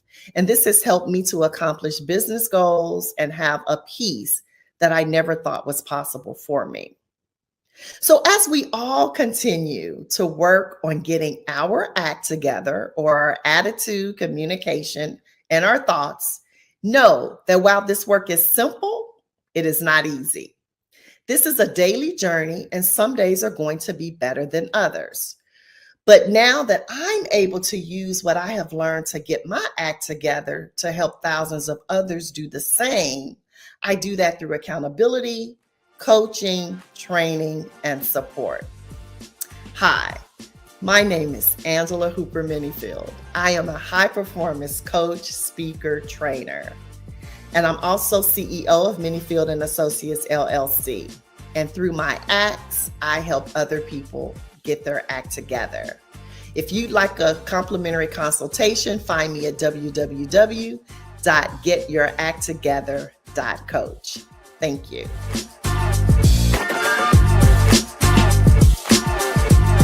CEO 2022 conference, our panel discussion. Our topic on today is Girl, You Got This. Building a business as a Black woman. And so I am so happy to be the moderator for this particular panel discussion. I am Geronda Marks, also known as Coach J. I am a speaker and author, consultant, and business and leadership coach. I'm the CEO of URU and Associates LLC and the CEO and founder of UR Unique Business Academy, where we help women level up and lead and build successful businesses. So I'm so glad to be here. I cannot wait for these dynamic Black women in business to introduce themselves. They are influencers in the business community. They are rock stars in their own right, in their areas. And all of these ladies are serious about helping you scale and start and succeed in business. So there's several things I want to make sure that you do. You have to make sure that you remove all distractions, okay? So if there's anyone around you talking, I need you to tell them you can be excused. And then also make sure you have pen and paper to take some really good notes. I'm telling you, we're gonna have a powerful discussion, and there are going to be so many nuggets that we're going to be dropping on today that's going to help you no matter what position you're in. If you're starting up a business, maybe you're stuck, maybe you started a business and you're stuck, maybe you feel stagnant, these ladies are going to help you get on track, and guess what? Stay on track in your business. So I'm so happy to have these beautiful women in business, Black women in business, and I'm going to allow them to introduce themselves. And so we have Dr. Josephine Harris. Hey, Dr. Joe, introduce yourself. Hello, everyone. How is everyone doing? I am Dr. Josephine Harris, the international psychologist as well as psychotherapist. I'm an international best-selling author and global speaker. I am a certified mental health wellness coach where I help military spouses find their voices so that they can fulfill and have a fulfillment career. Awesome. No, we're so happy to have you, Dr. Joe. You were saying so much. I was like, girl, keep on talking because I know you're doing so much and such a great work. Thank you for being here on today. And so we're so honored to have Genesis. Come on, introduce yourself. Hello, everyone. My name is Genesis Amaris Kemp. I am a visionary life coach, motivational speaker, podcast founder, and host of GEMS Podcast with Genesis Amaris Kemp, and author of Chocolate Drop in Corporate America, From the Pit to the Palace, a firecracker, also multifaceted and multidimensional, but do not put me in a box because my time is now here on earth. All right, don't put it in a box. You already heard it. Thank you, Genesis. We have Rashida. Come on, introduce yourself, Rashida. Hi, Rashida Roberts here. I am an author of Find Your Spark, 7 Steps to Ditch Stress and Ignite Your Financial Lifestyle. I'm also a speaker, financial coach, but at the heart of it all, I am an educator. I am an educator because I love helping people to bridge the gap of the things that they don't know and to help them build their financial confidence. So I'm committed to working and motivating singles and educators to set those boundaries, transform their mindsets, and to maximize their money. Because most of us believe that we need more money, but really we just need to manage our money. And so coming firsthand, knowing how stress equates to debt, I'm gonna always tell you to get with me to go debt free, because we need to break those bonds in how we're looking at what the world is giving us and do something better with our money. Yeah, we're going to do something, level up in our money. I like that. That's what we're going to do. Thank you, Rashida. Okay. All right. We have Tanya. Hello, everyone. My name is Tanya Franklin, and I am an award-nominated author and the brand CEO of MJS Virtual Collaborative. I'm a business empowerment educator where I help small business owners to help utilize their resources to achieve their next success level. I always believe that passion is your greatest resource, and you just need to know how to channel it. Awesome. So glad that you're here. And we have Teresa. Go ahead and introduce yourself. Hello, everyone. I'm Teresa Watson, the owner of TRJ Transportation. We are a trucking company where we rise to the occasion as we move freight throughout the 48 states in Canada. Also the founder of Minority Professional Truckers Association, We are a nationally 501c6 nonprofit organization where we seek to globally impact the trucking and transportation industry for the minority professionals, utilizing innovative ideas and cutting edge type technology. Awesome. So as you all can hear and see that these are some amazing Black women in business, and we're going to share some powerful and strategic strategies, tips, all these different things. It's going to help you in business. And so let's delve into our topic, ladies. Girl, you got this. Building a business as a Black woman. And you know what? When I think about this particular topic, it's such a powerful topic. It speaks volumes. And as I begin to kind of think about it, it speaks about confidence. You know, it speaks about courage. It speaks about consistency, being bold to build a business and to show up unapologetically a Black woman, which is not always easy due to the disparities, you know, when it comes to loan approvals and grant approvals, sometimes the disrespect being ignored or overlooked. When it comes to governmental contracts or business collaborations, and then discounting. You know, sometimes some people want us to be cheap, you know, they want us to discount our value. And so even with all of these limitations and these setbacks, you know, that the world, our family, our friends, or people put on us, we are here to tell the women that are listening to us even now, girl, you got this. And so we want to encourage you to not only know that you got this, but we also got you. And we're going to share with you some things that are going to help you as you matriculate as a Black woman in business. You know, this year, the founder of Black CEO, Trevor Otts, he echoed this to our business leaders, to many of us. And he said that 2022 is going to come down to two things: revenue and impact. So the question becomes, how are you going to make money? And then what are you going to do with it, the money? And so this is where our discussion stems from, really evolving around the fact that we want you to show up and to show up powerfully. And money is one of those areas. You know, there's a statistic that the Harvard Business Review recently wrote, and it said in the United States, an astounding 17% of Black women are in the process of starting or running new businesses. That compared to just 10% of white women, 15% of white men. Y'all, did y'all hear that? 17%. So we're larger. However, listen to this. Yet despite this early lead, only 3% of Black women are running mature businesses. And when I looked at that mature businesses, that means generating substantial revenue or expanding or scaling.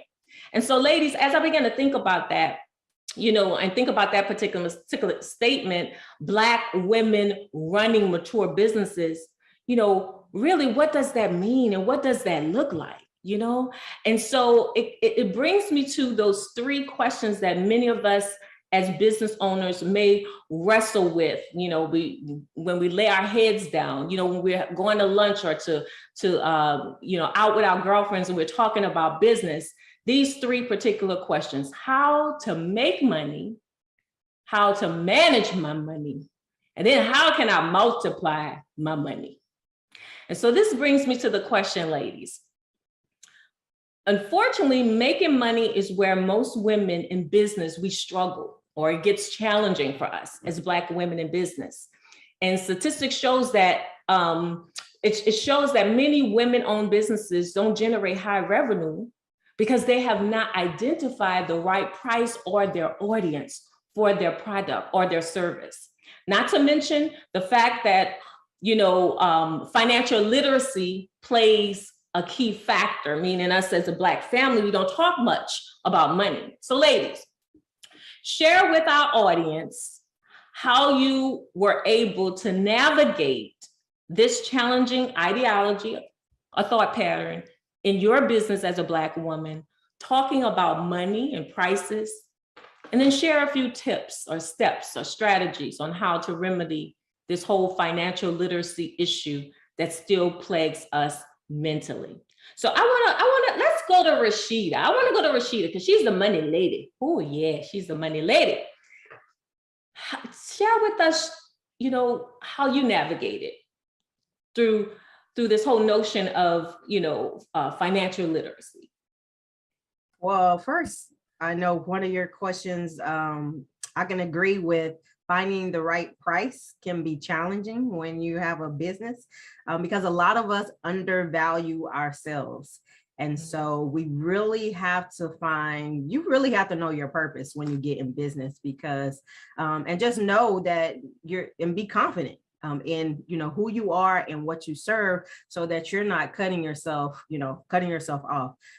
Sometimes we think we're not good enough, and that holds us back a lot, especially when you go from being an employee to an entrepreneur. There's a whole mindset that has to take place, along with skills that need to be developed, honed in on, and matured, so that you can actually step up and say, this is my price, and go forth. So it's definitely it's definitely a challenge, but it's one that you can get over and rise to the occasion. So, and then the other part of your question is about getting over the financial literacy. That's a loaded question right there, right? Right. But there's some things that I talk about in my own book. I'm talking about, you have to get the mindset right, because a lot of us think if we just get more money, and even with business, just because you get more money doesn't mean that you're actually going to put forth the effort that you need to do with it, to actually move your business forward. You can throw a lot of fire on gasoline, right? And so just by putting more money into business is not always going to give you the results that you need. So you really always have to find yourself, get your mindset right, but also have goals. Your goals are going to tell you where you need to go. And so a lot of times we don't set our businesses up correctly. Guilty. So we have to make sure that we have that business plan, that we do our research, and that we actually make moves that go with the goals that we actually have set, because we can get easy out on in these internet streets. It's easy to spend money. Everybody sounds good. Everybody sounds good, and those emotions get in control, and you think you need that. But I can tell you, I've spent thousands, the 5 figures, trying to invest in other people, our people, and myself, at the same time, and listening to those messages, and still my business not moving forward. And that's, based on, so one, you need to make sure, give your effort when you're putting your money. You need to validate the people that you're spending your money with, and you need to make sure that it aligns with the goals and the criteria that you need to move your business forward. That's good. You said a mouthful. I hope you have captured that. Anyone else want to chime in on that particular question? Come on, we talk about mindset. Oh, Lord, when it comes to money. I did want to just add, I was, agreeing with everything that Rashida was saying. I know for me, the aha moment was in acknowledging what I didn't know.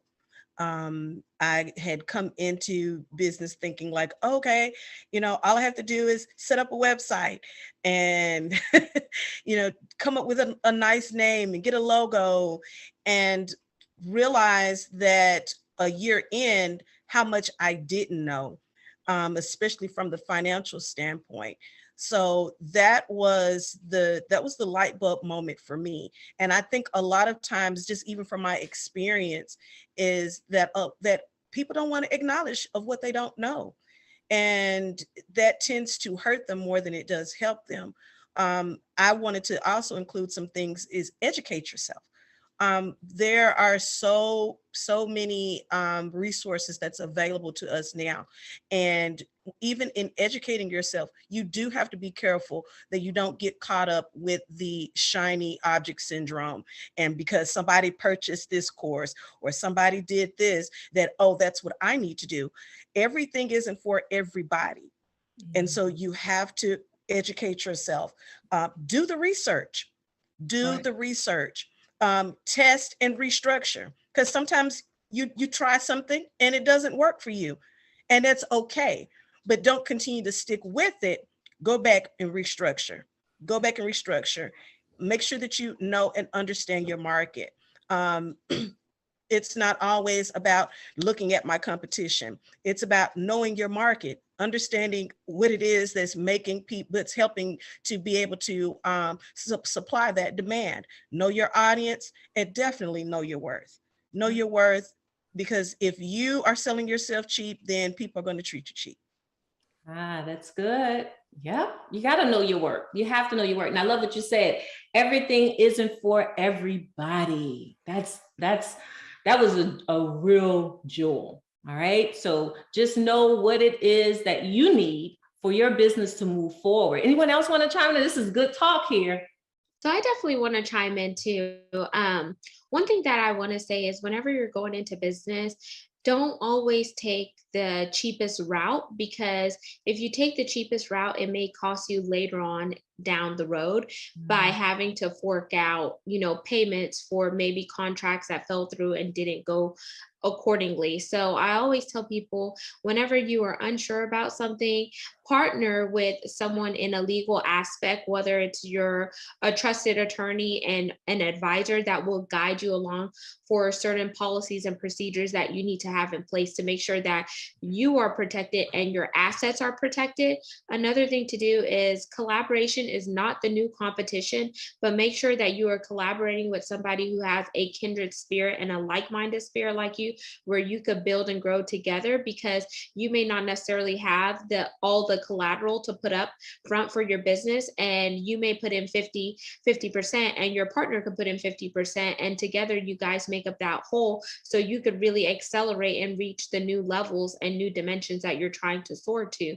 And then also always ask questions. So I always tell people you should have an accountant, you should have a business coach, you should have an attorney, and make your own dream team when you're in business. So whenever you run into certain things, you have those key personnels to go to, and make sure you do your due diligence on those individuals, because a pair of lips could say anything, but I want to know, okay, what are your metrics like? Who are your business partners? How long have you been in business? What's your business credit like? And then just ask yourself all those questions before you just go forking up the money to that individual, and then they take you to the cleaners, and then they didn't give you anything for it. So be wise as the serpent, but harmless as the dove. I like that. And collaboration is so key. Like you said, we're not in competition, but if you could find people to collaborate with, that's like the new currency. That is the new currency. Relationships. All right. Anybody sitting on edge about the question? I'm gonna move on. Anyone else? You know what, with me, with finance, is really, you have to really, like the lady said, you have what Genesis said with by collaboration, and what the other lady said, you have to really know what your audience is. With me, I work with a lot of military spouses, and if sometimes military spouses will say, well, I don't have that amount where I have a payment plan, but because I'm not lowering my prices, just because you don't have that amount, because another military spouse can pay the same thing. So you have to really watch what you go into, because sometimes if you don't know your value, other people will devalue you and expecting you can give them something, especially people that look like me. And they thinking that, okay, since I look like you, that you're supposed to charge me a much cheaper price. And that's not the case. You have to really value who you are as a person, so that you know that what audience you're going into, so that you can have that finance stability and not lower yourself just because the person don't want to pay you what you value yourself. That's a good one. Because sometimes we lower because they want lower. No. How much education, how much time, how much have you invested in yourself? Especially I'm speaking of the area of coaches, but how much have you invested in general to expand and to start your business? So you have to know your work. You have to know your value in not just your service, but your product. Right? Your product, right? So I'm not sure, Teresa, did you want to chime in? I don't know if you're sitting on edge over there. Dave said a mouthful. What more can I add to it? But your self-worth key, because if you have a product or service, I'm into service, so I know what I'm serving. I know what the prices is for my service. So in terms of a product, if you have a product that you're trying to sell, I wouldn't go to a lower point where I don't have faith in what I'm trying to sell. So you have to know your self-worth in terms of how you price your product. And then of course, when Rashida talked about the mindset is key. It's knowing who you are and whose you are when you're in business, and not allowing anybody to come to you in a negative light where you have self-doubt. Self-doubt and fear will hinder your movement in your business because you feel like you don't have what it takes to advance in your business when you do, but you have to, I'm a spiritual person, so I always say, God, I believe, but help my unbelief. That unbelief is what's hindering you from moving forward because you feel like you don't have what it takes to proceed in your business, but in reality you do, but you just have to believe in yourself and knowing who you are and that you can do the work in terms of scaling your business. Yeah, and Teresa, that's so powerful because that leads into another thought and a question that I have for you all. You know, as Black women in business, there are just so many challenges that we face externally and then internally. For you, share with me, any of you can just chime in. This is hot mic, all right? You know, as it relates to 3 challenges, and I'm saying 3 because I know we got a lot of different challenges that we've overcome as Black women in business, but share with me 3 challenges that you find, that you found in your life, in your experience, that you had to face and that you feel that many of the ladies listening to us right now may be facing. And so those challenges, and then how did you overcome them? Okay. I know that's a big meaty question, but it's so necessary. We talked about the mindset, which is so real. So mindset was one of them. If you want to add to it, you can, but we've already declared that you got to have the right mindset going into business, right? So share with me, anyone. Well, I'm gonna start off. For me, you, like you said, you have to have the mindset. Instead of having that fixed mindset, you have to have that growth mindset. So if you think that you will be a 6-figure, you have to think like a 6-figure. You have to surround yourself with people as a 6-figure. If you want to be a 6-figure, you have to think like a 6-figure. You have to surround yourself with people. You have to think like surround yourself with like-minded people. And for me, you have to create a realistic monthly budget. Because sometimes we get off them budgets and we're not realizing how much money we're spending, and we not spent over $100 grand and then realize that and wonder how we're going to get it back. So you have to really be on a realistic budget and set goals like 3 months quarterly goals, semi-quarterly goals. You have to set 12-month goals on a budget plan and have that accounting. Get your taxes in order, because sometimes as females entrepreneurs, sometimes we let our taxes slip away and not knowing how much that we can invest in our own taxes. So a lot of that works for me. That's good. That's good. Someone else? Well, in terms of your team, when Genesis talked about your team, you have to know your strengths and your weaknesses. Your strength, you know what you can do, but during your weakness, you have to pull together those items that you are weak in, your finances, your accounting. So if you need that, add them to your team. I did the same thing. I had a major contract a few years ago with the government, and it was just myself because I didn't trust anybody else to do the job the way I would do it. So when I got that contract, they came to me and said, Ms. Watson, you can't do this by yourself. You got to put together a team. You got to do it in X amount of days. And I was like, oh my God, what am I going to do? And I said, well, I know I can do this, but I need to pull together a team who can help me do this part. So within those 3 to 6 days, I had put together a team, and then I called the contracting officer back and said, look, I got my team together, let's move forward in this contract. So you have your strengths, but your weaknesses, you have to bring together someone or a team of people who's going to help you. So to move forward, because you can't do it all by yourself. You can't do it all by yourself. So that's a lesson that I had to learn the hard way, because I always felt no one can do the job the way I would do it. No one would love my business the way I love my business. But in reality, you have people who will see your vision and to come in and connect with you and help you build your business.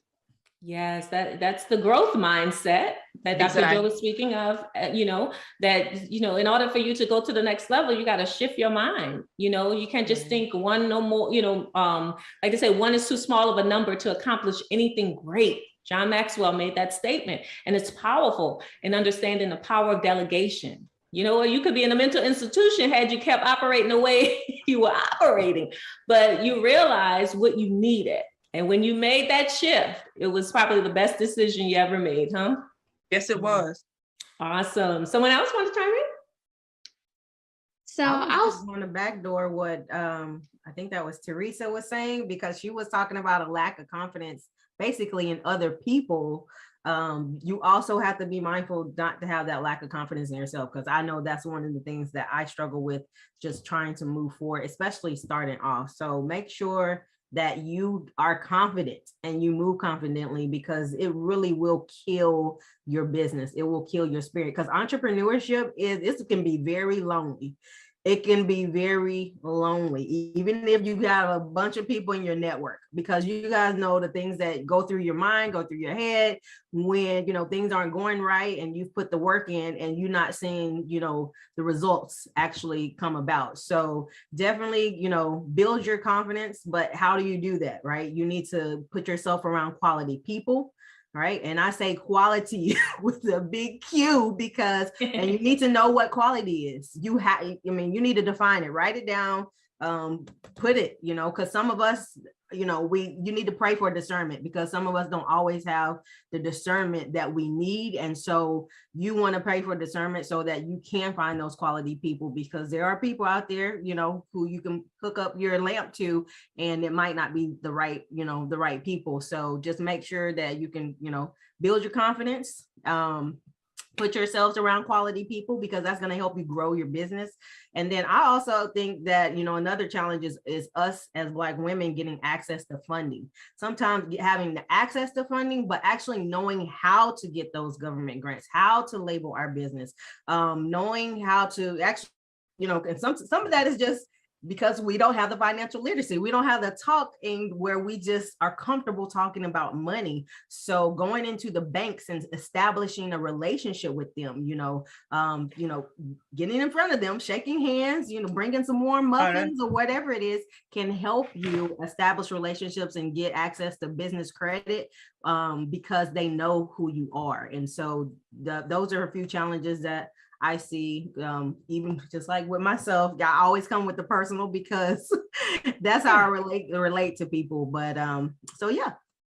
No, those were some great points. Like you stated, just understanding you have to get outside of your box and engage and interact with other people, especially people in the business community, financial community, know your banker, especially if you're trying to get, loans and things like that. And educating yourself is so key, especially if you want more money. God is not going to give you any more money. Okay. I'm a woman of faith. God is not going to give you any more money if you are not able to manage the money that you have. Right. All right. I think Genesis wanted to speak, and I think Tanya as well. So come on. Yeah. So one thing that I want to say here too is whenever you first go into business, it's so vital that you establish your policies and procedures early on. And as you begin to grow and your business matures over time, then your policies and procedures can evolve. And make sure that when you have your policies and procedures, it's a way to hold yourself accountable as the CEO of your business, but also to hold your team accountable, because things are going to be black and white and they are going to be documented. And make sure that you don't bend or break your policies and procedures to accommodate someone else, because if you do it one time, they're going to think that it's okay to do it every time. And then also when it comes with the financial piece of it, there are certain people and resource groups that you could go to ask about certain grants, and they'll even show you how to do grant writings and etc. But you have not because you asked not. So you have to be willing to open your mouth to let somebody know what you need, because they're not always going to come to you and tell you, hey, here's some money over here, here's some money over there, because not everyone is going to be privileged.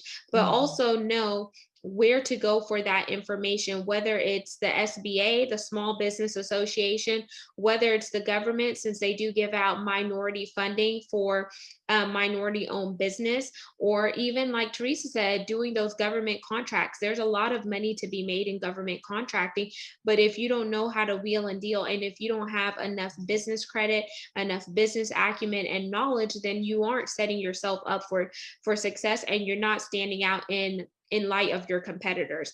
There's a lot of Caucasian people out here making the green and getting the green. So if they can do it, why can't we do it? Start to walk with your head held up high, have confidence, be bold, and be courageous to ask those questions, and go to different chamber of commerces to learn information.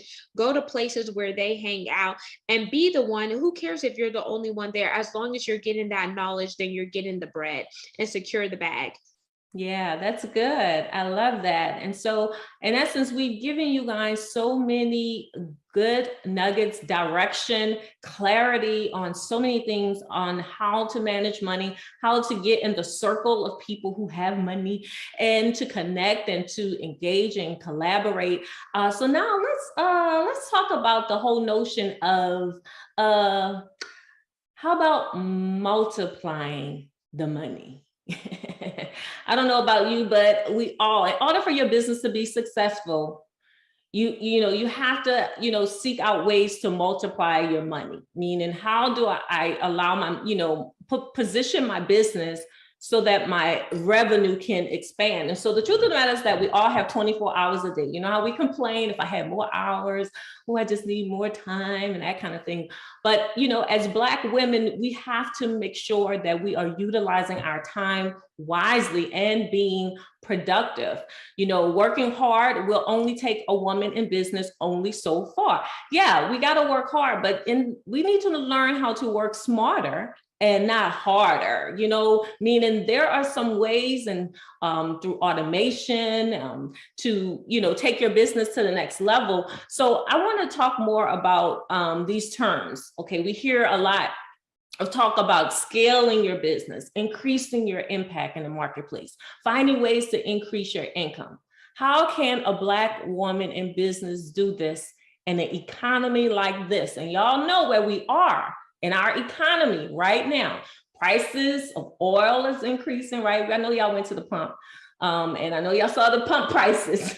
Inflation, even the grocery store, prices are going up, office supplies, all of that, y'all, it's increasing. So what are some tips and strategies to multiplying our money as a business owner so that we begin to work smarter and use more wisdom and not work harder? I wanted to start off. We get the hot seat. Okay, go ahead, Genesis, and then we'll kind of come to who's that, Rashida? No, I'll let Tanya go first. Tanya, okay, go ahead. Yeah, Tanya, go ahead. I wanted to, one thing that I'm actually working with a client in regards to this is to make sure that you are addressing the low-hanging fruit. Learn about repurposing your content. You don't always have to create something new every single time. Sometimes you have so many gems and so much value in that one product or that one particular service. Repurpose that, and develop that. And as you're developing that, that's even solidifying your business and your brand. So, that low-hanging fruit. I think you went off. Can y'all hear her? I can't. No, I can't hear her. I think you went off. That low-hanging fruit, try that one more time because that was some good stuff.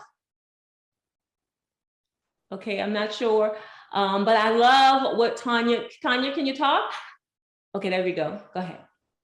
Oh, yes, I'm sorry. That's okay, that's okay. You was talking about that low-hanging fruit. We was waiting. Yes, I tell my clients that it's so important to not freak out. When you have something that's working well, amplify that. Amplify it, get as much as you can out of it, and then learn how to reinvest in yourself. That is so, so, so important. A lot of times when we get money, we're so quick that we want to just spend all of it. We want to buy all these new things, these new gadgets, these new apps. Reinvest back into your business. I think that is so critical. Yeah, that's awesome. What a great share. As you talked about the repurposing content, in this time, we're in that whole digital content creation. And so repurposing is so key. And that's a way to work smarter and not harder. Because if you have, especially done speaking engagements, this is for individuals that are speakers out there. If you've done speaking engagements, if you've done a podcast, if you've been on somebody's social media platform, whether it's Facebook Live, IG Live, all of those things, you can repurpose those videos.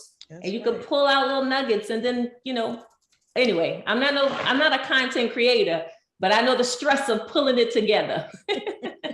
Someone else want to chime in? So I definitely want to chime in after what Tanya said. And one thing that I would encourage to do is really diversify your wealth. So out of some of the profits that you make, does it make sense to invest in some stocks, some bonds, some annuities, or et cetera? Make sure you set up multiple streams of income so your money could be working for you and you not working for your money. You could do that by real estate is a good vehicle to invest in. Now people are talking about Bitcoin and cryptocurrency and et cetera. That is the new wave. But one thing I would say with the Bitcoin and cryptocurrency, make sure you do your due diligence and really research it before you invest in those foreign currencies, Bitcoin, NFTs, and blockchain and all of those things. Also, you could look into investing in other businesses. There was a partner that I had that talked about M&A, which is mergers and acquisitions, where you are buying and selling other businesses. That could be a conduit where you could take some of your money and diversify it there. Also, if you're interested in doing real estate, but you may not necessarily have the full collateral and capital, you could look at a turnkey provider. You could also look into some wholesale properties, some foreclosures, and et cetera. So you could start to build your credibility there and build your revenue. And then once you get enough, then you could start buying up other properties so that you become to have a conglomerate. Or you could even do Airbnb, VRBOs, or et cetera. Look at different ways that others are investing their money and see what works for you. And if you're not keen on knowing where to start, find out what some of the other people in your community or your circle are investing in and see if it makes sense. Make it make sense and do your research before you just blow your money in different things. And another good way that I've seen people invest their money is life insurance and annuities, because we have car insurance, we have home insurance. Why don't you have life insurance to protect your life? So whenever you do pass on and the good Lord calls you home, your family is not suffering to pay for a homegoing service. Hello, come on now. You have to do better. That's good. Great wisdom. And as you stated, in order to be in that position to invest, let's make sure you have your emergency money set on the side, because you can go ahead and invest and you don't have the emergency money. Now you're really up the creek. You're drowning down the creek. But yeah, all of that is good. So I hope y'all are taking really good notes. These ladies are definitely dropping jewels. They're dropping gems, nuggets, and go and do your due diligence. Research. Someone else wanted to chime in, talk about that? How do you multiply that money? This is not, well, I'll just go ahead and chime in. Genesis just totally annihilated the game. Look, if y'all are not paying attention and taking these notes, she just totally gave you the tea on everything, because I was like, okay, I'm gonna say this, and this. And yeah, so Genesis just took it away. But we make the money. We need to make sure, just like Genesis said, that we protect the money. And then, once you secure and protecting your money, then you grow the money. A lot of places where people don't see, a lot of places where we don't actually think about getting our money to work for us is when we're looking at taxes. The building wealth, that's like 101 is to building wealth, is making sure you minimize your taxes. And a lot of times we don't get we don't actually get to the bag in that particular place because we are not keeping good notes. We are not writing down, where we're getting, we're not documenting. And so we got to make sure that we document so that we can lower our taxes. Another place too is to have passive income. Genesis just gave a lot of great examples. Okay, a lot of those are passive. Some of those may require you to do extra work. Make sure that you align yourself with things that are going to be easy. You know, if you get a turnkey business, it's easier for you to do. And so you don't have to put so much work back into it, because running, like for instance, running the Airbnb may take some of your time away. And if it's taking time away from your business, the things that actually is going well, that could, mean something, that could be devastating for you. So just like she said, make sure it makes sense, make it make sense. But looking at affiliate companies that go with what you're already doing, I'm in finance. So there are plenty of financial companies that I can suggest to my clients, whether it's to look at their credit scores or different things like that. So by just having a referral, you get, paid in that way. So you want to increase the passive income where it really takes you nothing to, all it takes you like 2 seconds to enter in or send an email and get money that way. And then another thing is, I would say, make sure you're hiring your kids.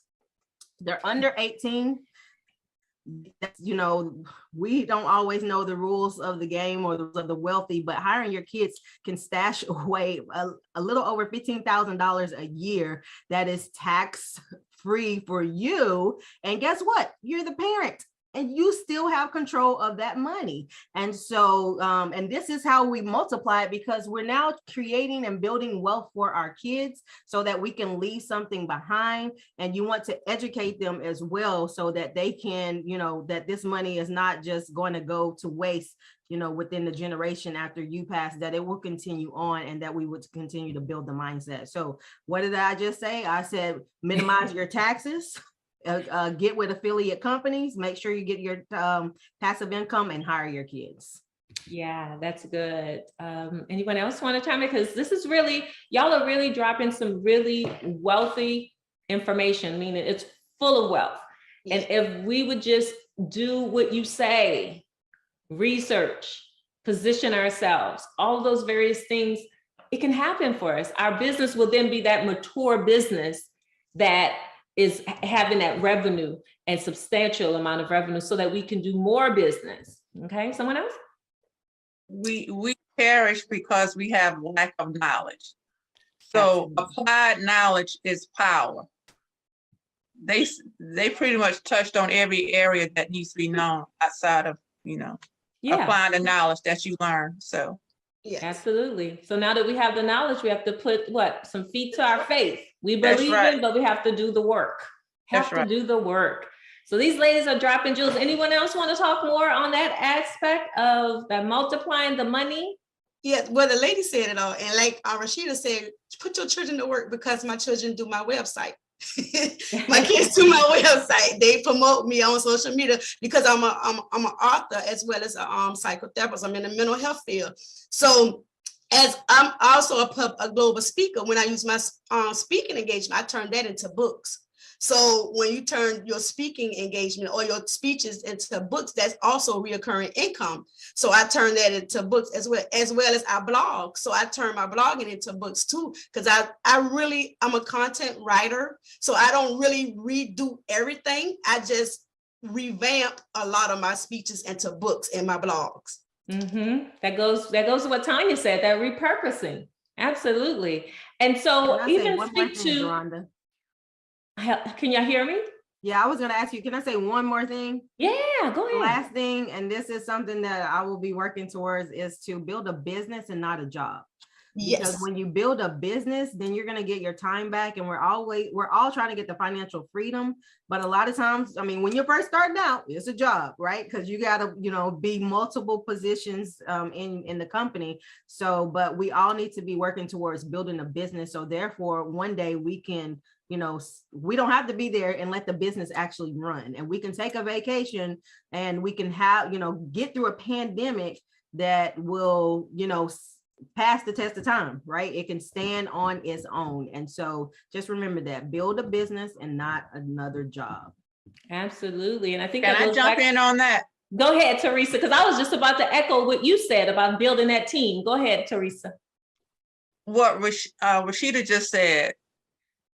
You have to, I lost my train of thought. You have to, how can I say this?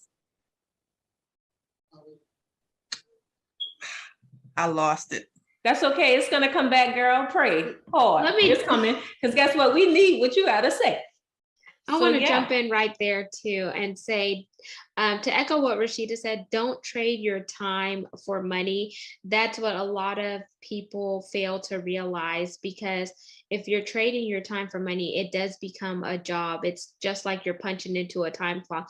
But if you build a business where it runs like a well-oiled machine, then eventually, if you don't want to pass that business down to your family, because sometimes, let's just be real, sometimes our kids don't want to do the business that we're in, and they don't know how to, really tarry what we have put out there so they could actually reap what we sow. So then make your business able to be sellable, and your business could be sellable with mergers and acquisition. You may have started your business with 20K and it may sell for 20 million if you have your business structured appropriately. That's good. I'm not sure if Teresa was ready, had anything? I'm ready. Go ahead.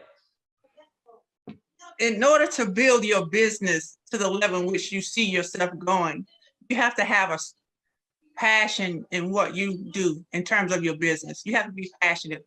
So in other words, instead of you going to a job, you go into life because you love what you're doing. So that time that you spent on your job or within your business, time, you can be there 10 hours and you're not realizing that you've been there for 10 hours because you love what you're doing. So that's good stress. So if you don't have a passion in what you do, then it's going to be hard for you to work that business. It's going to be hard for you to scale that business because you're just doing it just because you saw somebody else doing it. So you felt that you would do this. You should, try it as well, see how it worked for you. But you have to know what it is in terms of your business and of what your purpose is. When I started my business, I didn't want to be in the trucking industry. I was a court reporter for the federal government before I even started my business. But as a child growing up, I grew up in the transportation industry because my father was a driver and so was my grandfather. So God saw fit to have me to work with my dad as a preteen. And I was learning at that time, not even thinking about it. But here I am today, 18 years later, running my own business. And I never knew how passionate I would be about this business. I can talk transportation all day long, 24/7, nonstop. So you have to love what you do in order for you to scale your business, because it won't be hard for you to do. That's good. It will come easy to you. It will come second nature to you. It will flow. When you begin to flow in your business, this is what you're supposed to be doing in life. This is what God is supposed to, have me doing. And he will guide you along the way as well.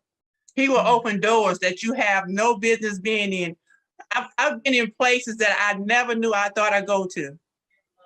The Pentagon, all of these places that I've been, I never thought I'd be there, but God placed me there because of the way that he guided me along the way in the past 18 years of me being in business. So you have to be passionate.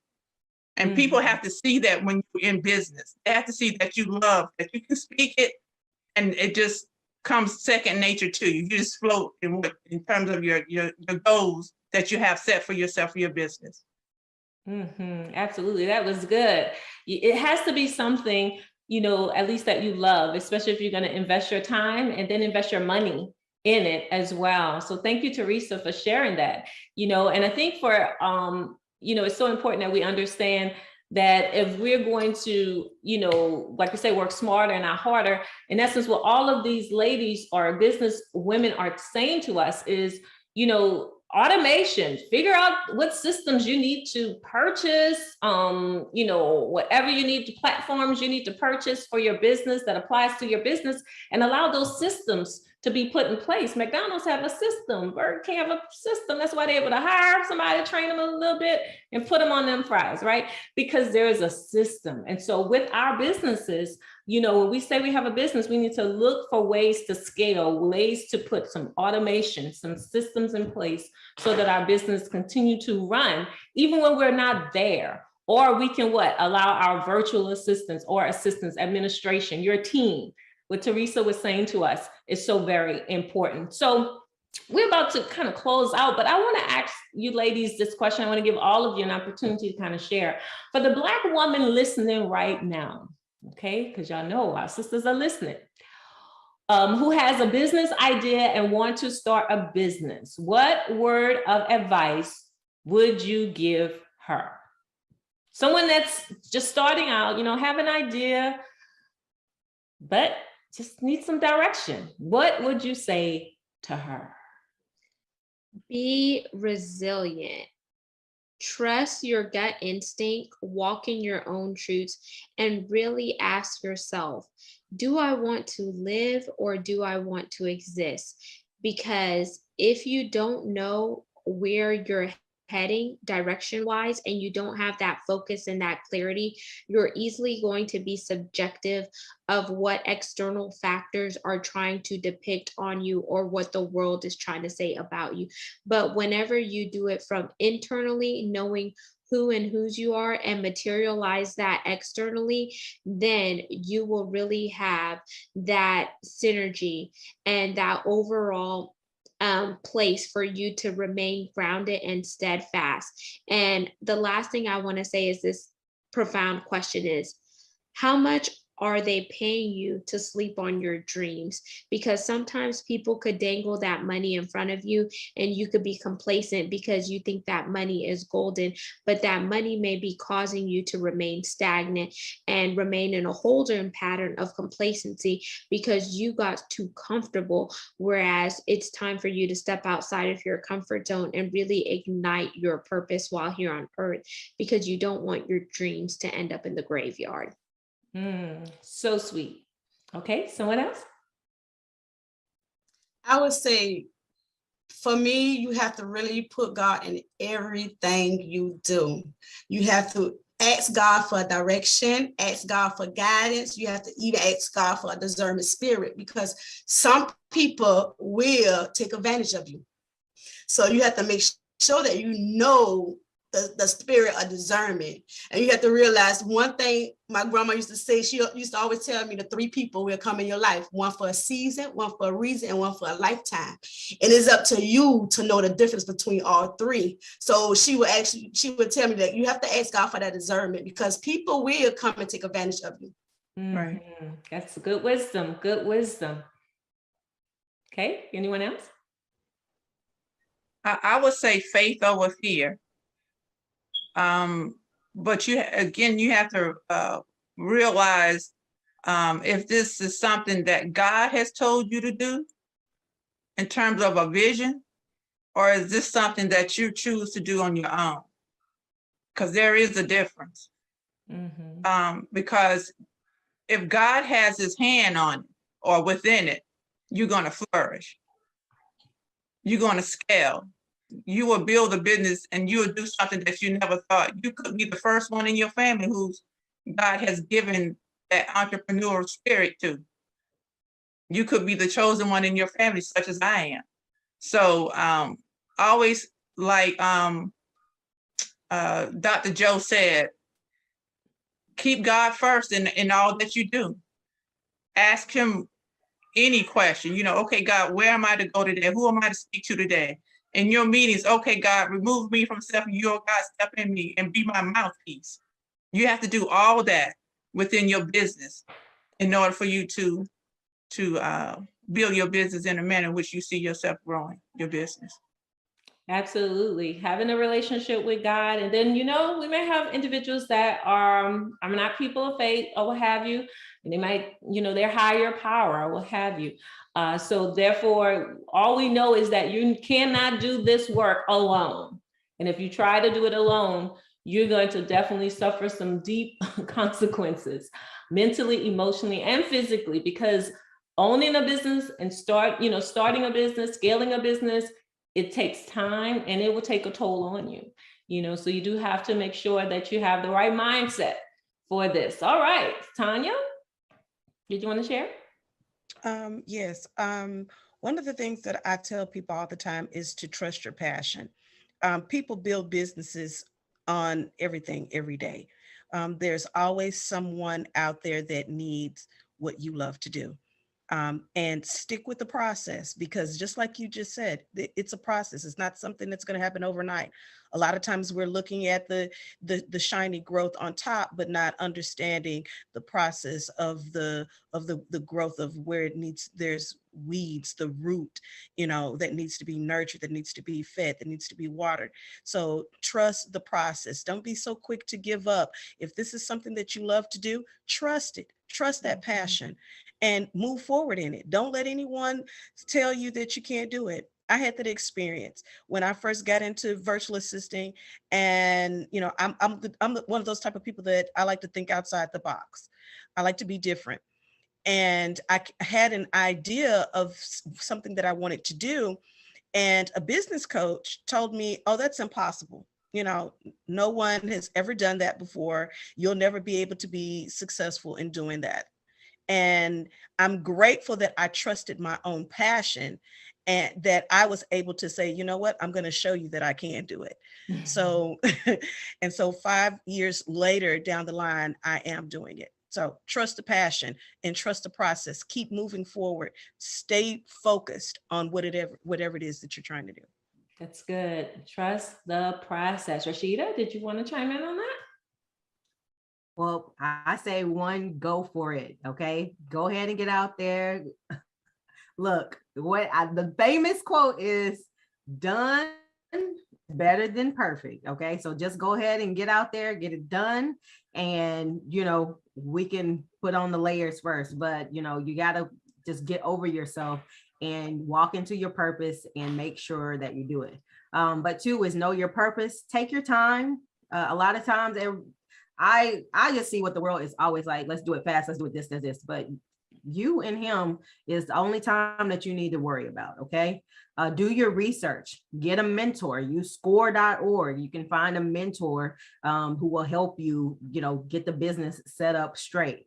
Establish relationships with people. There's so many areas that you need to establish relationships, bankers. You need to establish relationships with people in your field, so that you can refer out to. You also need to network with people as well, just in business, so that this journey that can be very lonely is not so lonely as you continue on. So don't be afraid to get out there and shake some hands, and don't be afraid to pitch yourself. Because you can get free money, by pitching yourself. But what does that have to do? That has to do with knowing your purpose, having that confidence, and then walking into it. And then be mindful where you put your money. Just really be mindful. Always set your goals. And then the last 2 things that I would say is you are a movement. Think of yourself as a movement so that you can move forth, and that you're bringing people on a journey to change and transform, no matter what it is in your business. And then the last thing I will say is to seek wisdom. Get wisdom. If you're seeking wisdom and not seeking money, the money is going to come because your talent will room for whatever it is that you're trying to do. Okay.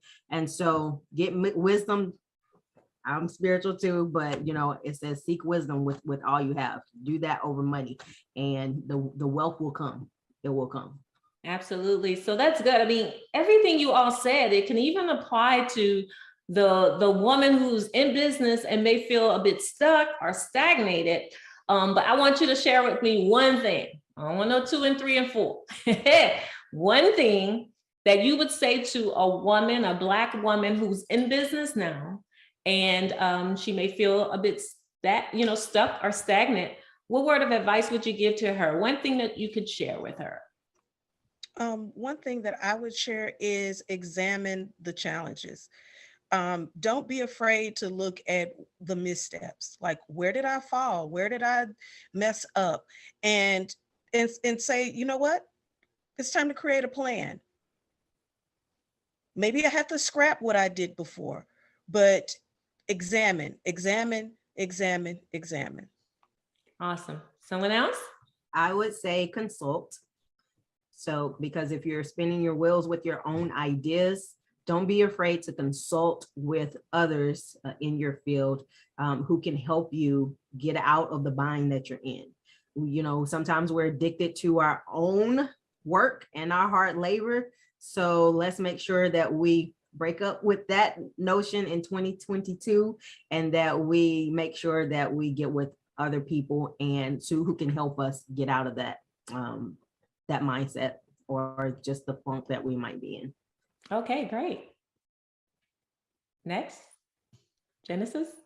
Don't be afraid to pivot and reinvent the wheel if needed. It's okay to try something new. Awesome. Teresa. I agree with what everyone said thus far. So it's okay to make a mistake and just learn from that mistake. And then if you still having problems, like Rashida said, get some type of consultation to help you see where the mistake is, so you'll be able to move forward. So. Awesome. Dr. Joe. I would say, you know what? Do it afraid. Do it anyway. Do it for courage. Do it faith over fear. Just do it anyway. That's good. This has been really a great discussion. And, you know, in closing, you know, I just want to thank God for you ladies taking time out of your busy schedules to pour into every single woman that is viewing us right now. We want you to know, ladies, that you got this, and then we got you. And so if there is any support that you need, these ladies are here for you. So real quickly, I just want them to tell their social media handle or website where they could connect with you. So Genesis, I'll start with you. Tell them how they could connect with you. You can connect with me by going to my website, which is beacons.ai/Genesis Amaris Kemp. I am on Facebook, Instagram, and Twitter. Twitter is Genesis A Kemp, and Facebook and Instagram is Genesis Amaris Kemp. But go to the website, you'll have all the information you need in one centralized place. Awesome. Thank you, Genesis. Tanya, how can we connect with you? My website is mjsvirtualservices.com. I'm also on Instagram, mjs_virtual, and mjs virtual services on Facebook. Awesome. Thank you. Teresa, how can we connect with you? You can connect with me with trjtransportation.com, minoritycarrier.com. On LinkedIn, you can look me up by my name, Teresa Watson, or either minorityprofessionaltruckers.com. I mean, on LinkedIn, and then as well on Facebook. Awesome. Rashida, how can we connect with you? Connect with me at Target Financial on all platforms. And then just join me at www.The Cashflow Convo. And you can find my podcast on Anchor as well, The Cashflow Convo. Awesome. Dr. Joe, how can we connect with you? You can connect with me on all social media at Dr. Joe Harris. And on my website is www.commonmindsllc.com. And my blog is healthyminds.com. Awesome. And as I stated, of course, we are women of faith, and I just want to encourage you. The reason why we're able to do what we do is because we understand the principle of Proverbs 27:17 that says, as iron sharpens iron, so a man sharpens the countenance of his friend. Girlfriend, y'all are friends, and that's what we wanted to do. And that was to sharpen you. And it feels good to know that you're not alone. And that's what we want you to know. You are not alone, and that we wanted to pour this wisdom into you. So go make the money, go manage your money, and go multiply your money. And I want you to remember, you add value to every room, to every table, and to every life. Go be the great Black CEO woman this world needs. I thank you ladies for sharing with us. Bye. Tell everyone bye.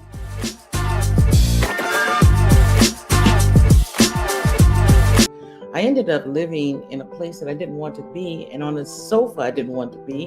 And I had to learn how to fight my way back to be able to now resume my position and my voice on the world stage. It was not easy because I was accustomed to having a comfortable life. And then all of a sudden, due to depression, I found myself losing everything, almost including my mind, as I no longer thought that I was capable, worthy, or had the ability to co-create a life that is pleasing to God. I am in San Jose, Costa Rica. This is not my first journey abroad. In fact, this is my 30th. However, I spent 9 years in China, and I found that my work in helping people get started, helping those who are lost, stuck, or trapped, find their voice again, prompted me to start my business. My name is Dr. Sherol Dossett. I'm originally from New York City, but I'm currently residing in San Jose, Costa Rica. I am the executive producer of the Original OG channel on the XOD network and the TV producer on Preach the Word network, and my show is entitled The Court of Heaven Talk Show. My aim is to help individuals who are lost, stuck, or trapped find freedom and comfort and laughter like the children upon entering the court of heaven, so that they may live a life victoriously and fearlessly. And how do I plan to make the world a better place? In helping individuals who are lost, stuck, or trapped, and able to accept their environment and to live out their life authentically.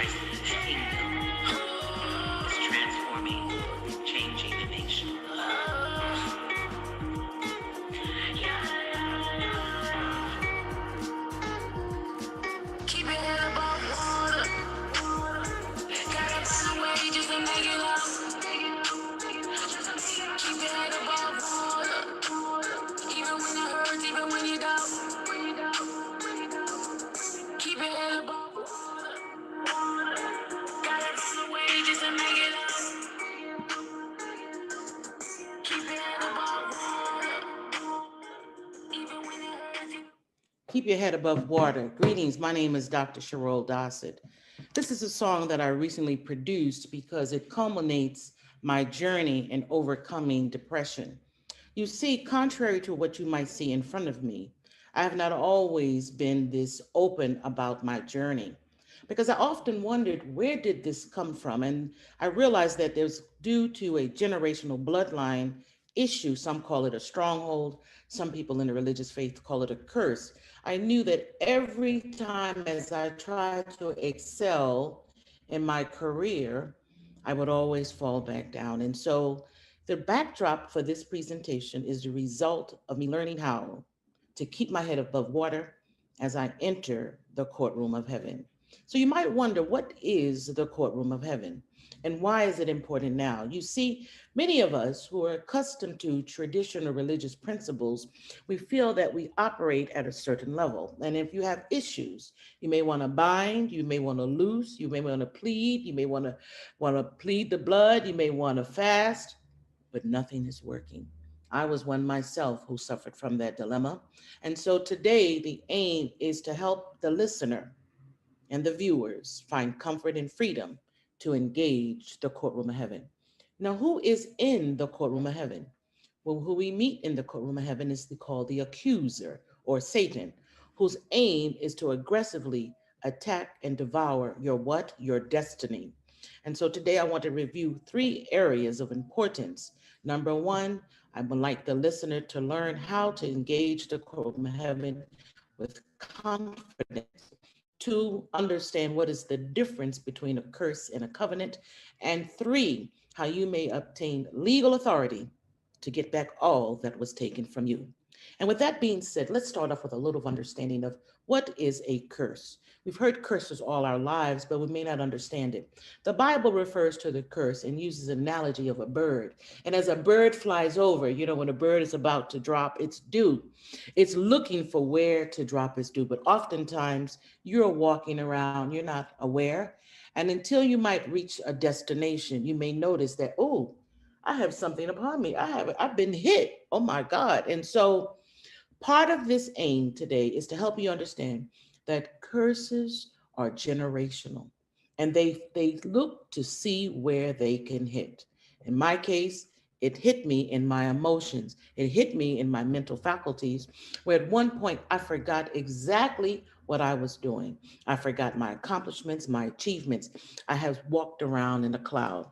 It was not until I began to understand that these are generational strongholds and that people are not comfortable enough to talk about what and how to be delivered from a curse. You see, many of us, when we have a relationship with God, we look at God from only one perspective. We know God as our Father. We know God as our friend. But very few of us come to understand God as the counsel of the righteous judge.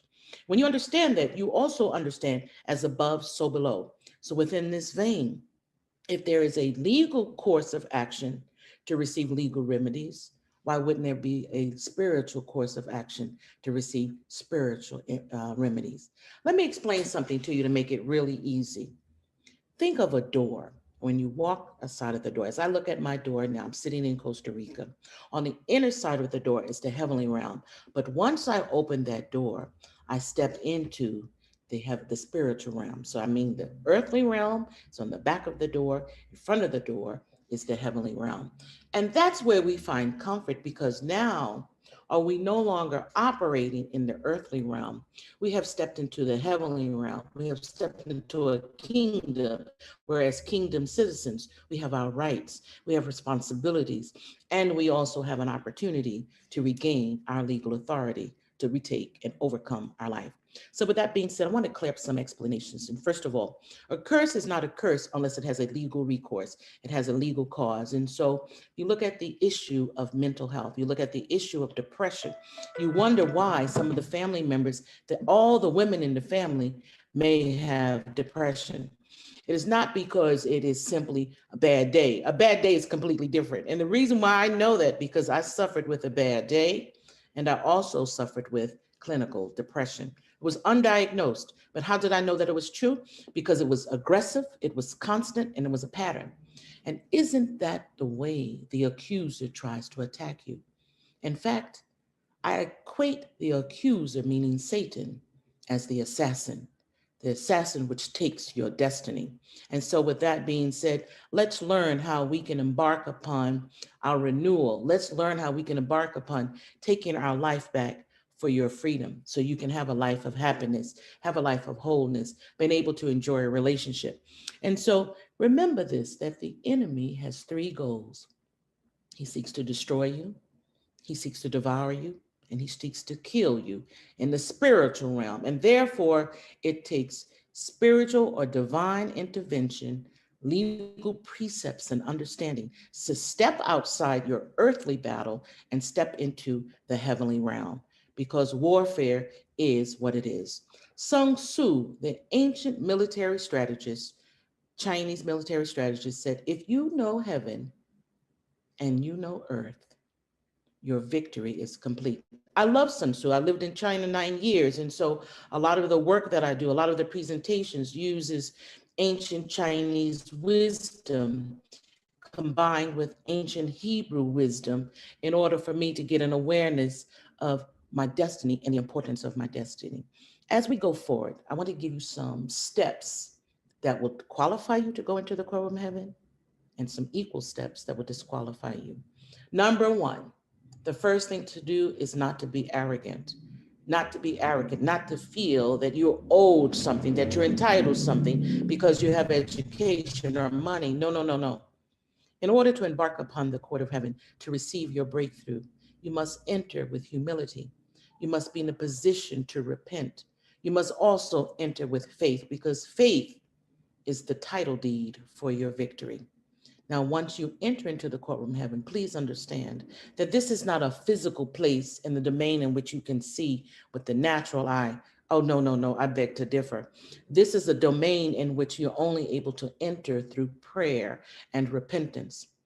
This may sound very strange to some of you, but I can tell you this. This is what helped me overcome more than 50 years of being depressed and fighting it. I knew that it was a curse that I carried through my generational bloodline because it kept coming against me at the most inopportune times in my life. But once I'd entered into the courtroom and I submitted myself with humility and asking God to forgive me for any evil that I had in my spirit, I was able finally to get my breakthrough.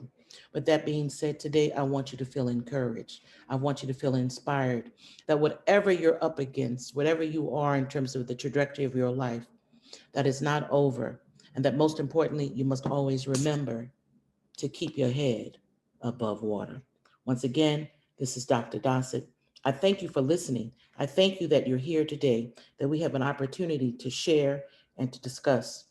Once again, thank you again. Revelations 5:10 says, you let them become kings who serve God as priests, and they will rule on earth. The 7 mountains of influence for Christ and his kingdom is transforming and changing the nation.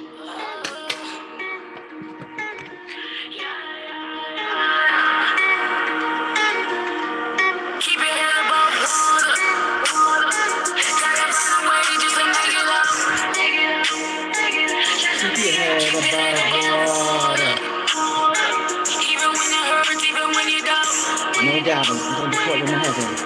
Keep your head above water. Gotta find a way just to make it up. Keep your head above water. Even when it hurts, even when you die. Tell them what the Lord Almighty says. I got to work smarter. Now what should I do? I got to go harder. I got something to prove. We got something to do. I am in the zone, I'ma take it out. This is just my own, I'ma break it out. Don't you hit my phone when you stay out the cloud. I am all alone in a ring and rock. I be feeling cold, that's without a doubt. You are just a clone, you a goofy clown. I am royalty, I will take the crown. I will take a stand with a black and brown. You're royalty, know your citizenship. Keep your head above water. Even when it hurts, even when you're down. Keep your head above water. Gotta find a way just to make it up. Keep your head above water. Always.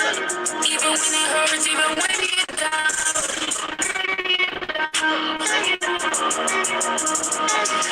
Hold me close, never let me go. I am the rose laying in the snow. I'ma plant the seed, I'ma watch it grow. I'ma make the clothes, I'ma finish strong. As I make it through, as I come along. If you cannot swim, you just gotta float. Just to save your life, just to stay around. Keep your head above water. Keep your head above water. Gotta find a way just to make it up. Keep your head above water. Even when it hurts, even when you're down. Keep your head above water. I had to learn it. Gotta find a way just to make it up. Keep your head above water. Even when it hurts, even when you're down. Keep holding on, please. Keep holding on. Tell them what the Lord Almighty says. You let them become kings and serve God as priests, and they will Revelation 5:10. So keep your head above water.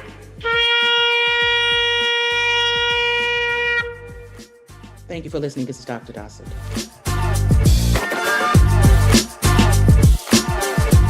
I think about obstacles and challenges that I had to overcome in my life. It takes me all the way back to when I was a young girl.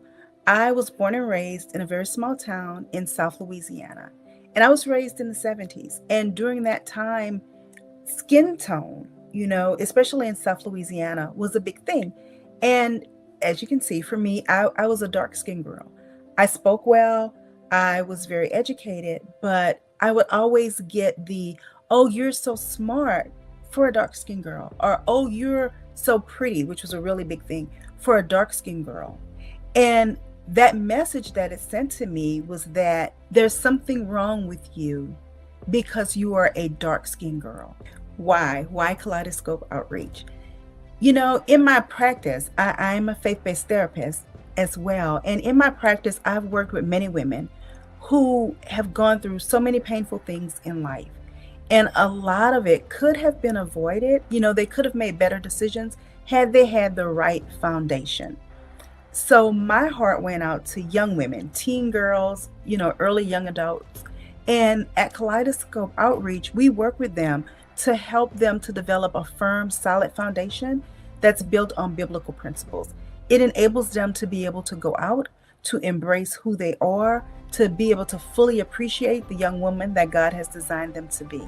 So that's the why. That's why Kaleidoscope Outreach, so that young girls will be able to fully embrace who they are in God. Hi, I'm Dr. Crystal Consinary, founder and executive director of Kaleidoscope Outreach out of Marietta, Georgia. My greatest desire for the people that work with me is that they will walk away with a true sense of self. That they will fully love and appreciate the person that God designed them to be. I plan on making the world a better place, one person at a time. With everyone that I work with, everyone that is able to fully love and appreciate who they are, the hope is that they will be able to go out and extend that love and appreciation to others. And little by little, we will all be able to fully embrace and love the person that we were designed to be.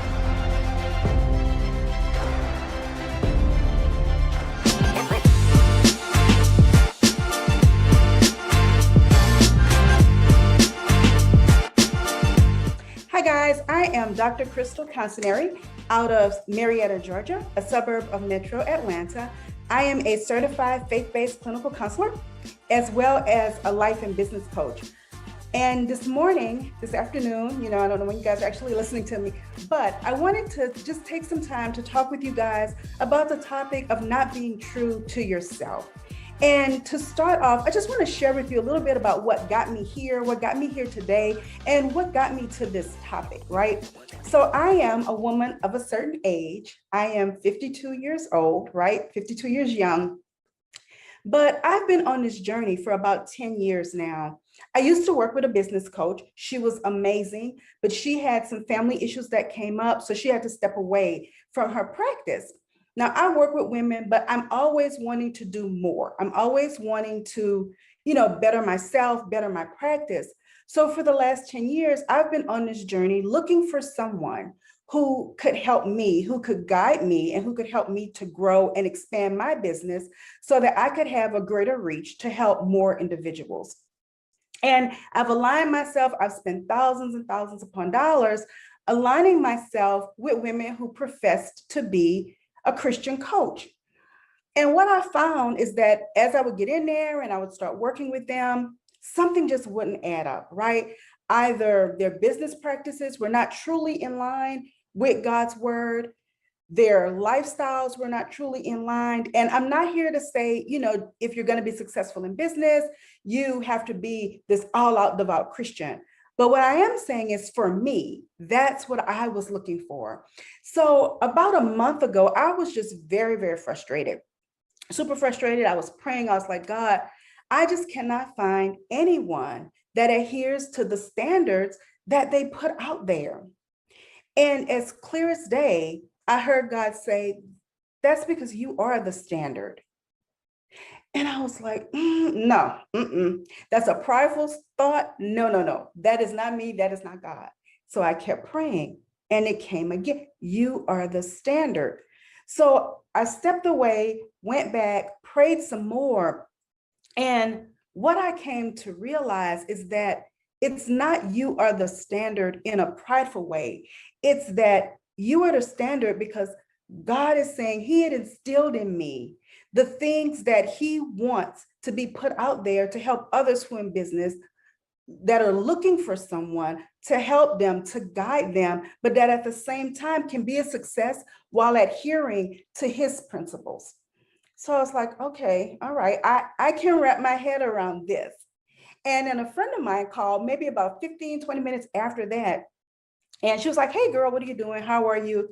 So I said, well, since you asked and since you're on the other end of this phone, let me just share with you what I've been thinking, what I've been battling, what I've been struggling with. So I pretty much shared with her exactly what I just shared with you.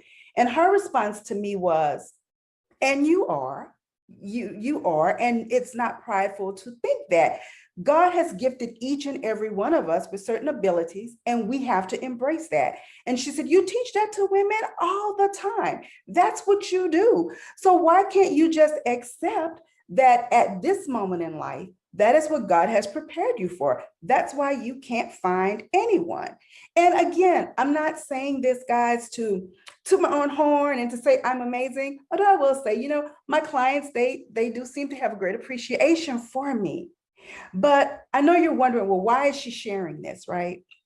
So the reason I'm sharing it is because I want to talk about deception and self-doubt and how when we fall into that, we tend to deviate, right? So deception and self-doubt, those are the enemy's greatest tools. And there's a progression. We don't just get an idea and say, oh, this is what God wants for my business. And then we begin to doubt ourselves. No, there's a progression that happens, and we have to be very mindful of that progression. We know that God places a dream or a vision on our heart. We know these things. When it happens, we feel it, and we become so excited. But when we get that vision, when we have that excitement, what's the first thing we do? We go out and we tell everybody, this is what I want to do. This is my dream. God spoke to me. This is what he's telling me to do. And instead of embracing God's plan and praying about it and really taking time to continue to seek his guidance, we allow other people to step in with their opinions. And although well-meaning, sometimes those opinions can be very negative and they become very discouraging to us. And when that happens, the first thing that we do, we begin to listen. We begin to listen to the negativity. And for that, guys, we have to carefully monitor who we let into our mental space. If we're going to be successful in business, if you're going to make it, if you're going to walk away today and move forward with your business to impact the masses, you have to be very mindful of who you let into your mental space. And if you guys don't take anything else away from what I'm sharing with you today, remember this one thing. Our hopes and dreams are like infants, right? And we can't just trust infants to anyone. And the same is true with our hopes and dreams. So first, right, we begin to listen. We listen to all that negativity. And once we begin to listen to it, the second thing is we then allow the negativity to truly come in there and we begin to dwell on it. So instead of focusing on the assignment that God has given us, all of our attention is now focused on all the negative talk, right? The questions that people are asking, the things that they're saying. Are you sure you can do this? Are you qualified to do this? We've heard it. Do you have the funding to do this? You can't really think you're going to quit your day job and be a success at this entrepreneurship, right? All of the negativity. And we begin to dwell on that. And as we dwell on that and really let that get into our spirit and into our psyche, the third thing that happens, just like with anything, right? When you spend enough time with something or someone, you begin to believe in it. And we begin to believe, well, I'm really not capable of doing this. That was just a pipe dream. People like me don't succeed in this area. That's meant for other people. And then that doubt begins to grow. And when the doubt begins to grow, it truly takes on a life of its own. So then what happens next, right? Lastly, we begin to move according to the doubt. Where before we were excited and we were setting goals, we were making plans. Now our thoughts become cloudy. And we're truly doubting ourselves. We begin to doubt our ability. We doubt the calling that God has placed on our life. We lose our motivation. And then we begin to compare ourselves to others, right? That's when we look around and we're like, well, she's a success, and this is how she handles her practice. He's a success. This is how he handles his business. We begin to compare.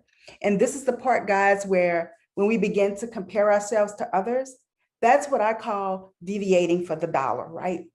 So we set aside the pure intentions that we started out with, and we begin to mimic the actions of others for the sake of gaining new clients, for the sake of turning a profit, right? We change the things that make us unique in an effort to fit into a certain standard, right? A standard that whatever profession we're in may have set, a standard that the world has set. What we do is we lose our true authenticity and we become cookie cutter versions of those around us. Romans 12, verse 2 tells us, do not conform to the patterns of this world, but be transformed by the renewing of your mind. Then you will be able to stand and approve what God's will is, his good, pleasing, and perfect will. So we're meant to stand out in our uniqueness. We're not meant to be mediocre. And to do this, we have to constantly be aware of our thoughts. We have to protect our emotional integrity. And the way we protect our emotional integrity is by keeping out the negativity, right? We have to make sure that our thoughts, as well as our actions, are in line with God's will for our lives. So today, I would just like to leave you with a quick way to do a daily self-check on your thoughts, right? So when you get up in the morning, doesn't matter what time it is, commit to taking a few minutes to simply sitting there, laying there, and being still. If possible, tune out all the noise around you. But if you can't, at least tune out that mental noise, all of those thoughts that tend to rove around in our heads in the early morning. Focus your attention on one thing and really silence the noise. So then after you've been still for a few moments, right?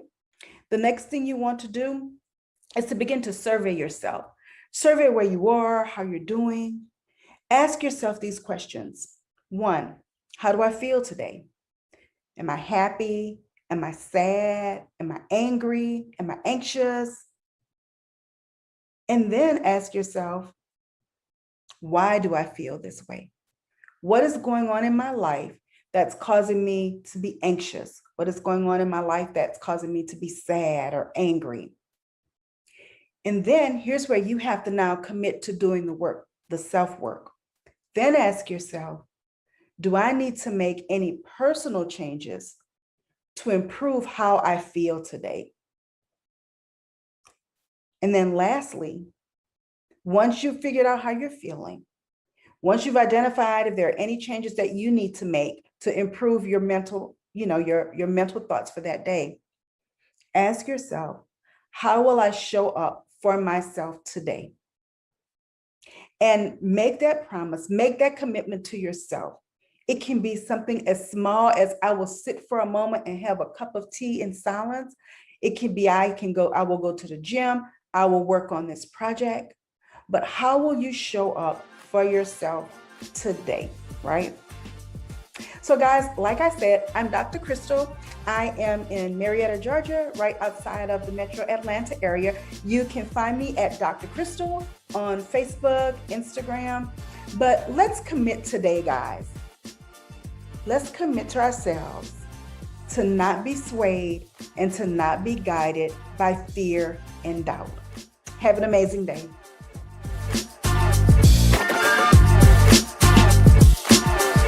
And I want you to be totally honest with yourself. So it's just you in the room by yourself. So if I hit something and that's you, just say, "Ooh, that's me," to yourself.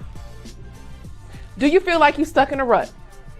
You're doing the same routine and getting the same results, which is not what you want.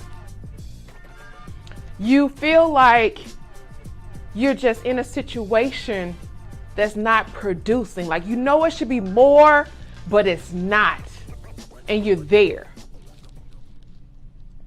Or maybe you had these dreams, these hopes, these ideas that you just found on paper, and you realize that you have not taken one step toward your dream. And you're like, what have I done with the last 8 years of my life? Or maybe you're just in a season of wondering, what is my next? What is my next position? What is my next idea? What's the next thing I'm supposed to be working on? And you're just kind of like question mark, wondering what's your next. My name is Christy Staples, and we're going to talk about today, overdue for a breakthrough. Now, I'm just talking to the people that are just like me, who can admit to say, hey, Christy, I'm overdue for a breakthrough. I'm overdue for a breakthrough in my finances. Like, I've jacked that up.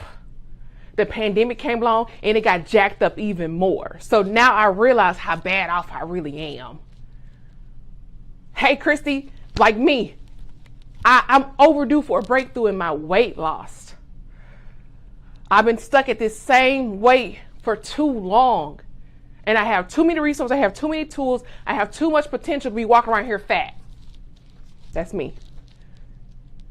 Christy, I'm ready for something different. I'm overdue for a breakthrough in my business. I've been making the same amount of money, been working with the same clients, but now I'm ready for a different clientele. I'm ready to offer new revolving services. I'm ready to go into a new network. I'm ready to attract some new people because I'm tired of these same people that keep coming to me, not getting results.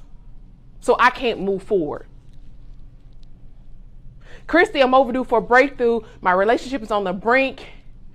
I want to stick in it. I want to break through, but I don't know what that next level is. I'm ready for a breakthrough in my relationship. Something has to break before it breaks me.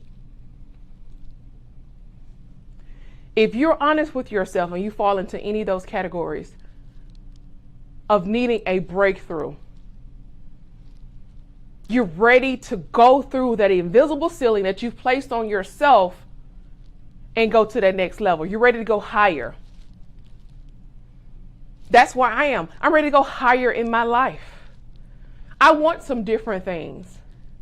I desire some different things.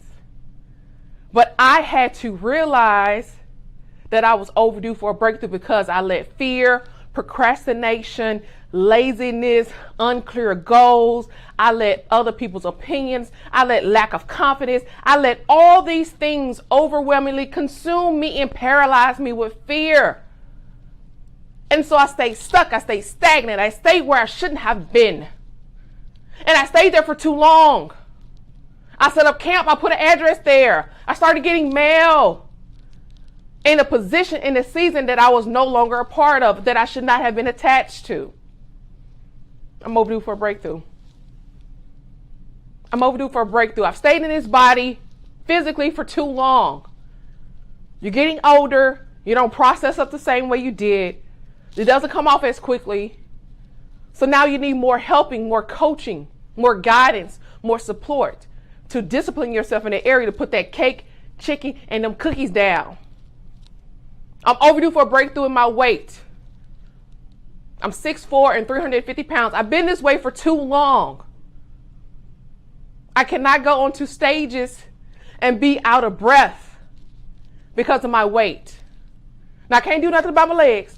I can't cut my legs off, but I sure can shave down these hips. I sure can shave off some pounds to get to that next level, breakthrough. Christy, I'm ready for a breakthrough.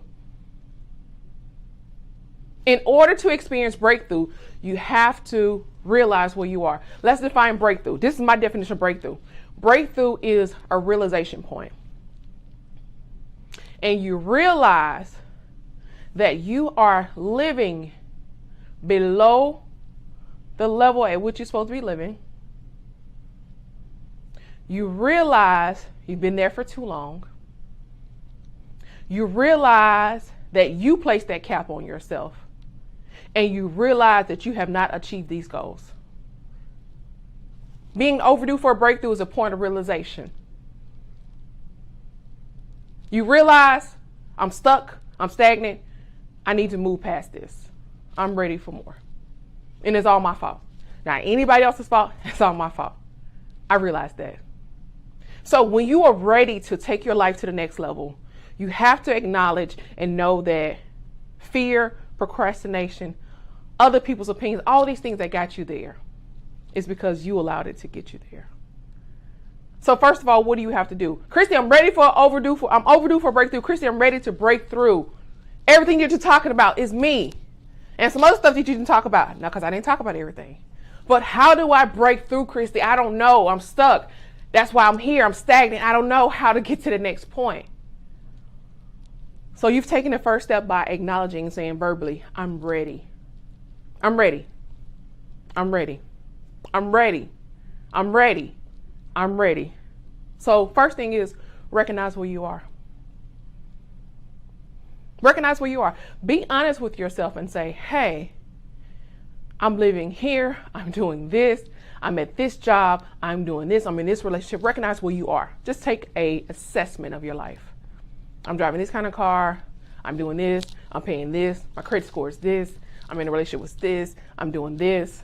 Recognize where you are, because you can't go any further not recognizing where you are and being honest with yourself. This is an exercise for you. You don't have to share this with anybody. Just recognize where you are. Where are you in life? Where are you? Next, once you recognize where you are, now we need to recognize where you need to go. And that's getting a vision for your life.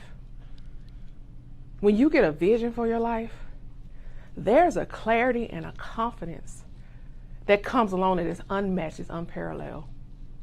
And when you get clear in your life, you get an energy that you never knew you had. You get the confidence and the boldness to tap into stuff that you never thought that you could tap into.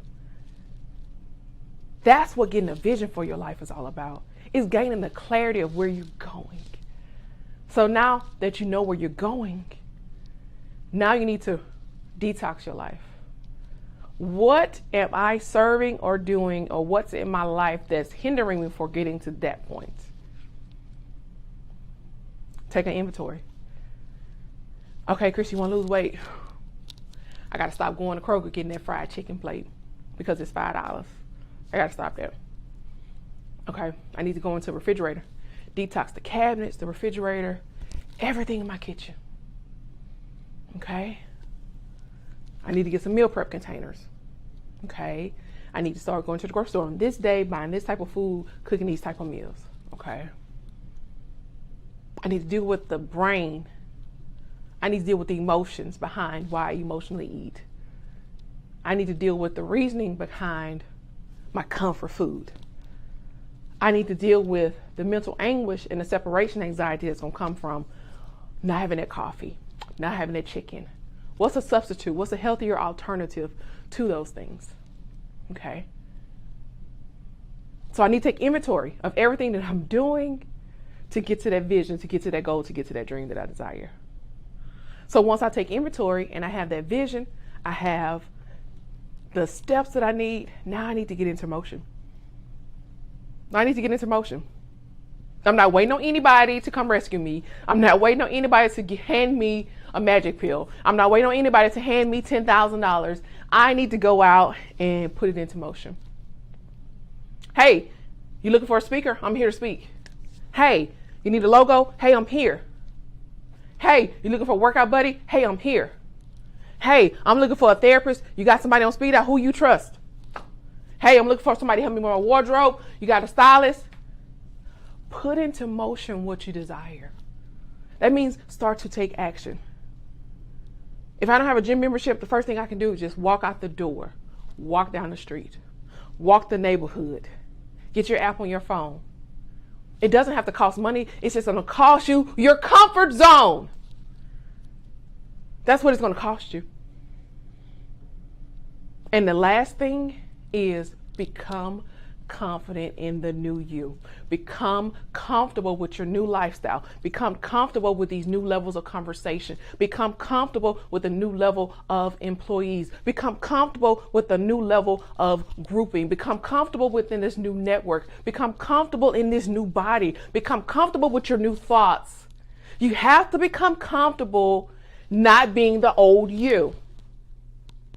So you need to move your level of comfort zone from over here not getting the results that you want to move to this comfort zone of getting what you want. I have to be comfortable putting on a size smaller shirt. I have to be comfortable to put on a new mindset every day.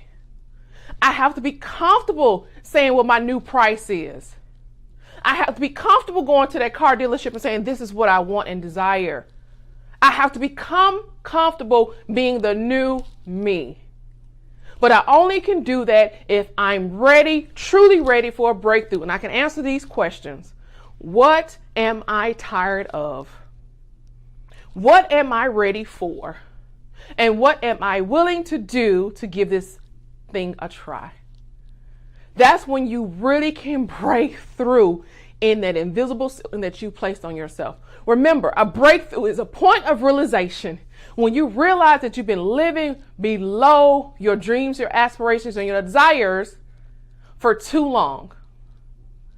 You realize you've been doing things that haven't gotten you the results that you want. You realize that you placed a handicap on yourself. It's a point of realization when you realize I'm not doing enough in life to get what I really want. When you realize you're not living the dream that you want. So are you ready to break through? Are you overdue for a breakthrough in your life? Be honest with yourself. My name is Christy Staples, and I'm here to help you break through those things that have been holding you back, the fear, the procrastination that have been holding you back in your life. Thank you.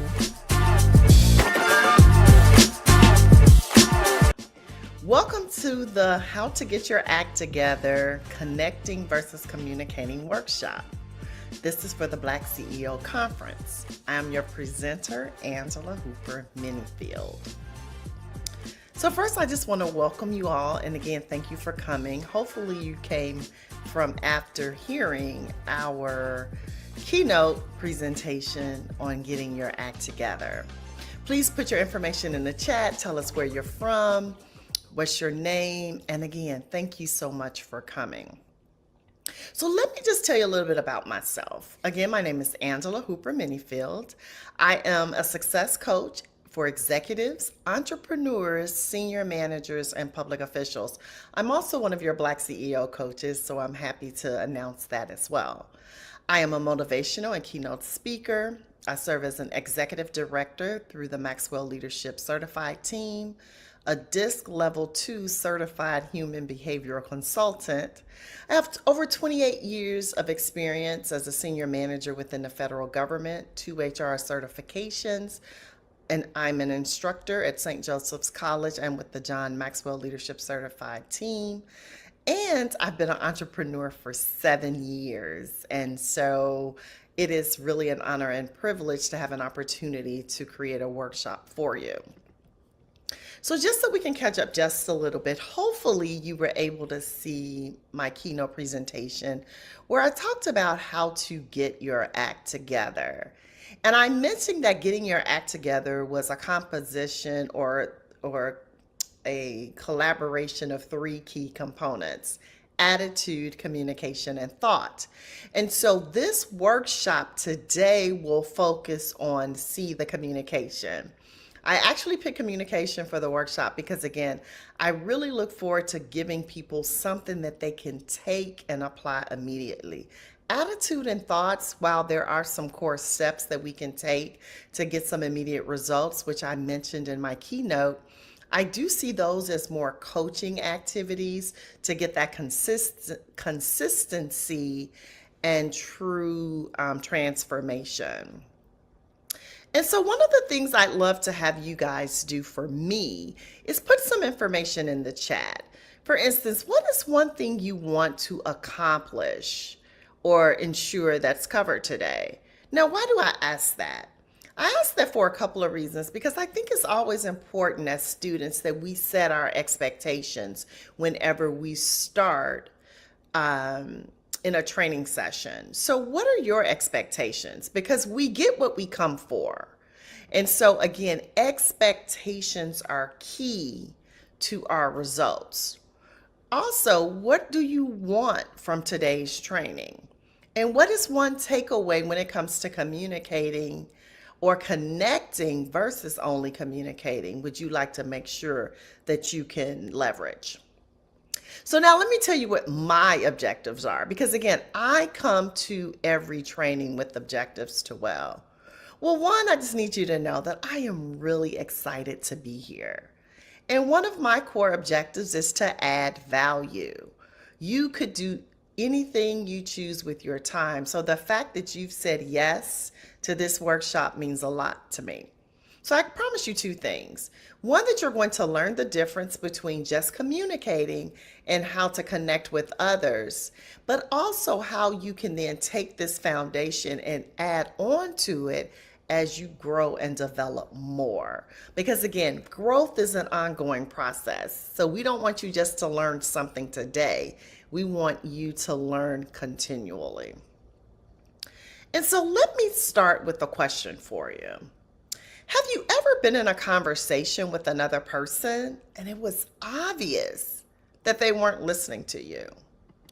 And so now as you think about and maybe recall having that as an example, how did it feel for you?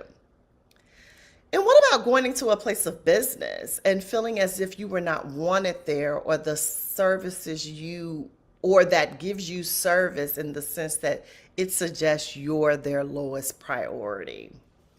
So I gotta ask you a question, would you go back? Now, the answer for most of us is that it did not feel well. We felt ignored, marginalized, undervalued. And I know on the go back question for 99% of us, it's probably not unless this was the only place we could get this as a resource. Now, why do you think I ask you that question? Because one, it's a common experience, but it again speaks to the difference between connecting and communicating. It also helps us to think about what it felt like, because when we do it, I think sometimes we don't think about that. There's a quote that says we judge others by their impact, we judge ourselves by our intentions. And so that's just something I want you to think about as we go through this content. Now, another thing I want you to do is for you to select a person in your life that you want to connect with better. So that could be your significant other, a supervisor, child, parent, friend, client, doesn't matter. But I think it's always helpful to have a face in our mind when we think about working on some of these components. So as we proceed, I want you to do a few things. I want you to write that person's name down. I want you to actually think about, what is the communication like now? And as we go through this next, 40 minutes, I said hour, but actually I won't take an hour. I need you to listen with intent for ways to better communicate or connect with this person. So also focus on what you can do better or improve in the relationship, not what they are doing incorrectly. Be intentional. And then I want you to act. Now, this act is a little different from my act. I want you to think about what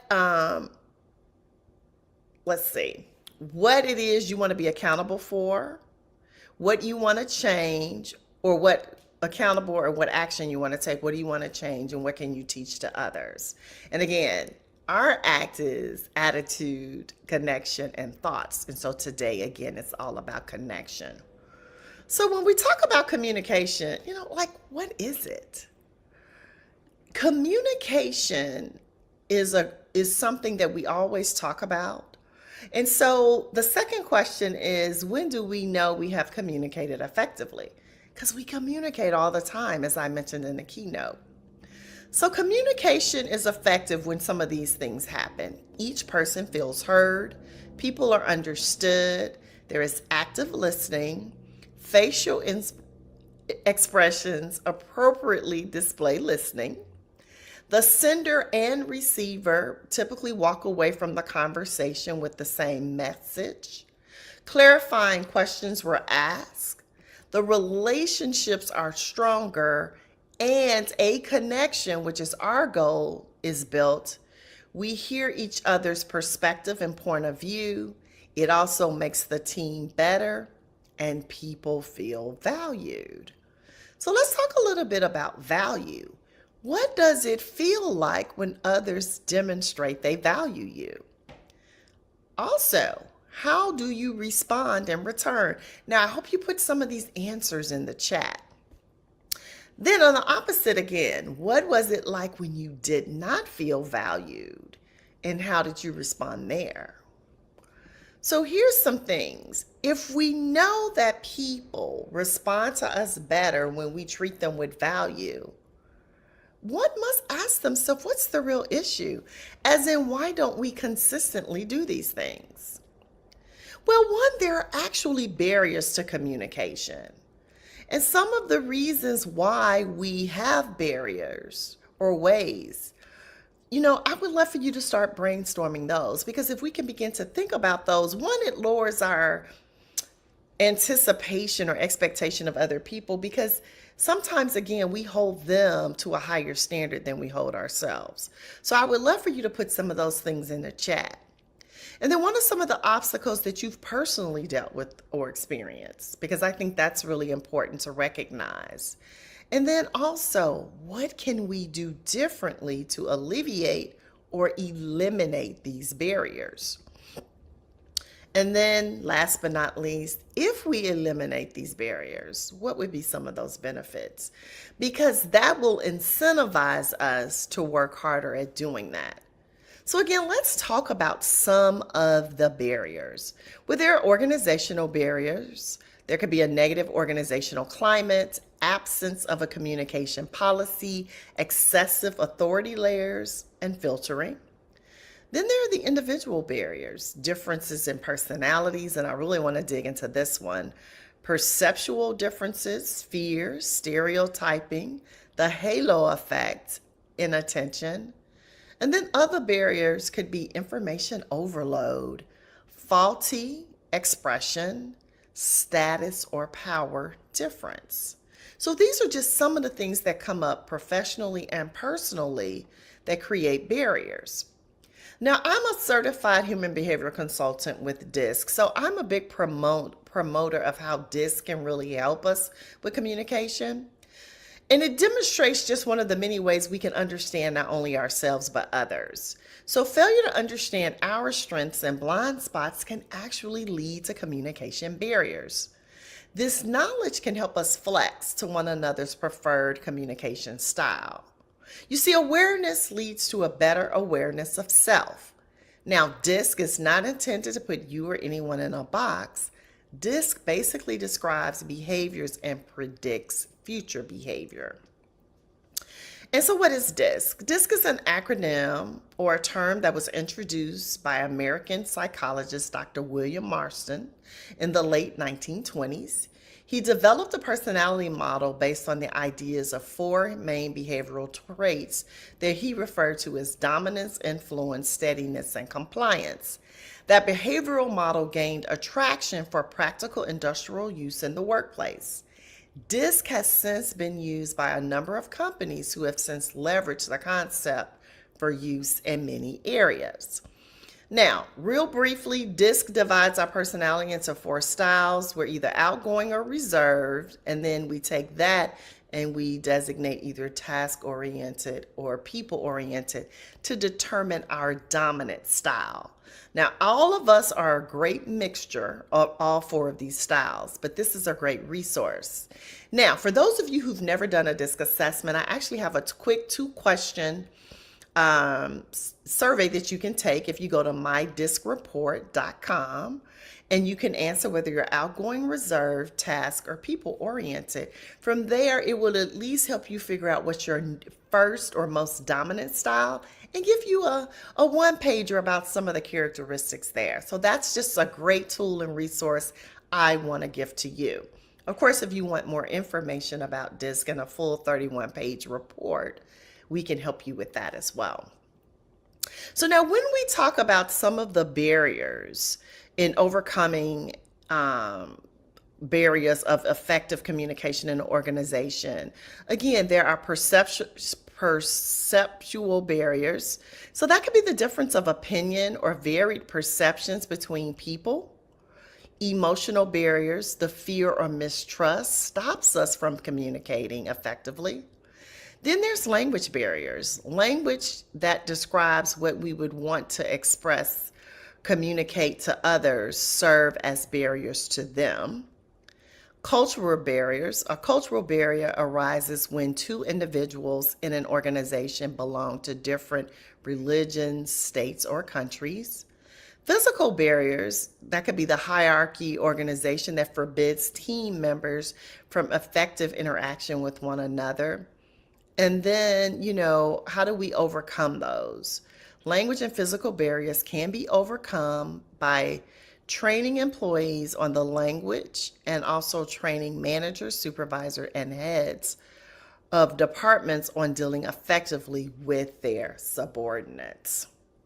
So I want to tell you a quick story about me, just to help you to understand why connection became such a big issue for me.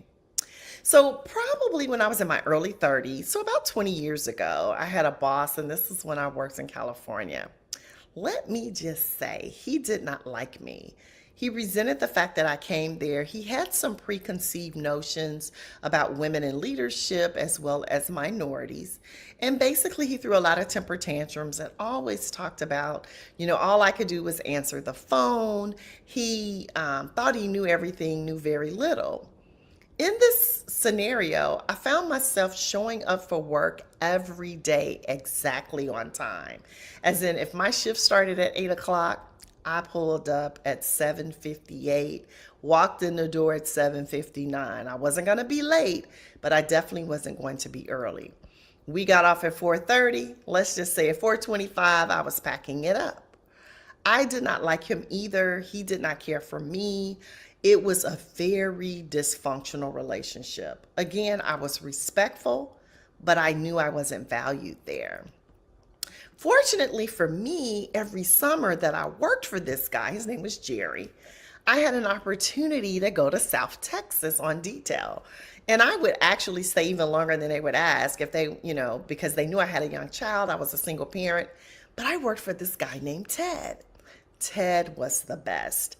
He included me, he mentored me, he made me feel important, he valued me, things I didn't know, he taught me, he respected me. I mean, the list just goes on and on. We built a relationship and rapport. So I started work for Ted. My shift started at 3:30. I worked 4 to midnight technically. I would get to work sometimes an hour early. I would walk around, let Ted give me a debrief on he ran the day shift, I ran the night shift. And every evening after work, I would stay and write Ted this detailed update of the operations. When I tell you I went above and beyond, I never asked for anything extra. I didn't want to be paid for the extra time. I just wanted to give and give. And it reminds me of the law of reciprocity. When someone gives to you and they do so in a genuine way, it is inherently within us to want to give back. And so my time with Ted would always be so productive. Our office was the best. My shift would have some of the best results because we had a lot of quality measurements that we took. This was a laboratory environment. And I noticed that I would do this for 8-10 weeks, however long I was in South Texas. The moment I went back to California, guess what happened? 7:58 to 4:25 mentality. And then one day I realized that I was allowing California boss Jerry to control how I showed up. And I asked myself a question. What if I even gave Jerry just a piece of what I gave Ted? See, we blame the other person and says, well, I would be better. I would give them more if they changed. But is that really the way we're supposed to be? Our greatness is not dependent on other people. And so that last year I was in California, I showed up for Jerry in a way that I had shown up for Ted. And let me just say that year, our office in California ended up being the top office because another strange thing happened along the way. When I treated Jerry better than he treated me, he actually became better, and other people in the office treated him better too. I mean, literally, we would sit in the office and mock him and make fun of him of the things that he didn't know and what he didn't do because he was such a bad boss. he had no connection with anybody in the office. But I decided I could be better, and so I was. And so I tell you that story because now I want you to list the position of someone you felt you truly connected with well. And then that person also valued you on a piece of paper. And of course, you can write either their name or position. And then do it for one you did not. So for instance, if you don't want to write names, you can write, like I said, Boston, Texas, Boston, California. Now, I actually told you their names. But you can do that. Or, maybe it's in your personal life. Maybe it's one sibling. Maybe you have one sibling that you really connect with and another one you don't. Maybe it's one of your parents and the other one you don't. It's an aunt, uncle. But underneath those headers or titles, I want you to list the differences in those relationships and how those connections or lack thereof affect you on a day-to-day or regular basis. And so while we won't pause now for 3 minutes, I do really want you to do that. And then I want you to share in the chat or share with someone that doesn't know these people. And so now this part of the workshop is for you to report out. What are some of the common attributes to the connection relationship? And then what are some of the common attributes to the relationship lacking connection? Because once you can begin to identify what relationships have connection, guess what? You can be intentional and create that for yourself. So now, a quote by my mentor and leadership guru, John Maxwell, says, making a difference in your work is not about productivity. It's about people. When you focus on others and connect with them, you can work together to accomplish great things. Now, I want to pause here because many of us are entrepreneurs. I am. But I also have a team of coaches that I work with on contracts. So it's important that I build connection. I have clients that I want to connect with. I also have an independent contractor that serves as my executive assistant, and she's really great. But it's really important that I build relationship and rapport with her, or that I connect with her. Just recently, I was asking her to help me work on some of my speaker profiles, and on a Sunday morning, 9 o'clock, she's texting me.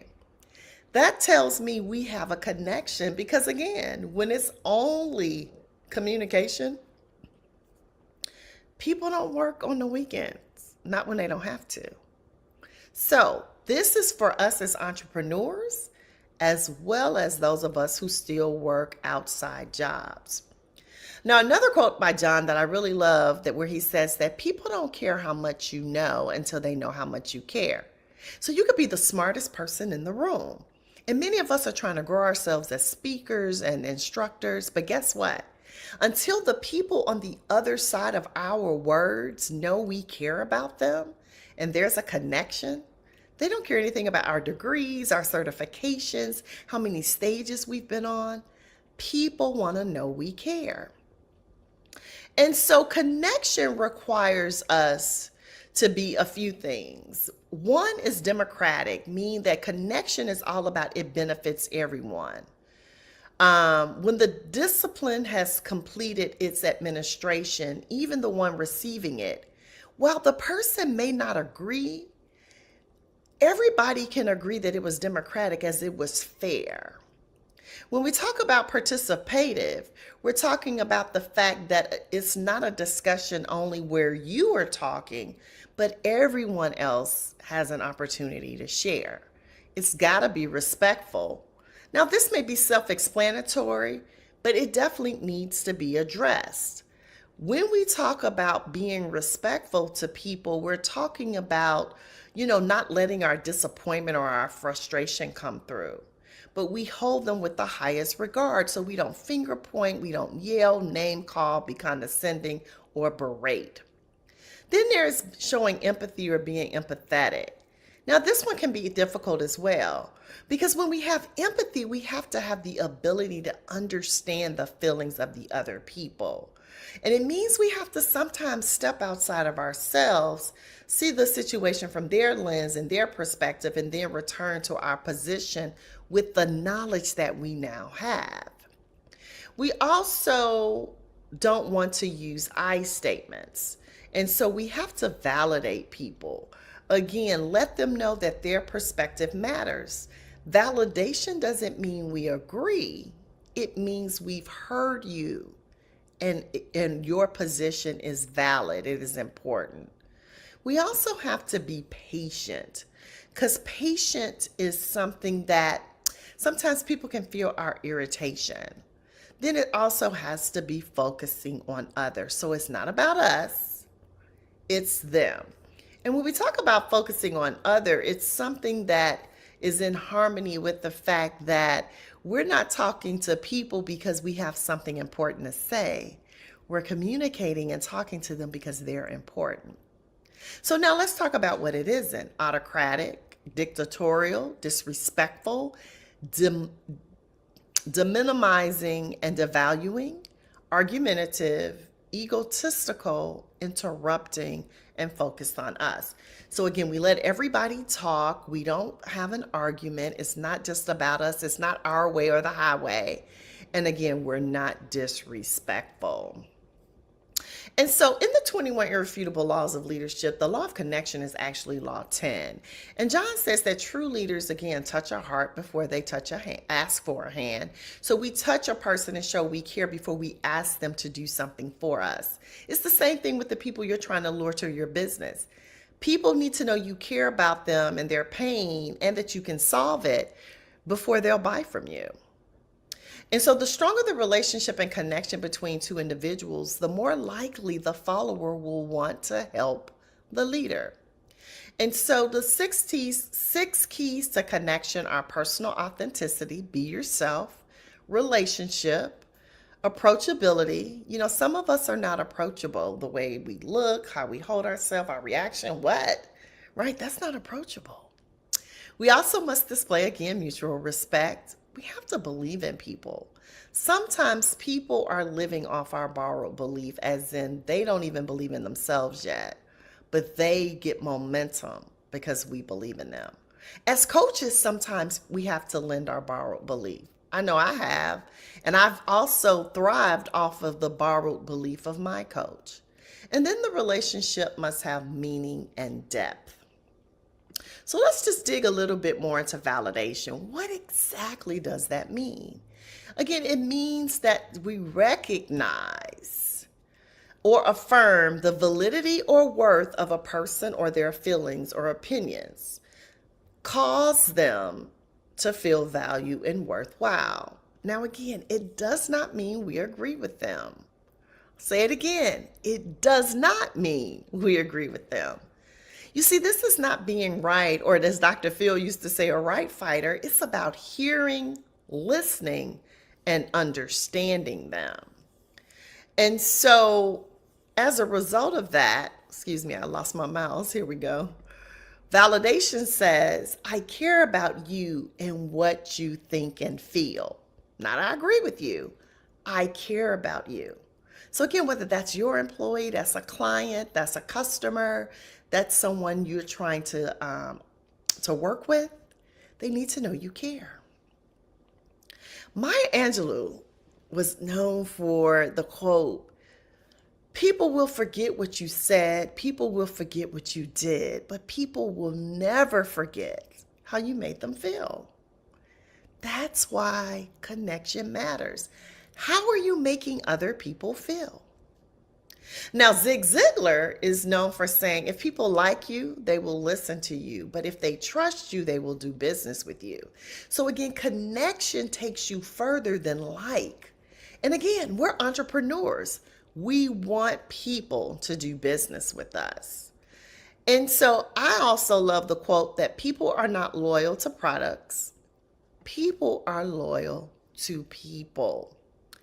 People buy from or do business with people they like, trust, and know.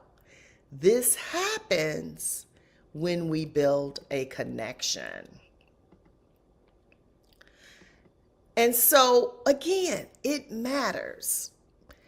Right now, we're in a season of everybody talking about DEI, diversity, equity, and inclusion. And so I'm talking about DEIB, diversity, equity, inclusion, and belonging. And so connection puts us in position to help people feel as if they belong. So in The Freaks Shall Inherit the Earth, the Hearth, Chris Brogan explained what creating that sense of belonging feels like to those on the receiving end of it.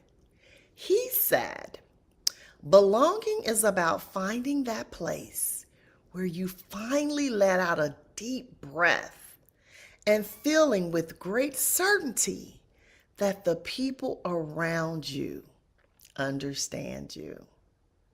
Let me just say this. I remember the first time I felt understood, and it was one of the most liberating feelings ever. For me now, it actually came when I was reading my DISC assessment. But the point I'm making is still clear. When people show up in workspaces or in businesses and they feel like the person gets them, or you're that entrepreneur that's solving their problem, this can be a game changer for you and your business. So again, belonging is about inclusion, fitting in, being a part of a group, acceptance, included, hope, sharing, community, happiness, not alone, friendship, teamwork, one of a kind, different but same, part of something. The list goes on and on. But do you also see the word connected is in there? That's what belonging is all about. So why would connection matter to us? Well, I'm a woman, so I'm going to focus on women in this statistic.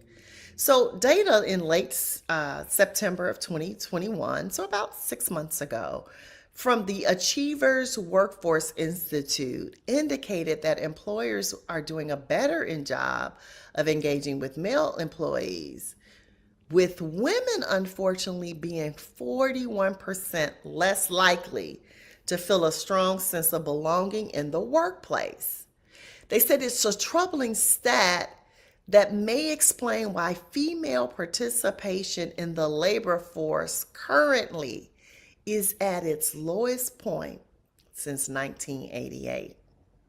Guys, 1988, I was still in college then. Like, that's a long time. So it's something for us to really think about. Are we connecting? And especially as women, do we feel connected? So there are some connecting principles I want to leave you with. The first one is influence. So we can divide ourselves in one or three categories: high achievers, average achievers, or low achievers. So high achievers, and again, we're entrepreneurs, right? We want to be that. We care about people as well as the profits. So we want to make money, but we care about the people.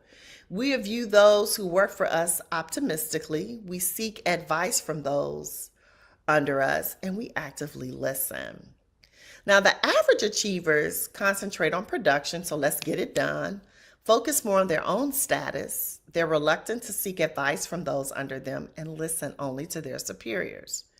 And then low achievers are preoccupied with their own security. They show a basic distrust of subordinates. They don't seek advice at all, and they avoid communication and rely on policy manuals. Now let's talk about connecting principle number 2. Connecting is all about others and not ourselves. So why do we focus on ourselves sometime and not others? Throw some reasons in the chat, but a few of them is because we're immature as leaders. Maturity is the ability to see and act on behalf of others, also our ego, and then failure to value everyone. So 3 connecting questions people are going to ask themselves when they interact with us. Do you care for me? Can you help me? And can I trust you? Now, as an entrepreneur, this one should really resonate, because guess what? Potential clients are wondering, do you care about me, or are you just trying to make a buck? Can you help me? So the solution, is it going to fix my problem? And then, can I trust you? Are you going to deliver what you said? These are important. And so In the keynote, I mentioned about the components of face-to-face conversation and how connecting goes beyond words. So we have three components: words, tone of voice, and body language. And so how others believe what we say when we communicate, 55% is what others see. 38% is the way we say it. So again, those two are 93%. So this is just in harmony with the statistic I gave you earlier. Only 7% is what we say. So over 90% of the impression that we often convey is anything but the words. Isn't that something? So the next connecting principle is communication. So let's talk about the three components of communication: action, thought, and emotion. So when thought, emotion, and action are congruent, connecting goes beyond what we say, because now we're emoting what people can feel and we are connecting with them more than just verbally. So this is when they're all congruent. So let me show an example of when it's not congruent. So this is how it feels. So when there's only thought and emotion, we seem dispassionate because we're not doing it. If it's thought and action, it's theoretical because we don't feel it or believe it. If it's only thought and emotion, it's unfounded because we don't do it. When it is, I feel it, and I don't do it, then we're being hypocritical. When it's, I don't know this, but I do it, we're being presumptuous. And then when I don't feel it, but I do it anyway, we're being mechanical. Have you ever seen somebody giving a presentation that they didn't believe in? It's almost comical, right? Like you can tell they don't believe it. And so this is why all three have to be congruent or in harmony, because this is how we show up when it's not.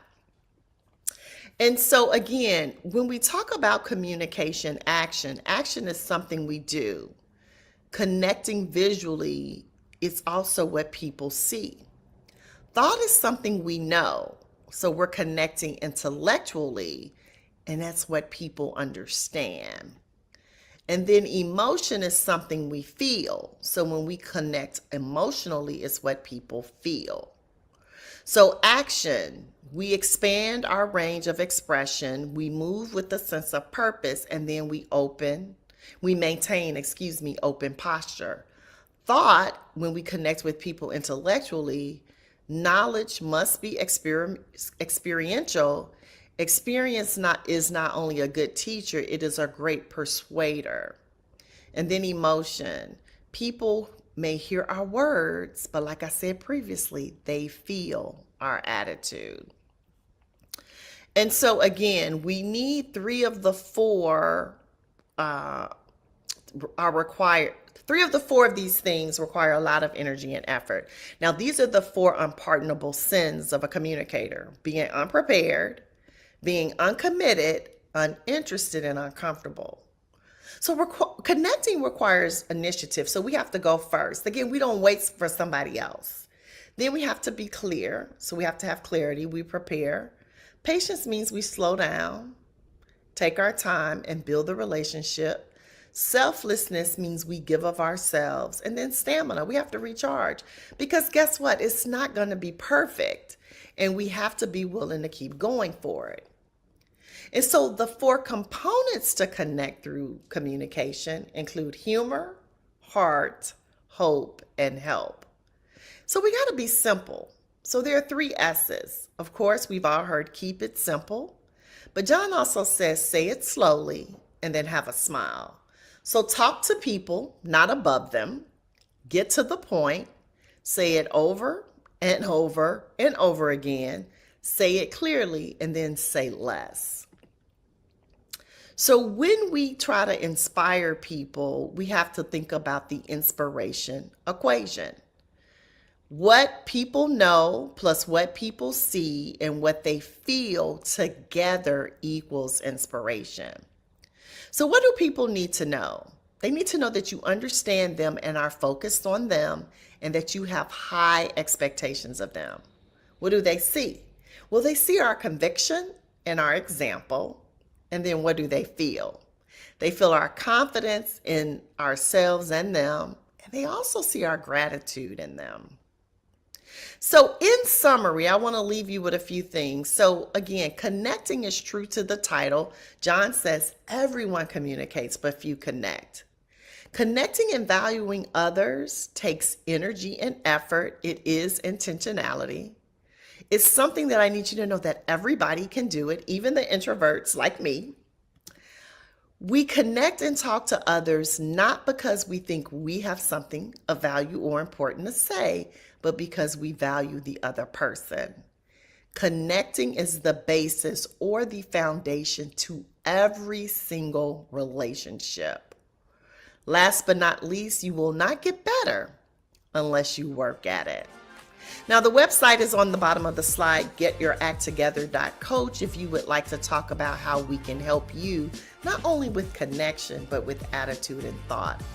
Here's all my contact information. Again, I thank you. I appreciate you for joining me for today's workshop and following up on another step on how to get your act together.